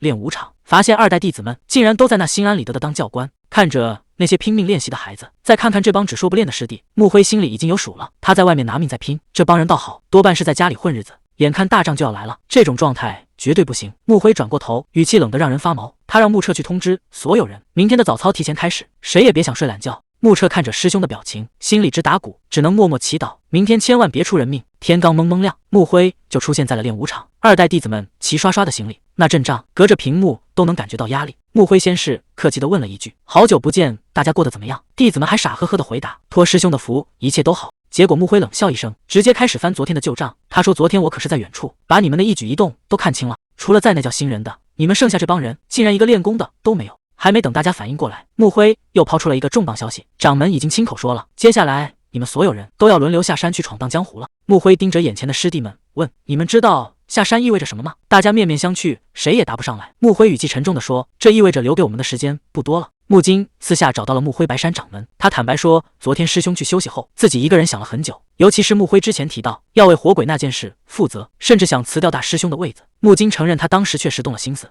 谁不想成为掌门的亲传弟子呢？他也曾想过要往上爬，可不管怎么想，他心里都很清楚，现在的华山派根本离不开穆辉的领导，只有他才能带着大家走下去。穆金坦白说，他知道自己劝不动穆辉，所以私下里去找了掌门，就是为了能让穆辉留下来。他说，为了华山派的未来，穆辉必须继续当这个大师兄，带着大家一起走下去。穆辉当着所有人的面猛地拔出长剑，他冷冷地宣布，从这一刻起，所有的训练全部换成真剑，谁要是觉得受不了或者心里有怨言，都给我死死地憋回去，因为在这里没人会听你抱怨。穆金这次抢在了所有人前面，他笑着对穆辉说，就算你觉得我是瞎操心也没关系，因为只有你在，大家心里才有底。紧接着他直接拔剑下令，前排上前，其他人全部退后，局面瞬间被他掌控了。穆伦看着眼前的穆金，总觉得他这次回来完全变了个人，不仅能笑着面对生死决斗，甚至不需要沟通就能配合的天衣无缝。可就在这时候，穆辉心里突然咯噔一下，总觉得有什么重要的事被自己忘了，到底是什么呢？他想了半天也没个头绪，干脆摇摇头，不再纠结。记忆像是断了线的风筝，越是深挖越是模糊，索性长舒一口气，强行掐断断乱如麻的思绪。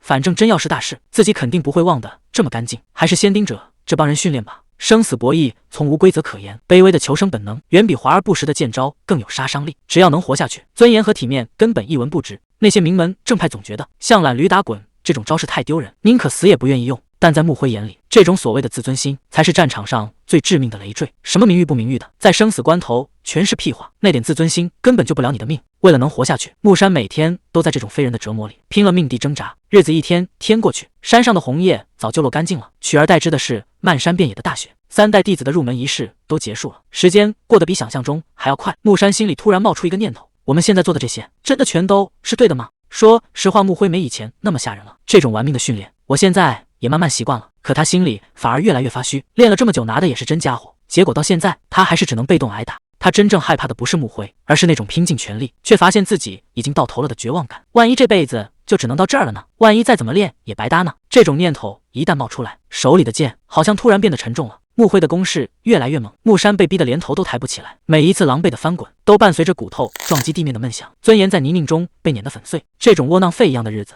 他真的受够了。凭什么自己只能一直逃？我也想变强，我也想堂堂正正地当一个真正的华山武士。穆辉根本没给他机会，这一拳直接把他的幻想彻底砸碎了。木山被这一重击彻底打趴下了，躺在地上半天没缓过劲来，眼前的天都在转。就在这时，穆辉走到了他身边，冲他伸出了手，遮挡阳光的阴影笼罩下来。那只布满老茧的手心在视线模糊的世界里晃动，如同悬崖边垂下的一根枯藤。木山声音微弱地问：“师兄，我表现的还行吗？”穆辉沉默了一下，没有直接回答，而是反问了一句：“你还记得咱们头一回拿真剑训练的时候吗？”这一句话让木山整个人都愣住了。穆辉看着被打得灰头土脸的木山，以前你连5招都接不住，现在才过了2个月，你已经能轻轻松松挡下20招了。以前你只知道逃跑，现在居然都学会找机会反击了。这要是还叫表现不好，那什么才叫好？其实不光是你，这帮人全都变了，没人盯着，大家也都在私下里拼命钻研，所有人手上都磨出了厚厚的老茧。这哪里还是什么被动训练，这分明是大家都在玩命。只要你没动歪心思，一步一个脚印的往前走，这种进步谁也夺不走。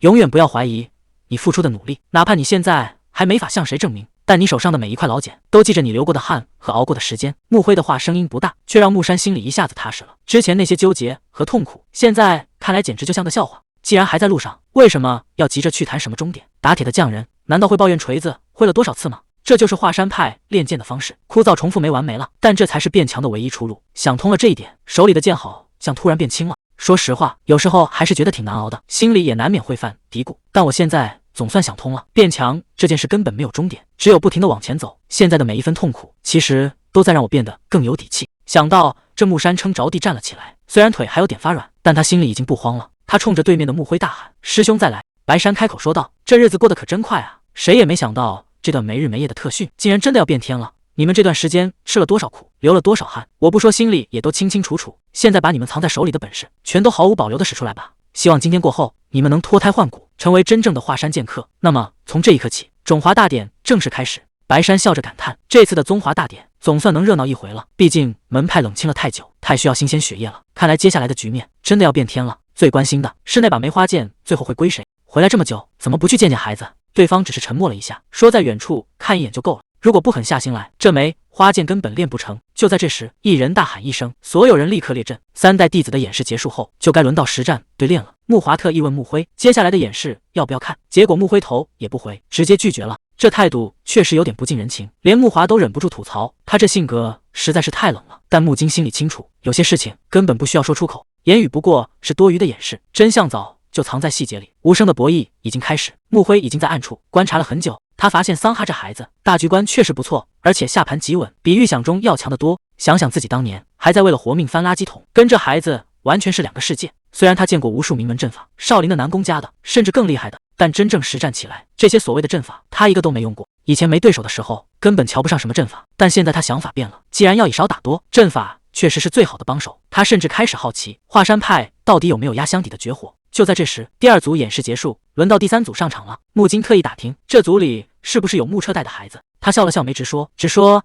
你待会儿看一眼，马上就能认出他来。话音刚落，人已经走到了台前。长老突然问，知不知道梅花剑其实还有另外一个名字？这种剑只给顶尖剑客用，每一把都是量身定制，硬的不像话。可偏偏在铸剑师眼里，它却被叫做死剑，因为这种剑一辈子只为一个主人存在。当剑客倒下的那一天，剑也会跟着一起埋进土里。从那一刻起，他就彻底死了。他说自己真的不想让儿子去握那把死剑，当个铸剑师不好吗？安安稳稳的接班，总比去过那种刀头舔血的日子强。他亲手打过无数把剑，看着他们沾满鲜血，最后又跟着主人一起被埋掉，这种没完没了的死循环，他真的看够了。作为一个父亲，谁想看着孩子往火坑里跳？只要儿子挥一次剑，他的心就跟着揪一下。但看着场上那个身影，长老心里明白，这孩子已经选好了路，他再也拦不住了。既然劝不动，他只能把所有的担心都咽下去。他在心里默默祈祷，希望那把梅花剑不仅能帮儿子赢，更能保住他的命。就在这时，第三组的演示正式结束，全场掌声雷动，儿子总算没丢老爹的脸。接下来轮到最关键的一组了。木华凑到木辉身边，让他给弟子们讲两句，毕竟大家都在等着他发话。数十双眼睛充满希冀，演武场瞬间安静的落针可闻，压力全汇聚在他一人身上。木辉沉默了半天，他这人向来不喜欢废话，但这种时候，所有人的目光都盯着他，他到底会说些什么？木辉果然没打算长篇大论，他只是冷冷的丢下一句：“好好表现。”紧接着，白山大步流星的走上场，手里的剑往地上一顿，直接放话：“谁想要梅花剑的资格，现在就给我站出来！”谁也没想到，木彻竟然第一个就冲了上去，这胆子确实够大，连旁边的弟子都看傻了。白山盯着他，语气里透着一股威压。他说：“有志气是好事，但要是你的剑法没练出梅花剑那个味儿，这把剑你今天照样拿不走。”面对白山的质疑，木彻回答的干脆利落。他说：“当然。”话音刚落，他直接拔剑摆开了架势，这架势看着还真像那么回事。白山倒是一脸淡定，他单手横剑，只说了两个字：“来吧。”木彻根本不敢耽误，他知道面对这种高手，犹豫一秒都是在找死。他整个人腾空而起，借着下坠的力道，对着白山就是一记重劈，连招快的让人看不清，根本不打算给对手喘息的机会。可白山也不是吃素的，这种硬碰硬的对决，谁先露破绽谁就输了，剑越重破绽就越大。只要躲开这一击，木彻就彻底陷入了被动。虽然他反应很快，靠着移动身体强行挡下了攻击，确实有点意思，但这招只能救他一次，重剑的极限就在这里。这种打法根本没有回头路，局面马上就要失控了。木辉一眼就看出了问题，木彻练了这么久，其实一直都走错了方向。答案很简单，就是他的手臂太僵硬了，越想用力剑法就越乱。木彻听得一头雾水，发力的时候还要放松，这听起来根本不合逻辑。但木辉接下来的话让他彻底愣住了，指尖传来的力道骤然收紧，呼吸随之停滞，满心的防备被瞬间击穿。是让你放松手臂，可没让你连骨头都松了。木辉这番话算是说到根上了，练剑不是靠胳膊使劲，而是要用全身的力量去带动手臂。合着木彻以前全是瞎练，难怪总觉得力气不够用。只要悟透了这一招，速度和力量都会发生质变。木彻这下是真的开窍了，他猛地踏出一步，这一剑的威力跟刚才完全不同。白山整个人都懵了，这小子哪来这么大的劲？局面瞬间就被反转了。白山这回是真的看走眼了，他本以为两人的实力半斤八两，结果对方的力量根本不在一个层级。这小子到底是刚变强，还是以前一直都在藏着掖着？有这种怪物级的力量，居然还在练那种虚无缥缈的剑法，他到底想干什么？穆彻这一剑憋了太久，他要用这一招告诉所有人，自己选的这条路到底对不对。这一重剑劈下去，连白山掌门都差点没顶住，膝盖距离地面只剩几寸。旁观的穆金和穆华都看傻了，他们从没见过穆彻能使出这么大开大合的剑法。白山虽然嘴上夸他，说他把重剑的威力打出来了，但紧接着话锋一转，光靠这点本事，可还没法通过今天的测试。白山掌门这下是动真格了，他不再给穆彻任何喘息的机会，直接使出了成名绝技。这一招落没还还，漫天剑气化作粉色花瓣，瞬间就把穆彻给包围了。局面已经完全被白山掌控，他手指轻轻抹过剑身，真正的杀招才刚刚开始。剑锋发出细微的清明，千万片幻影在空中凝结，四周的空气仿佛被寒意冻结。这可不是什么好看的装饰，每一片花瓣都藏着致命的杀机。穆彻现在是彻底没地方躲了。白山这一套连招太阴了，先封死走位，再接上一波乱杀，这种密集的攻击根本没法挡。他其实是在给穆彻出难题，想看看这小子到底会怎么接招。就在这漫天剑气里，真正的剑意可不是为了好看，而是在最硬的骨头里磨出来的。追求的也不是招式有多华丽，而是那一朵哪怕凋零也绝不会折断的花。穆彻能不能悟出这一剑，就看现在了。谁能想到穆彻竟然在剑气包围中，硬生生用重剑画出了一朵花。这招以力破巧简直绝了。虽然重剑本身没法灵活变招，但他靠着内力和力量的爆发，让剑招走位变得飘忽不定。白山在后面看得清清楚楚，这小子已经把重剑的威力发挥到了另一个境界。这一刻，白山终于露出了满意的神色，他心里已经有了答案。穆彻，你现在是真正的华山之剑了。虽然这招还没完全练到家，但穆彻的表现已经足够惊艳。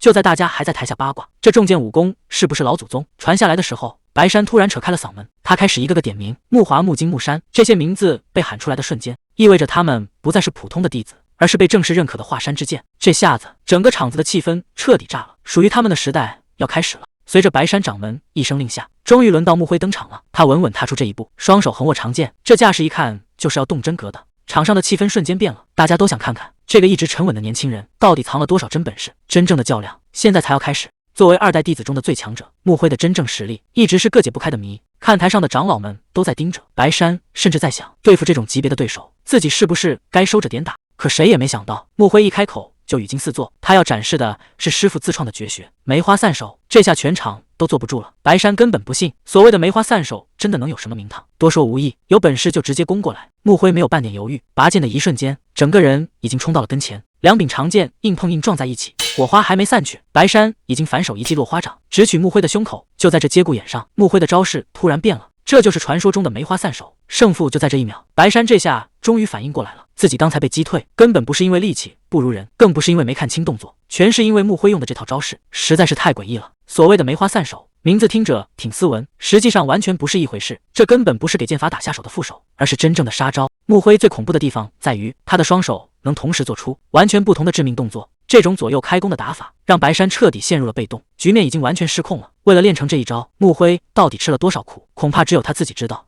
白山心里很清楚，从两人交手的第一下开始，穆辉就已经合格了，因为现在的穆辉跟其他弟子相比，完全不是一个级别的。但他还不打算收手，如果不亲眼看清这套梅花散手的全貌，他绝不会轻易罢休。白山手中的长剑突然泛起一阵红光，看来这位老前辈终于要动真格的了。白山这一招落江夜，简直是要把人给淹没，漫天红光像刀子一样劈头盖脸的砸了下来。场边的穆金都看傻了，这招式他见过，但现在的威力和速度跟之前完全不是一个量级。白山这次是真的下死手了，这速度快到根本看不清，长剑撞击的声音连成一片。不管白山的攻势有多猛，穆辉就像是长了后眼一样，把每一道剑气都挡在了身外。这哪是在切磋，这分明是在玩命。白山的这一招落江夜，看着像落叶入水一样轻柔，实际上连绵不绝，根本让人找不到破绽。这招最阴狠的地方就在于他刚柔并济，一旦被缠上就很难脱身。可白山万万没想到，自己明明已经加大了力道，穆辉竟然还能正面硬刚，而且挡得这么干脆利落。这下白山心里彻底没底了，他意识到眼前的穆辉比之前的任何对手都要难缠，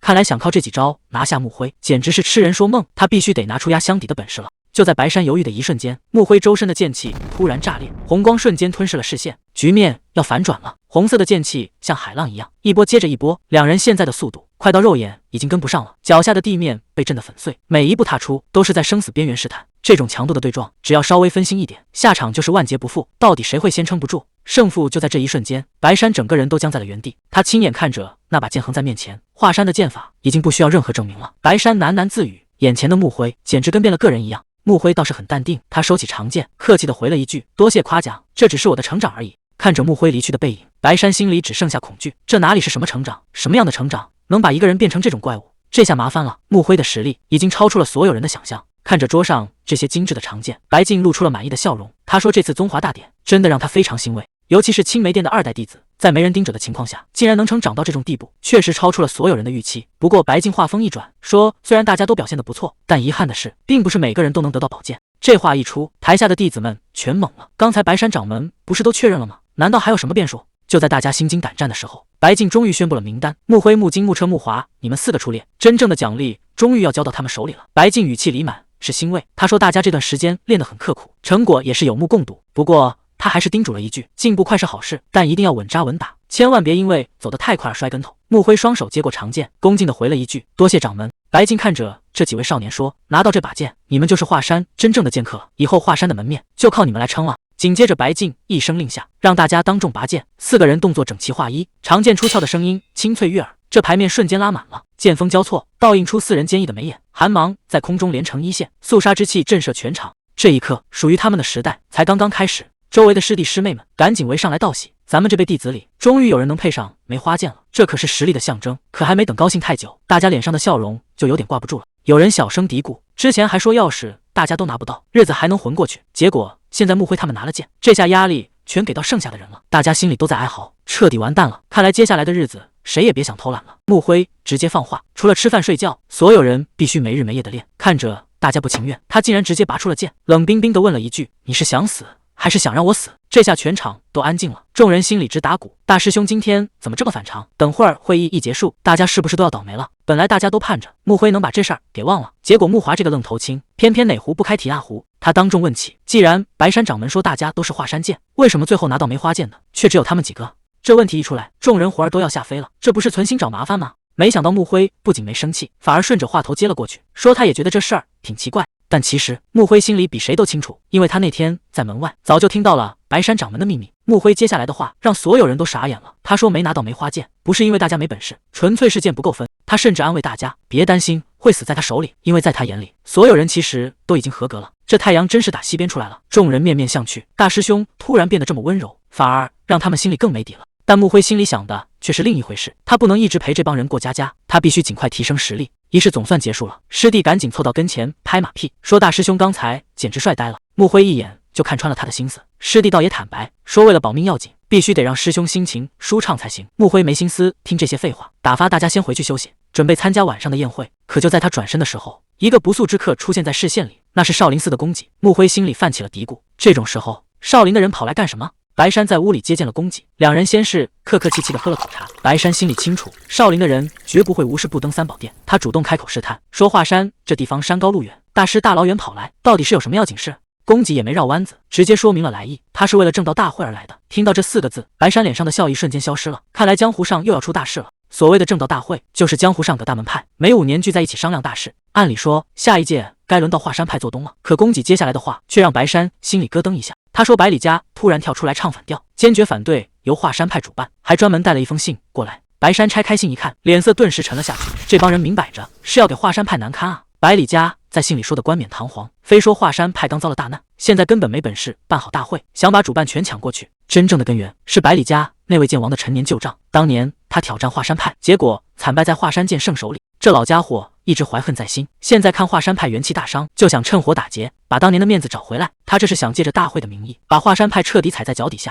白山的态度非常强硬，他说要是真按百里家说的办，那简直是在打华山派祖宗的脸，无论对方怎么施压，华山派绝不后退半步。他客气的请供给大师回去，说这事儿他们会自己写信解决。可供给却摇了摇头，坚持要留下来当这个和事佬。供给说现在邪派势力越来越大，正道各派要是再起内讧，那江湖可就真的要乱套了。他搬出了大局为重这杆大旗，摆明了是不打算轻易离开。这下局面彻底僵住了，他让白山多考虑所谓的正道大局。白山叹了口气，这回华山派确实欠了少林一个大人情。等供给离开后，屋子里的气氛变得更压抑了。白山一个人坐在那儿，背影看着特别沉重。现在的局势已经乱成了一锅粥，百里家偏偏在这时候跳出来找茬。百里家的横插一杠正好掐在了最糟糕的节点上，这简直是雪上加霜。华山派接下来的路怕是比想象中还要难走。唯一值得庆幸的是，百里家还没打算立刻动手。穆辉心里很清楚，他必须趁这段缓冲期拼命提升自己的实力。热闹的聚会，他是一秒也待不下去，随便找了个借口就独自钻进了藏经阁。现在的他已经有资格接触更高深的武学，这本天寒心法就是他翻身的底牌。虽然修炼难度极大，但他已经没有退路了。华山派的未来全看他这次闭关的结果。为了尽快突破，穆辉直接闭关了整整3天。他尝试将新学的天寒心法与原本的内功强行融合，没想到效果出奇的好，内力比以前更精纯了。当剑气灌注全身的那一刻，手中的长剑竟然散发出阵阵清香，这是剑法大成的征兆。内功稳固之后，他开始重新梳理自己的剑法，以6合剑为根基，演化出披风落梅满香，一招一式都在发生质变。冷冽的锋芒吞吐不定，一股幽冷的寒香自剑脊溢出，周遭空气仿佛被瞬间冻结。现在的他已经彻底掌握了梅花剑诀，这种脱胎换骨的感觉让他对接下来的麻烦充满了信心。这漫天飞舞的红白剑气看似像花瓣一样柔弱，实际上却藏着致命的杀招。直到这一刻，穆辉才真正明白为什么华山派的剑法会被称为梅花。这漫天飞舞的红白剑气看似像花瓣一样柔弱，实际上却藏着致命的杀招。第一，重视万变，剑气像落花雨一样无孔不入，让人根本没法躲。第二，重视尖锐，绝美的花瓣下全是锋芒，这世上就没他切不开的东西。最后，这一招满香才是华山剑法的真谛。现在的穆辉已经强得有点可怕了。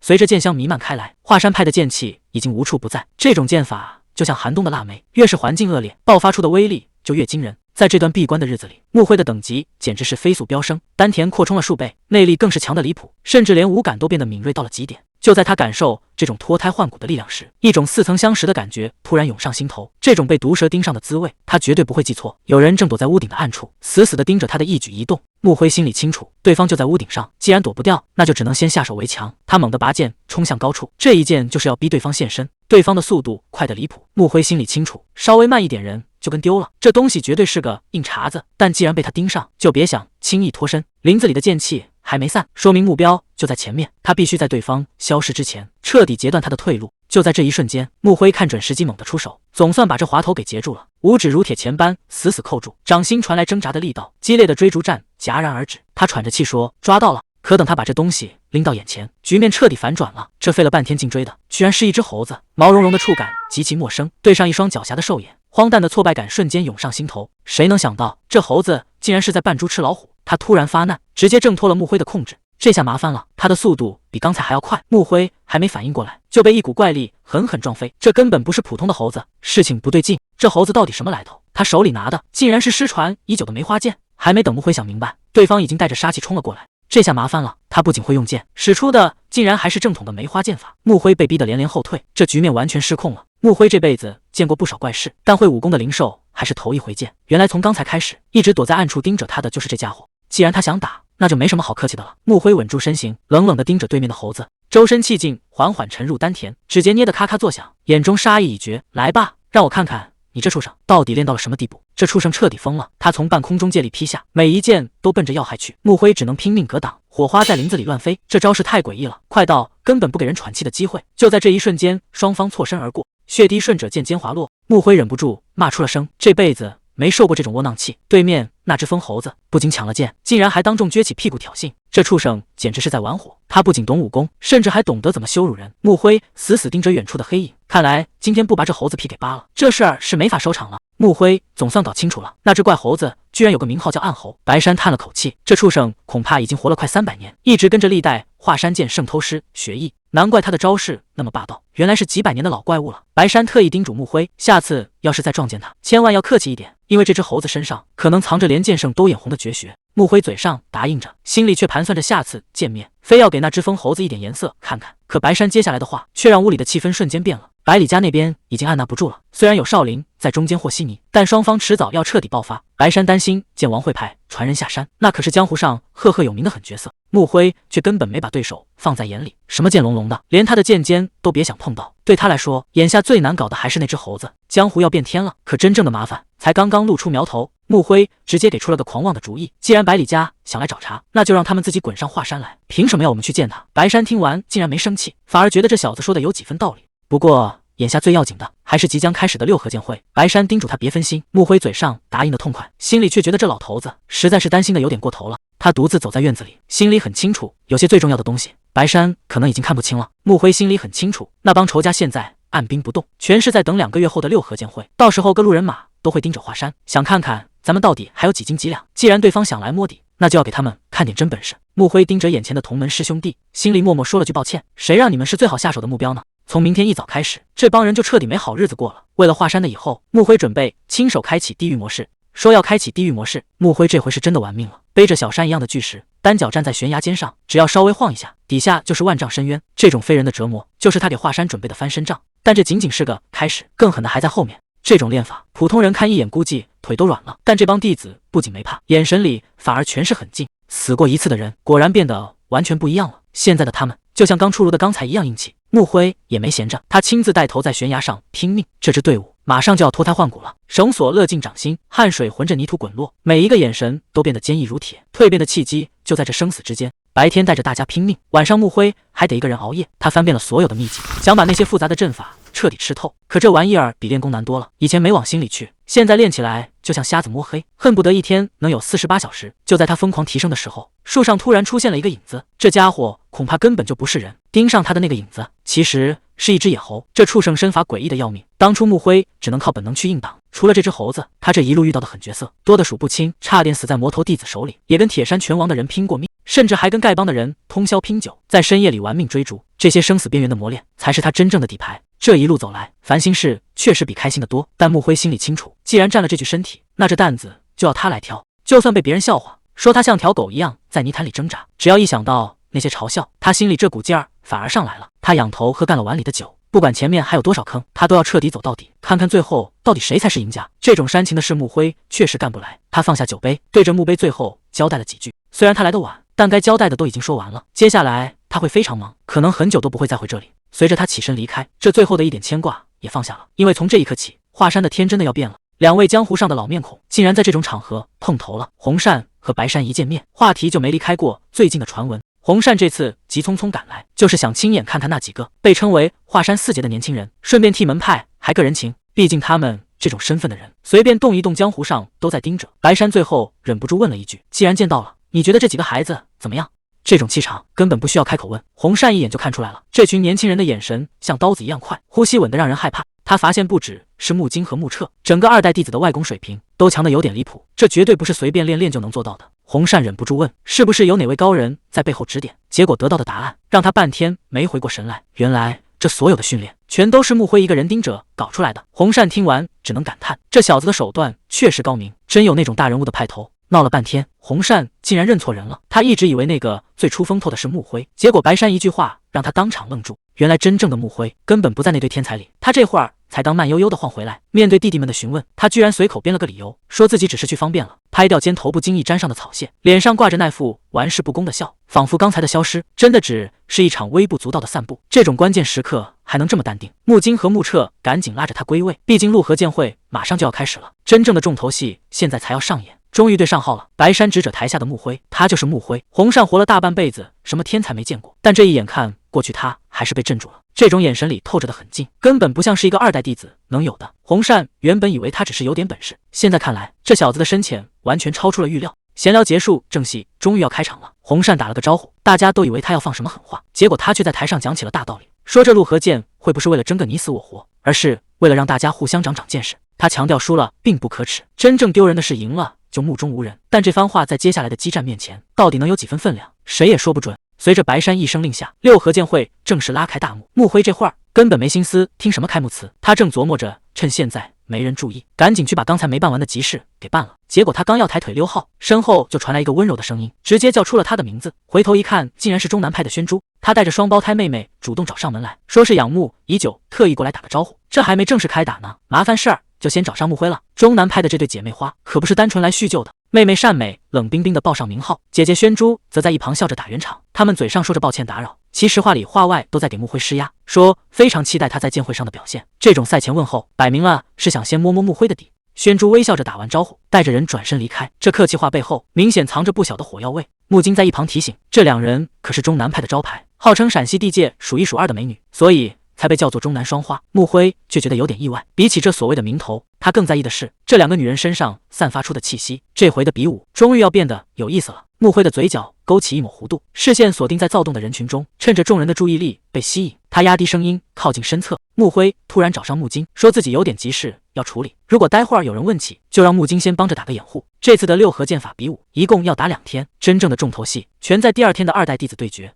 为了这次比武，各大门派可是下了血本。中南派拿出了能增进内功的蛇毒珠，华山派更是祭出了宝贝人形人参。虽然这株人参年份还不算久，但对于练武的人来说，这已经是可遇不可求的神药了。重赏之下必有勇夫，接下来的局面怕是要彻底失控了。穆辉心里很清楚，那颗蛇毒珠虽然能防毒，但对内功的提升其实有限，反倒是那株人形人参才是真正的顶级灵药。既然其他弟子都在进步，那他吃掉这株灵药也是为了保住门派的胜算，这事儿做得理直气壮。刚回到赛场，穆华就凑过来问他，怎么一转眼的功夫又没影了？穆辉随口找个借口就给挡了回去。可当他问起比武进度时，穆华的语气却变得很沉重，直言现在的局面非常被动。顺着穆华指的方向看去，场上的桑哈正被对手死死压制，每一次木剑的碰撞都让人看得心惊肉跳，沉重的打击声接连不断。桑哈被逼到了擂台边缘，虎口因剧烈震荡而渗出血迹，防线已经摇摇欲坠。这下麻烦了，对方的实力远比预想的要强得多，场上的局势瞬息万变，金浩的攻势越来越猛。桑哈虽然拼尽全力抵挡，但还是被对方抓住了破绽。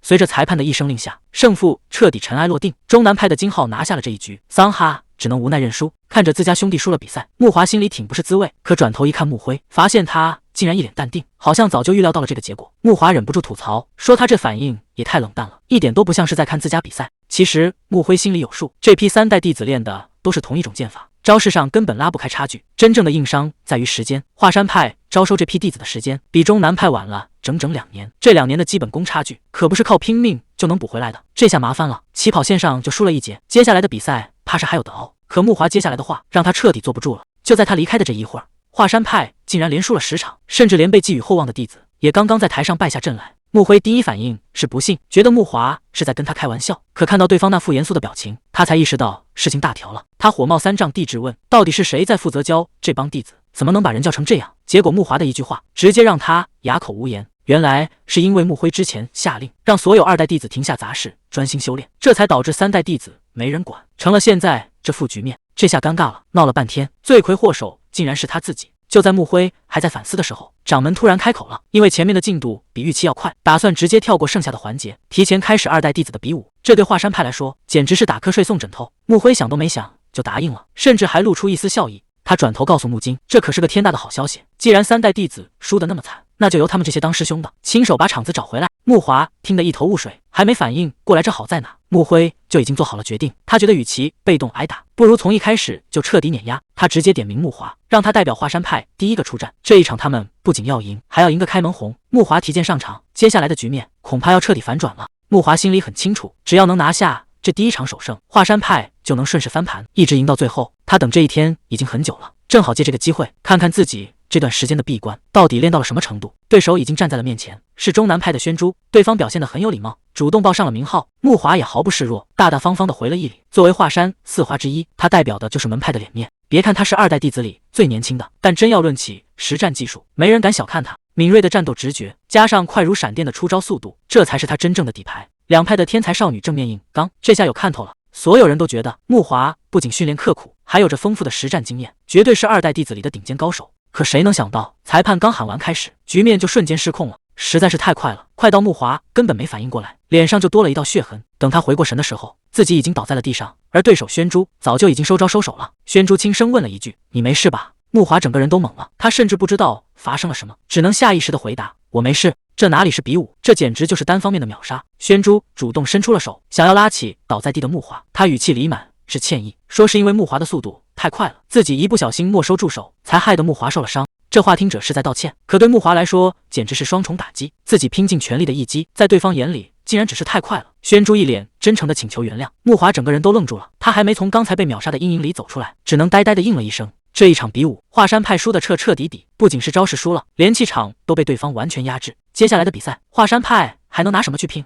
穆辉越看越觉得不对劲，刚才那场输得太蹊跷了，难道中南派的人真的在背地里耍了手段？虽然不想随便怀疑别人，但这种感觉挥之不去。可现在根本没时间多想，新的一轮已经开始了。强行压下心头的违和感，眼神重新变得凌厉。既然疑点重重，那就先在赛场上见真章。木华直接拔剑出鞘，这一场他必须把面子找回来。善美拿出了真本事，中南派的天星剑法一出，整个赛场都被金光吞没了。这速度快到离谱，木华根本没反应过来，就已经被剑气彻底封死，局面瞬间失控。华山派这下真的危险了，中南派这一招北斗剑法威力简直大得吓人，木华连还手的机会都没有，直接被这股力量轰飞了。这一摔可伤得不轻，他挣扎着想站起来，结果还是倒在了地上，手上的血迹说明了一切。善美连看都没看一眼，直接转身走下赛场。华山派这次是真的踢到铁板了。木华垂头丧气的走回来，以为这次肯定要被骂惨了，结果木辉却破天荒的说：“你打得不错。”这评价可太难得了，周围的人全听愣了。木辉心里其实很清楚，不是木华不给力，尤其是那个当姐姐的，恐怕比刚才出手的还要强。木辉盯着对方的背影，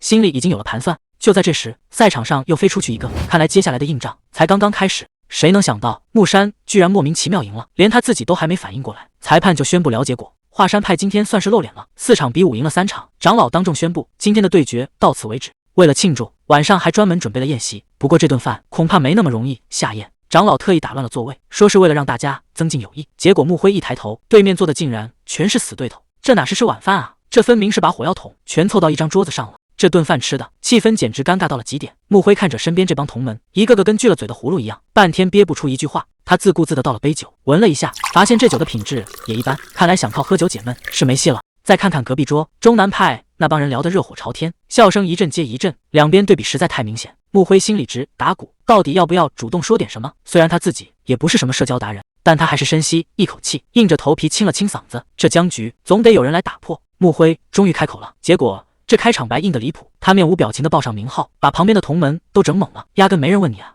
这尴尬的气氛，直到2个人的出现，才总算被打破。中南派的双胞胎姐妹宣珠和善美到了，她们笑着解释说，是因为练功太投入才迟到。这大方得体的样子，跟刚才死气沉沉的华山派简直是2个世界。这帮人刚才还半天憋不出一句话，现在一看美女落座，立马争先恐后的自我介绍，这变脸的速度简直就是大型真香现场。刚才那股尴尬劲儿瞬间消失得无影无踪。宣珠倒是挺自来熟，看到木辉在自斟自饮，直接大大方方的凑过去，让他也给姐妹俩倒上一杯。木辉一边倒酒，一边随口找了个话题，说听闻2人是双胞胎，但这性格看着可不太像。宣珠笑着接话，说确实没人会把他们搞混，妹妹宣美明显更害羞一点，而她自己显然是那个掌握节奏的人。酒刚倒好，宣珠突然抛出一个直球，盯着木辉问，你之前说很期待见到我，到底是因为什么？这问题问的让木辉拿杯子的手都顿住了，这顿饭看来是越来越有意思了。宣珠和宣美姐妹俩突然站起身来，对着木辉就是一记大礼，这礼数周全的让人挑不出半点毛病。他们一边致谢，一边报上了各自师傅的名号，听起来派头十足，显然是名门之后。木辉坐在对面，表面上看着稳如泰山，心里却在疯狂搜索记忆，原来他们是那2位的弟子。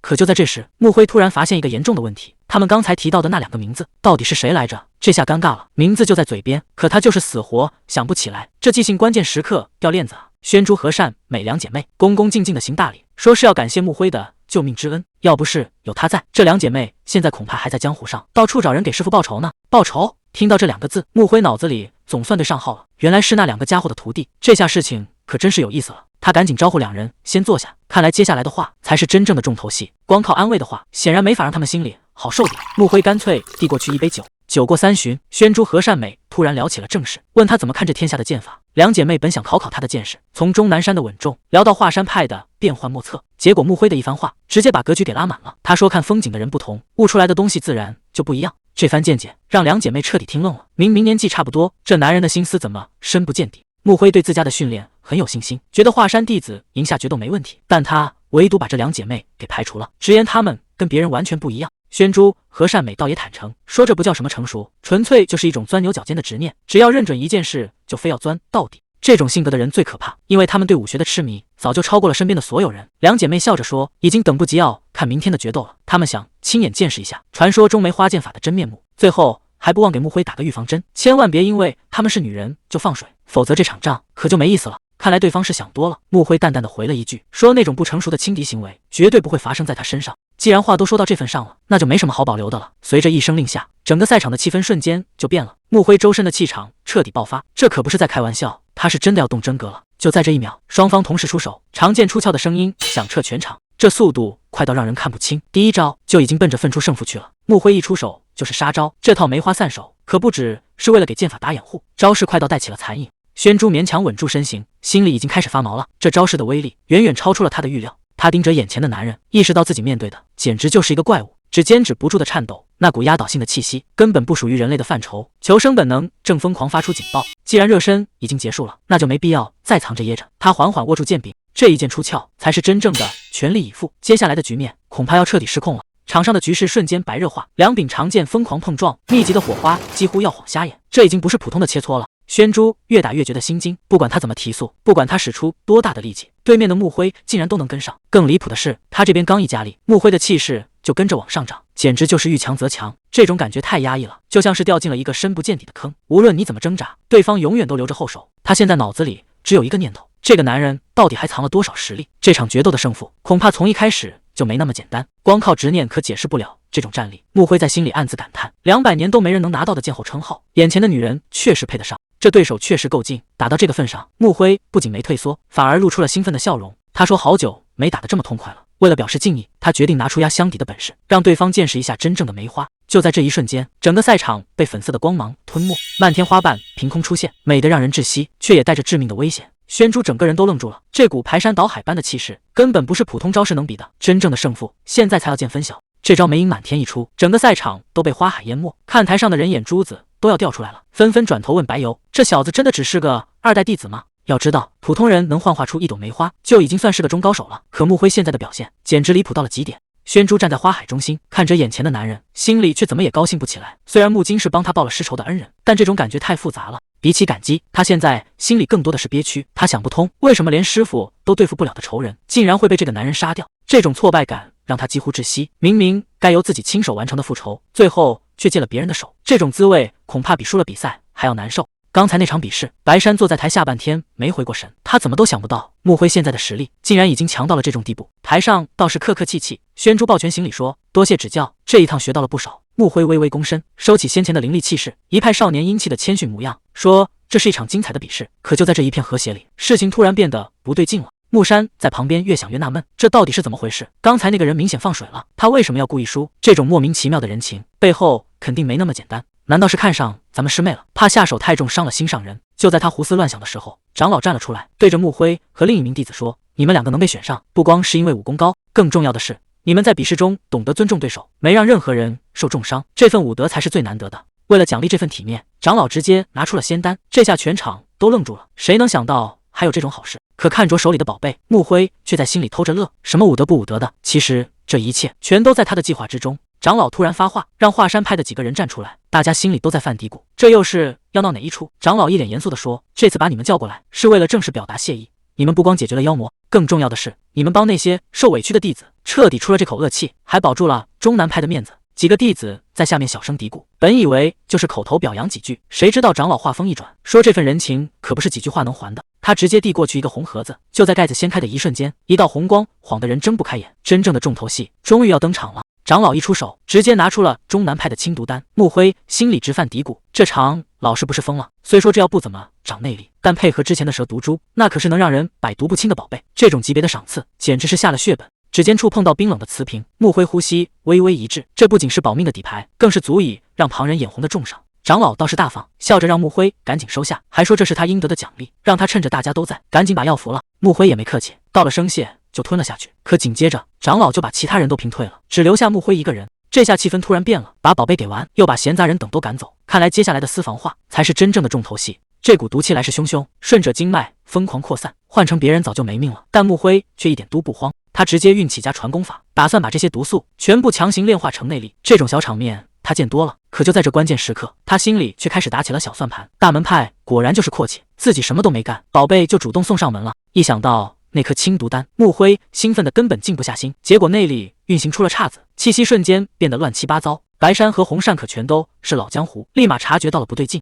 众人直接愣住了，到底是谁这么大胆，敢如此明目张胆的释放杀气？这简直就是赤裸裸的挑衅。枯叶被急促的马蹄踩碎，树影间杀气腾腾，那一面鲜红的旗帜在绿荫中显得格外扎眼。看来真正的麻烦已经杀到家门口了。红旗招展，马蹄声碎，霸王堡的人马终于露面了。领头的这2个人，一个背着夸张的巨剑，一个拎着沉重的长刀。红善长老直接愣住了，这竟然是霸王堡的旗号，而且带头的这2个家伙身份更是吓死人。白山一眼就认了出来，他们可是传说中的五武尊，是霸王堡最顶尖的战力，平时见一个都难。可现在这两个怪物居然同时现身，这根本不是来叙旧的，而是要来砸场子的。人还没到，声音先炸开了。霸王堡的高手运起内力，这一嗓子吼出来，震得整个大厅都在晃。木金被这股气浪冲击，整个人都有些站不稳。对方这哪是来打招呼，分明是故意给个下马威。那大胡子骑在马上，嘴里说着是来祝贺比武，可那富狂妄的表情简直没把在场的人放在眼里。白山在旁边沉默不语，他知道对方来者不善，霸王堡的人做事从来不讲什么江湖道义。果然那家伙露出了狞笑，既然是来送礼的，那就要按霸王堡的规矩来。这下局面彻底失控了。霸王堡敢一挑三，靠的就是手下这5位狠角色，个个都有掌门级的实力，想对付其中一个，起码得2位长老联手才行。谁能想到这回竟然一次来了2个，赤炎君和黄敬军都露面了。红扇低声感叹，看来对方这次是动真格的了。白山面色凝重的应了一声，这下麻烦大了。红扇看着逼近的强敌，低声对白山说，咱们人手不够，那2个怪物只能由咱俩去挡。白山点头同意，这是唯一能少死点人的办法了。他随即下令，让2代弟子立刻结成6合剑阵。宣珠眼神里透着一股狠劲，他说，这阵法让我来指挥。白山最后提醒所有人，听好了，对方不是来比武的，他们是来杀人的，千万别手软，握紧手里的剑，跟他们拼了。赤炎君却笑得让人发毛，他下令杀光所有2代弟子，至于那些长老，弄残了带回去就行。白山听得火冒三丈，怒吼着冲了上去，想动这帮孩子先过我这一关。局面彻底爆发，这一战已经没有退路了。赤炎君的手下反而更兴奋了，他说，对付老家伙可比欺负小孩子有意思多了。宣珠抓住机会大喊一声，全员结阵，弟子们迅速位移，封锁了周围的退路，手下直接挥剑劈了过去，速度快得让人看不清。他显然没料到这群人竟然这么拼命，原本轻蔑的神色瞬间凝固，对方竟打算拖他一起入地狱。2股力量正面撞在一起，这下谁也别想全身而退了。谁也没想到变故发生的这么快，还没等众人反应过来，利刃已经贯穿了同门的身体。宣珠站在原地看折倒下的弟子，局面已经彻底失控了，林间的厮杀越来越狠。白山虽然肩膀受了伤，但手里的剑依旧稳如泰山。黄敬军冷哼一声，他说，原以为9派的掌门一个个都变得目中无人了，没想到骨头竟然这么硬。华山派果然名不虚传，比四川那帮掌门强多了。白山心里很清楚，这家伙曾砍掉过青城掌门的手臂，传闻竟然全是真的。他暗自发狠，就算今天废掉一只手，也必须把命留在这。就在2人准备拼死一搏时，一股恐怖的气息突然笼罩了树林，压得人喘不过气。木辉和宣珠正全速赶来，速度快得像离弦的箭一样。白山猛地停下动作，他简直不敢相信自己的眼睛。木辉和宣珠，他们怎么会出现在这？这下局面彻底变了，援兵到了，还是说更大的麻烦要来了？谁能想到木辉这边的战斗竟然结束的这么快？宣珠赶过来的时候都愣住了，问他是不是已经搞定了。木辉只是平静地应了一声，他说了声谢谢，不过现在还不是放松的时候。木辉和宣珠立刻动身，因为真正的麻烦还在外面等着他们。就在这时，木山已经拔剑顶住了对方的喉咙，看来今天这事是没法善终了。本以为是正儿八经的对决，结果对方竟然玩阴的，他这一脚扬杀直接奔着木金的眼睛去了。避无可避的阴招，漫天尘土扑面来，灼烧感瞬间侵占眼球，卑劣的偷袭彻底封死了所有退路。这下麻烦了，视线被封死，对方紧接着就是一记死手，换成别人早就交代在这了。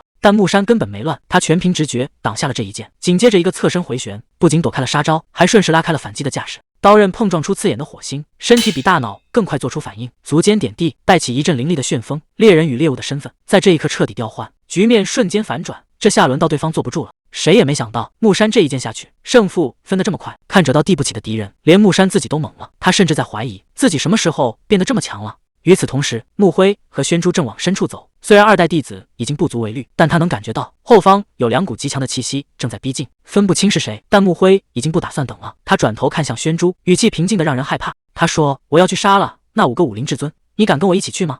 这下事情真的要闹大了。宣珠最后还是决定跟上去，毕竟让木辉一个人去送死，他实在放心不下。2人动作极快，转眼就赶到了林子深处，正好撞见白山正被黄敬军死死缠住。看到木辉突然现身，白山整个人都懵了，还没等他反应过来，木辉已经径直走到了最前面，他头也不回地交代了一句，这个老家伙交给我，你去保护其他弟子。这句话一出，全场的气氛瞬间降到了冰点。为了华山和中南，木辉这次是真的要下死手了。白山现在心里乱成一团，按常理说让一个2代弟子去对付简直就是胡闹，但他了解木辉这孩子绝不是那种鲁莽的人，到底是该相信理智，还是该相信自己的弟子？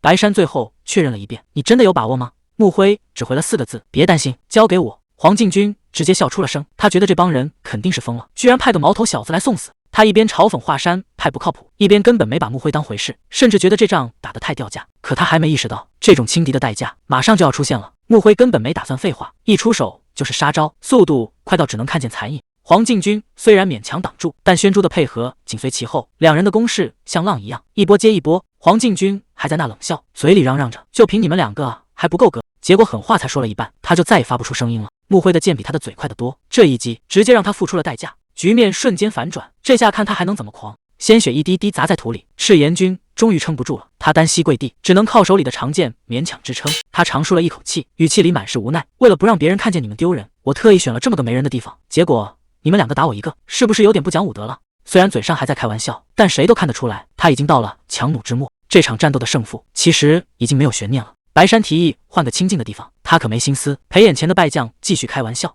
赤炎君冷笑一声，既然你们打算以多欺少，那就别怪他不客气了。作为堂堂五武岭之一，他就算今天交代在这，也得拉一个垫背的。白山却冷冷地说：“老东西，你现在说这话也太早了。”赤炎君周身杀气暴涨，他在想到底带谁走才最划算。眼前的黄敬军可不是善茬，他可是霸王府的五武岭之一，那把长柄大刀一旦挥起来，比肉眼看到的还要快，甚至能直接劈开巨石。穆辉心里很清楚，如果换做以前的自己，或许还能跟他过两招，但以现在的身体状态，硬碰硬只有死路一条，而且对方已经提高了警惕。现在唯一的办法就是拖到掌门赶过来，绝不能让他发现破绽。如果只是穆辉一个人，想跑倒是不难，可现在宣珠还在身边，要是黄敬军突然对他下手，两个人加起来也根本没有任何胜算。穆辉现在唯一的念头就是尽可能拖住时间，只要掌门那边能尽快解决战斗，他就有活下去的机会。但对面的黄敬军显然也察觉到了不对劲，他抹掉脸上的血迹，死死盯着眼前的年轻人。这小子实在太奇怪了，虽然内力还没到顶尖水平，但那股透着寒意的杀气根本不像是一个后辈能有的。黄敬军心里很清楚，这种人如果现在不除掉，以后绝对是个巨大的威胁，必须在这里彻底做个了断。他不再犹豫，手中的长柄大刀猛然挥出，这一招是要直接取穆辉的性命。面对黄敬军，这是陈力猛的一刀，穆辉根本没有后退，反而迎着刀锋冲了上去，漫天剑气瞬间爆发，就像盛开的梅花一样，直接封死了对方所有的退路。黄敬军显然没料到这小子的招式竟然如此诡异，他只能强行收刀回防。就在两人错身而过的瞬间，穆辉脚尖轻点，整个人轻盈的像一阵风。但这还没完，黄敬军作为老江湖，反应速度快得惊人，他反手又是一记横扫，大刀带着破空声呼啸而至，根本不给穆辉喘息的机会。这场生死博弈才刚刚进入最凶险的阶段，这下彻底完了。对方显然已经动了真格，穆辉现在根本想不出任何对策。他很清楚，再这么耗下去，两个人都得死在这。穆辉低声对宣珠说：“听好了，我来挡住他的攻击，你找机会赶紧跑。”宣珠愣了一下，显然没反应过来。穆辉语气坚定：“你留在这只会让我分心，只有你安全了，我才能放开手脚去拖时间。别犹豫了，这是我们唯一的生机。”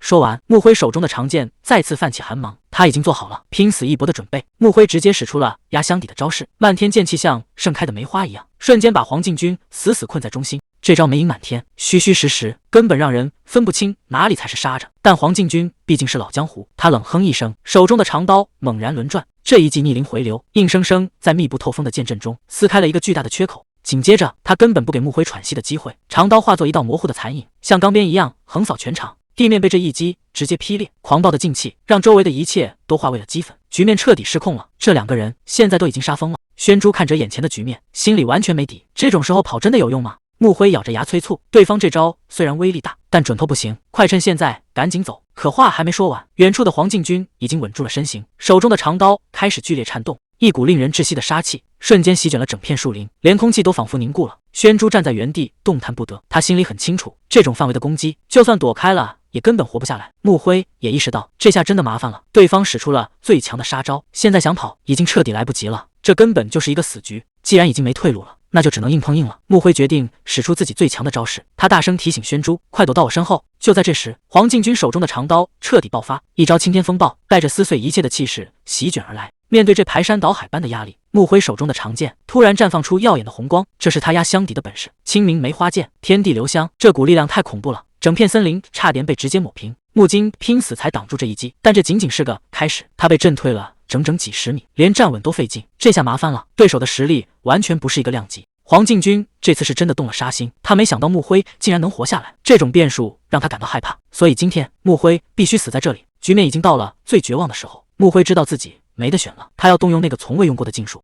这是在拿命换力量，消耗的是人出生自带的先天真气，一旦用出来就再也补不回来了。生命之火在剧烈燃烧，干涸的经脉被狂暴的力量充盈，这是不可逆转的自我透支，每出一招都在折损寿元。他这是彻底豁出去了，要用有限的生命去拼一个无限的可能。穆辉刚想动手，就被宣珠一把拦了下来。他第一次揭开自己的伤疤，说他恨透了当年的弱小，绝不会再让任何人白白送死。他直接看穿了穆辉的心思，问他是不是想找个能一起拼命的人。穆辉这下彻底没话说了，毕竟对手可是传说中的5大至尊，这代价谁能付得起？黄敬军这当头一棒，换做以前宣珠肯定接不住，但现在局面完全变了。他冷冷地告诉对手，不管你在耍什么花招，都已经没用了。眼底的寒芒彻底封死了对手退路，所有的挣扎在绝对力量面前都显得如此苍白无力。胜负的悬念已然终结，因为这一刻他已经彻底觉醒，压箱底的绝招终于出世，天域七绝剑。这道金光一出，黄敬军恐怕连后悔的机会都没了。黄敬军现在只能死守，他拼命架住宣珠的剑，但这股力量已经快要失控了，两边都在生死边缘试探，每一招撞击都在透支体力，局面已经彻底进入白热化，每一次碰撞都溅起滚烫的血花，肺部像被灼烧般火辣，意识在混沌与清醒间反复横跳，双方都在透支灵魂的最后一丝余温。穆辉在旁边看得清清楚楚，既然宣珠连命都赌上了，那他也没什么好犹豫的，他决定把所有的筹码全都压在宣珠身上，这一场豪赌现在才真正开始。黄敬军冷笑着说，既然你们这么讲义气，那就干脆送你们一起上路。他本以为能一棍子解决战斗，可穆辉根本不退，硬是顶着压力冲到了跟前。就在黄敬军被缠住的一瞬间，宣珠从侧翼杀了出来，两人的配合简直天衣无缝。这下轮到黄敬军麻烦了，想一打二恐怕没那么容易。黄敬军的棍势大开大合，巨大的气浪几乎封死了所有退路，他这是想把两人直接逼死。但宣珠和穆辉根本没打算躲，两人贴地急行，硬是从密不透风的棍影里钻了过去。黄敬军显然被激怒了，他抡起长棍全力一击，这一招的威力简直要毁天灭地。伴随着一声巨响，整个林子都被炸开了花。这一下硬碰硬，到底谁能站到最后？烟尘终于散去，战场上只剩下一片死寂。黄敬军倒在地上，现在已经生死未卜。穆辉和宣珠互相搀扶着，每走一步都显得异常艰难。这根本算不上什么胜利，只能说是死里逃生，而且代价实在太大了。接下来的路他们还能撑多久？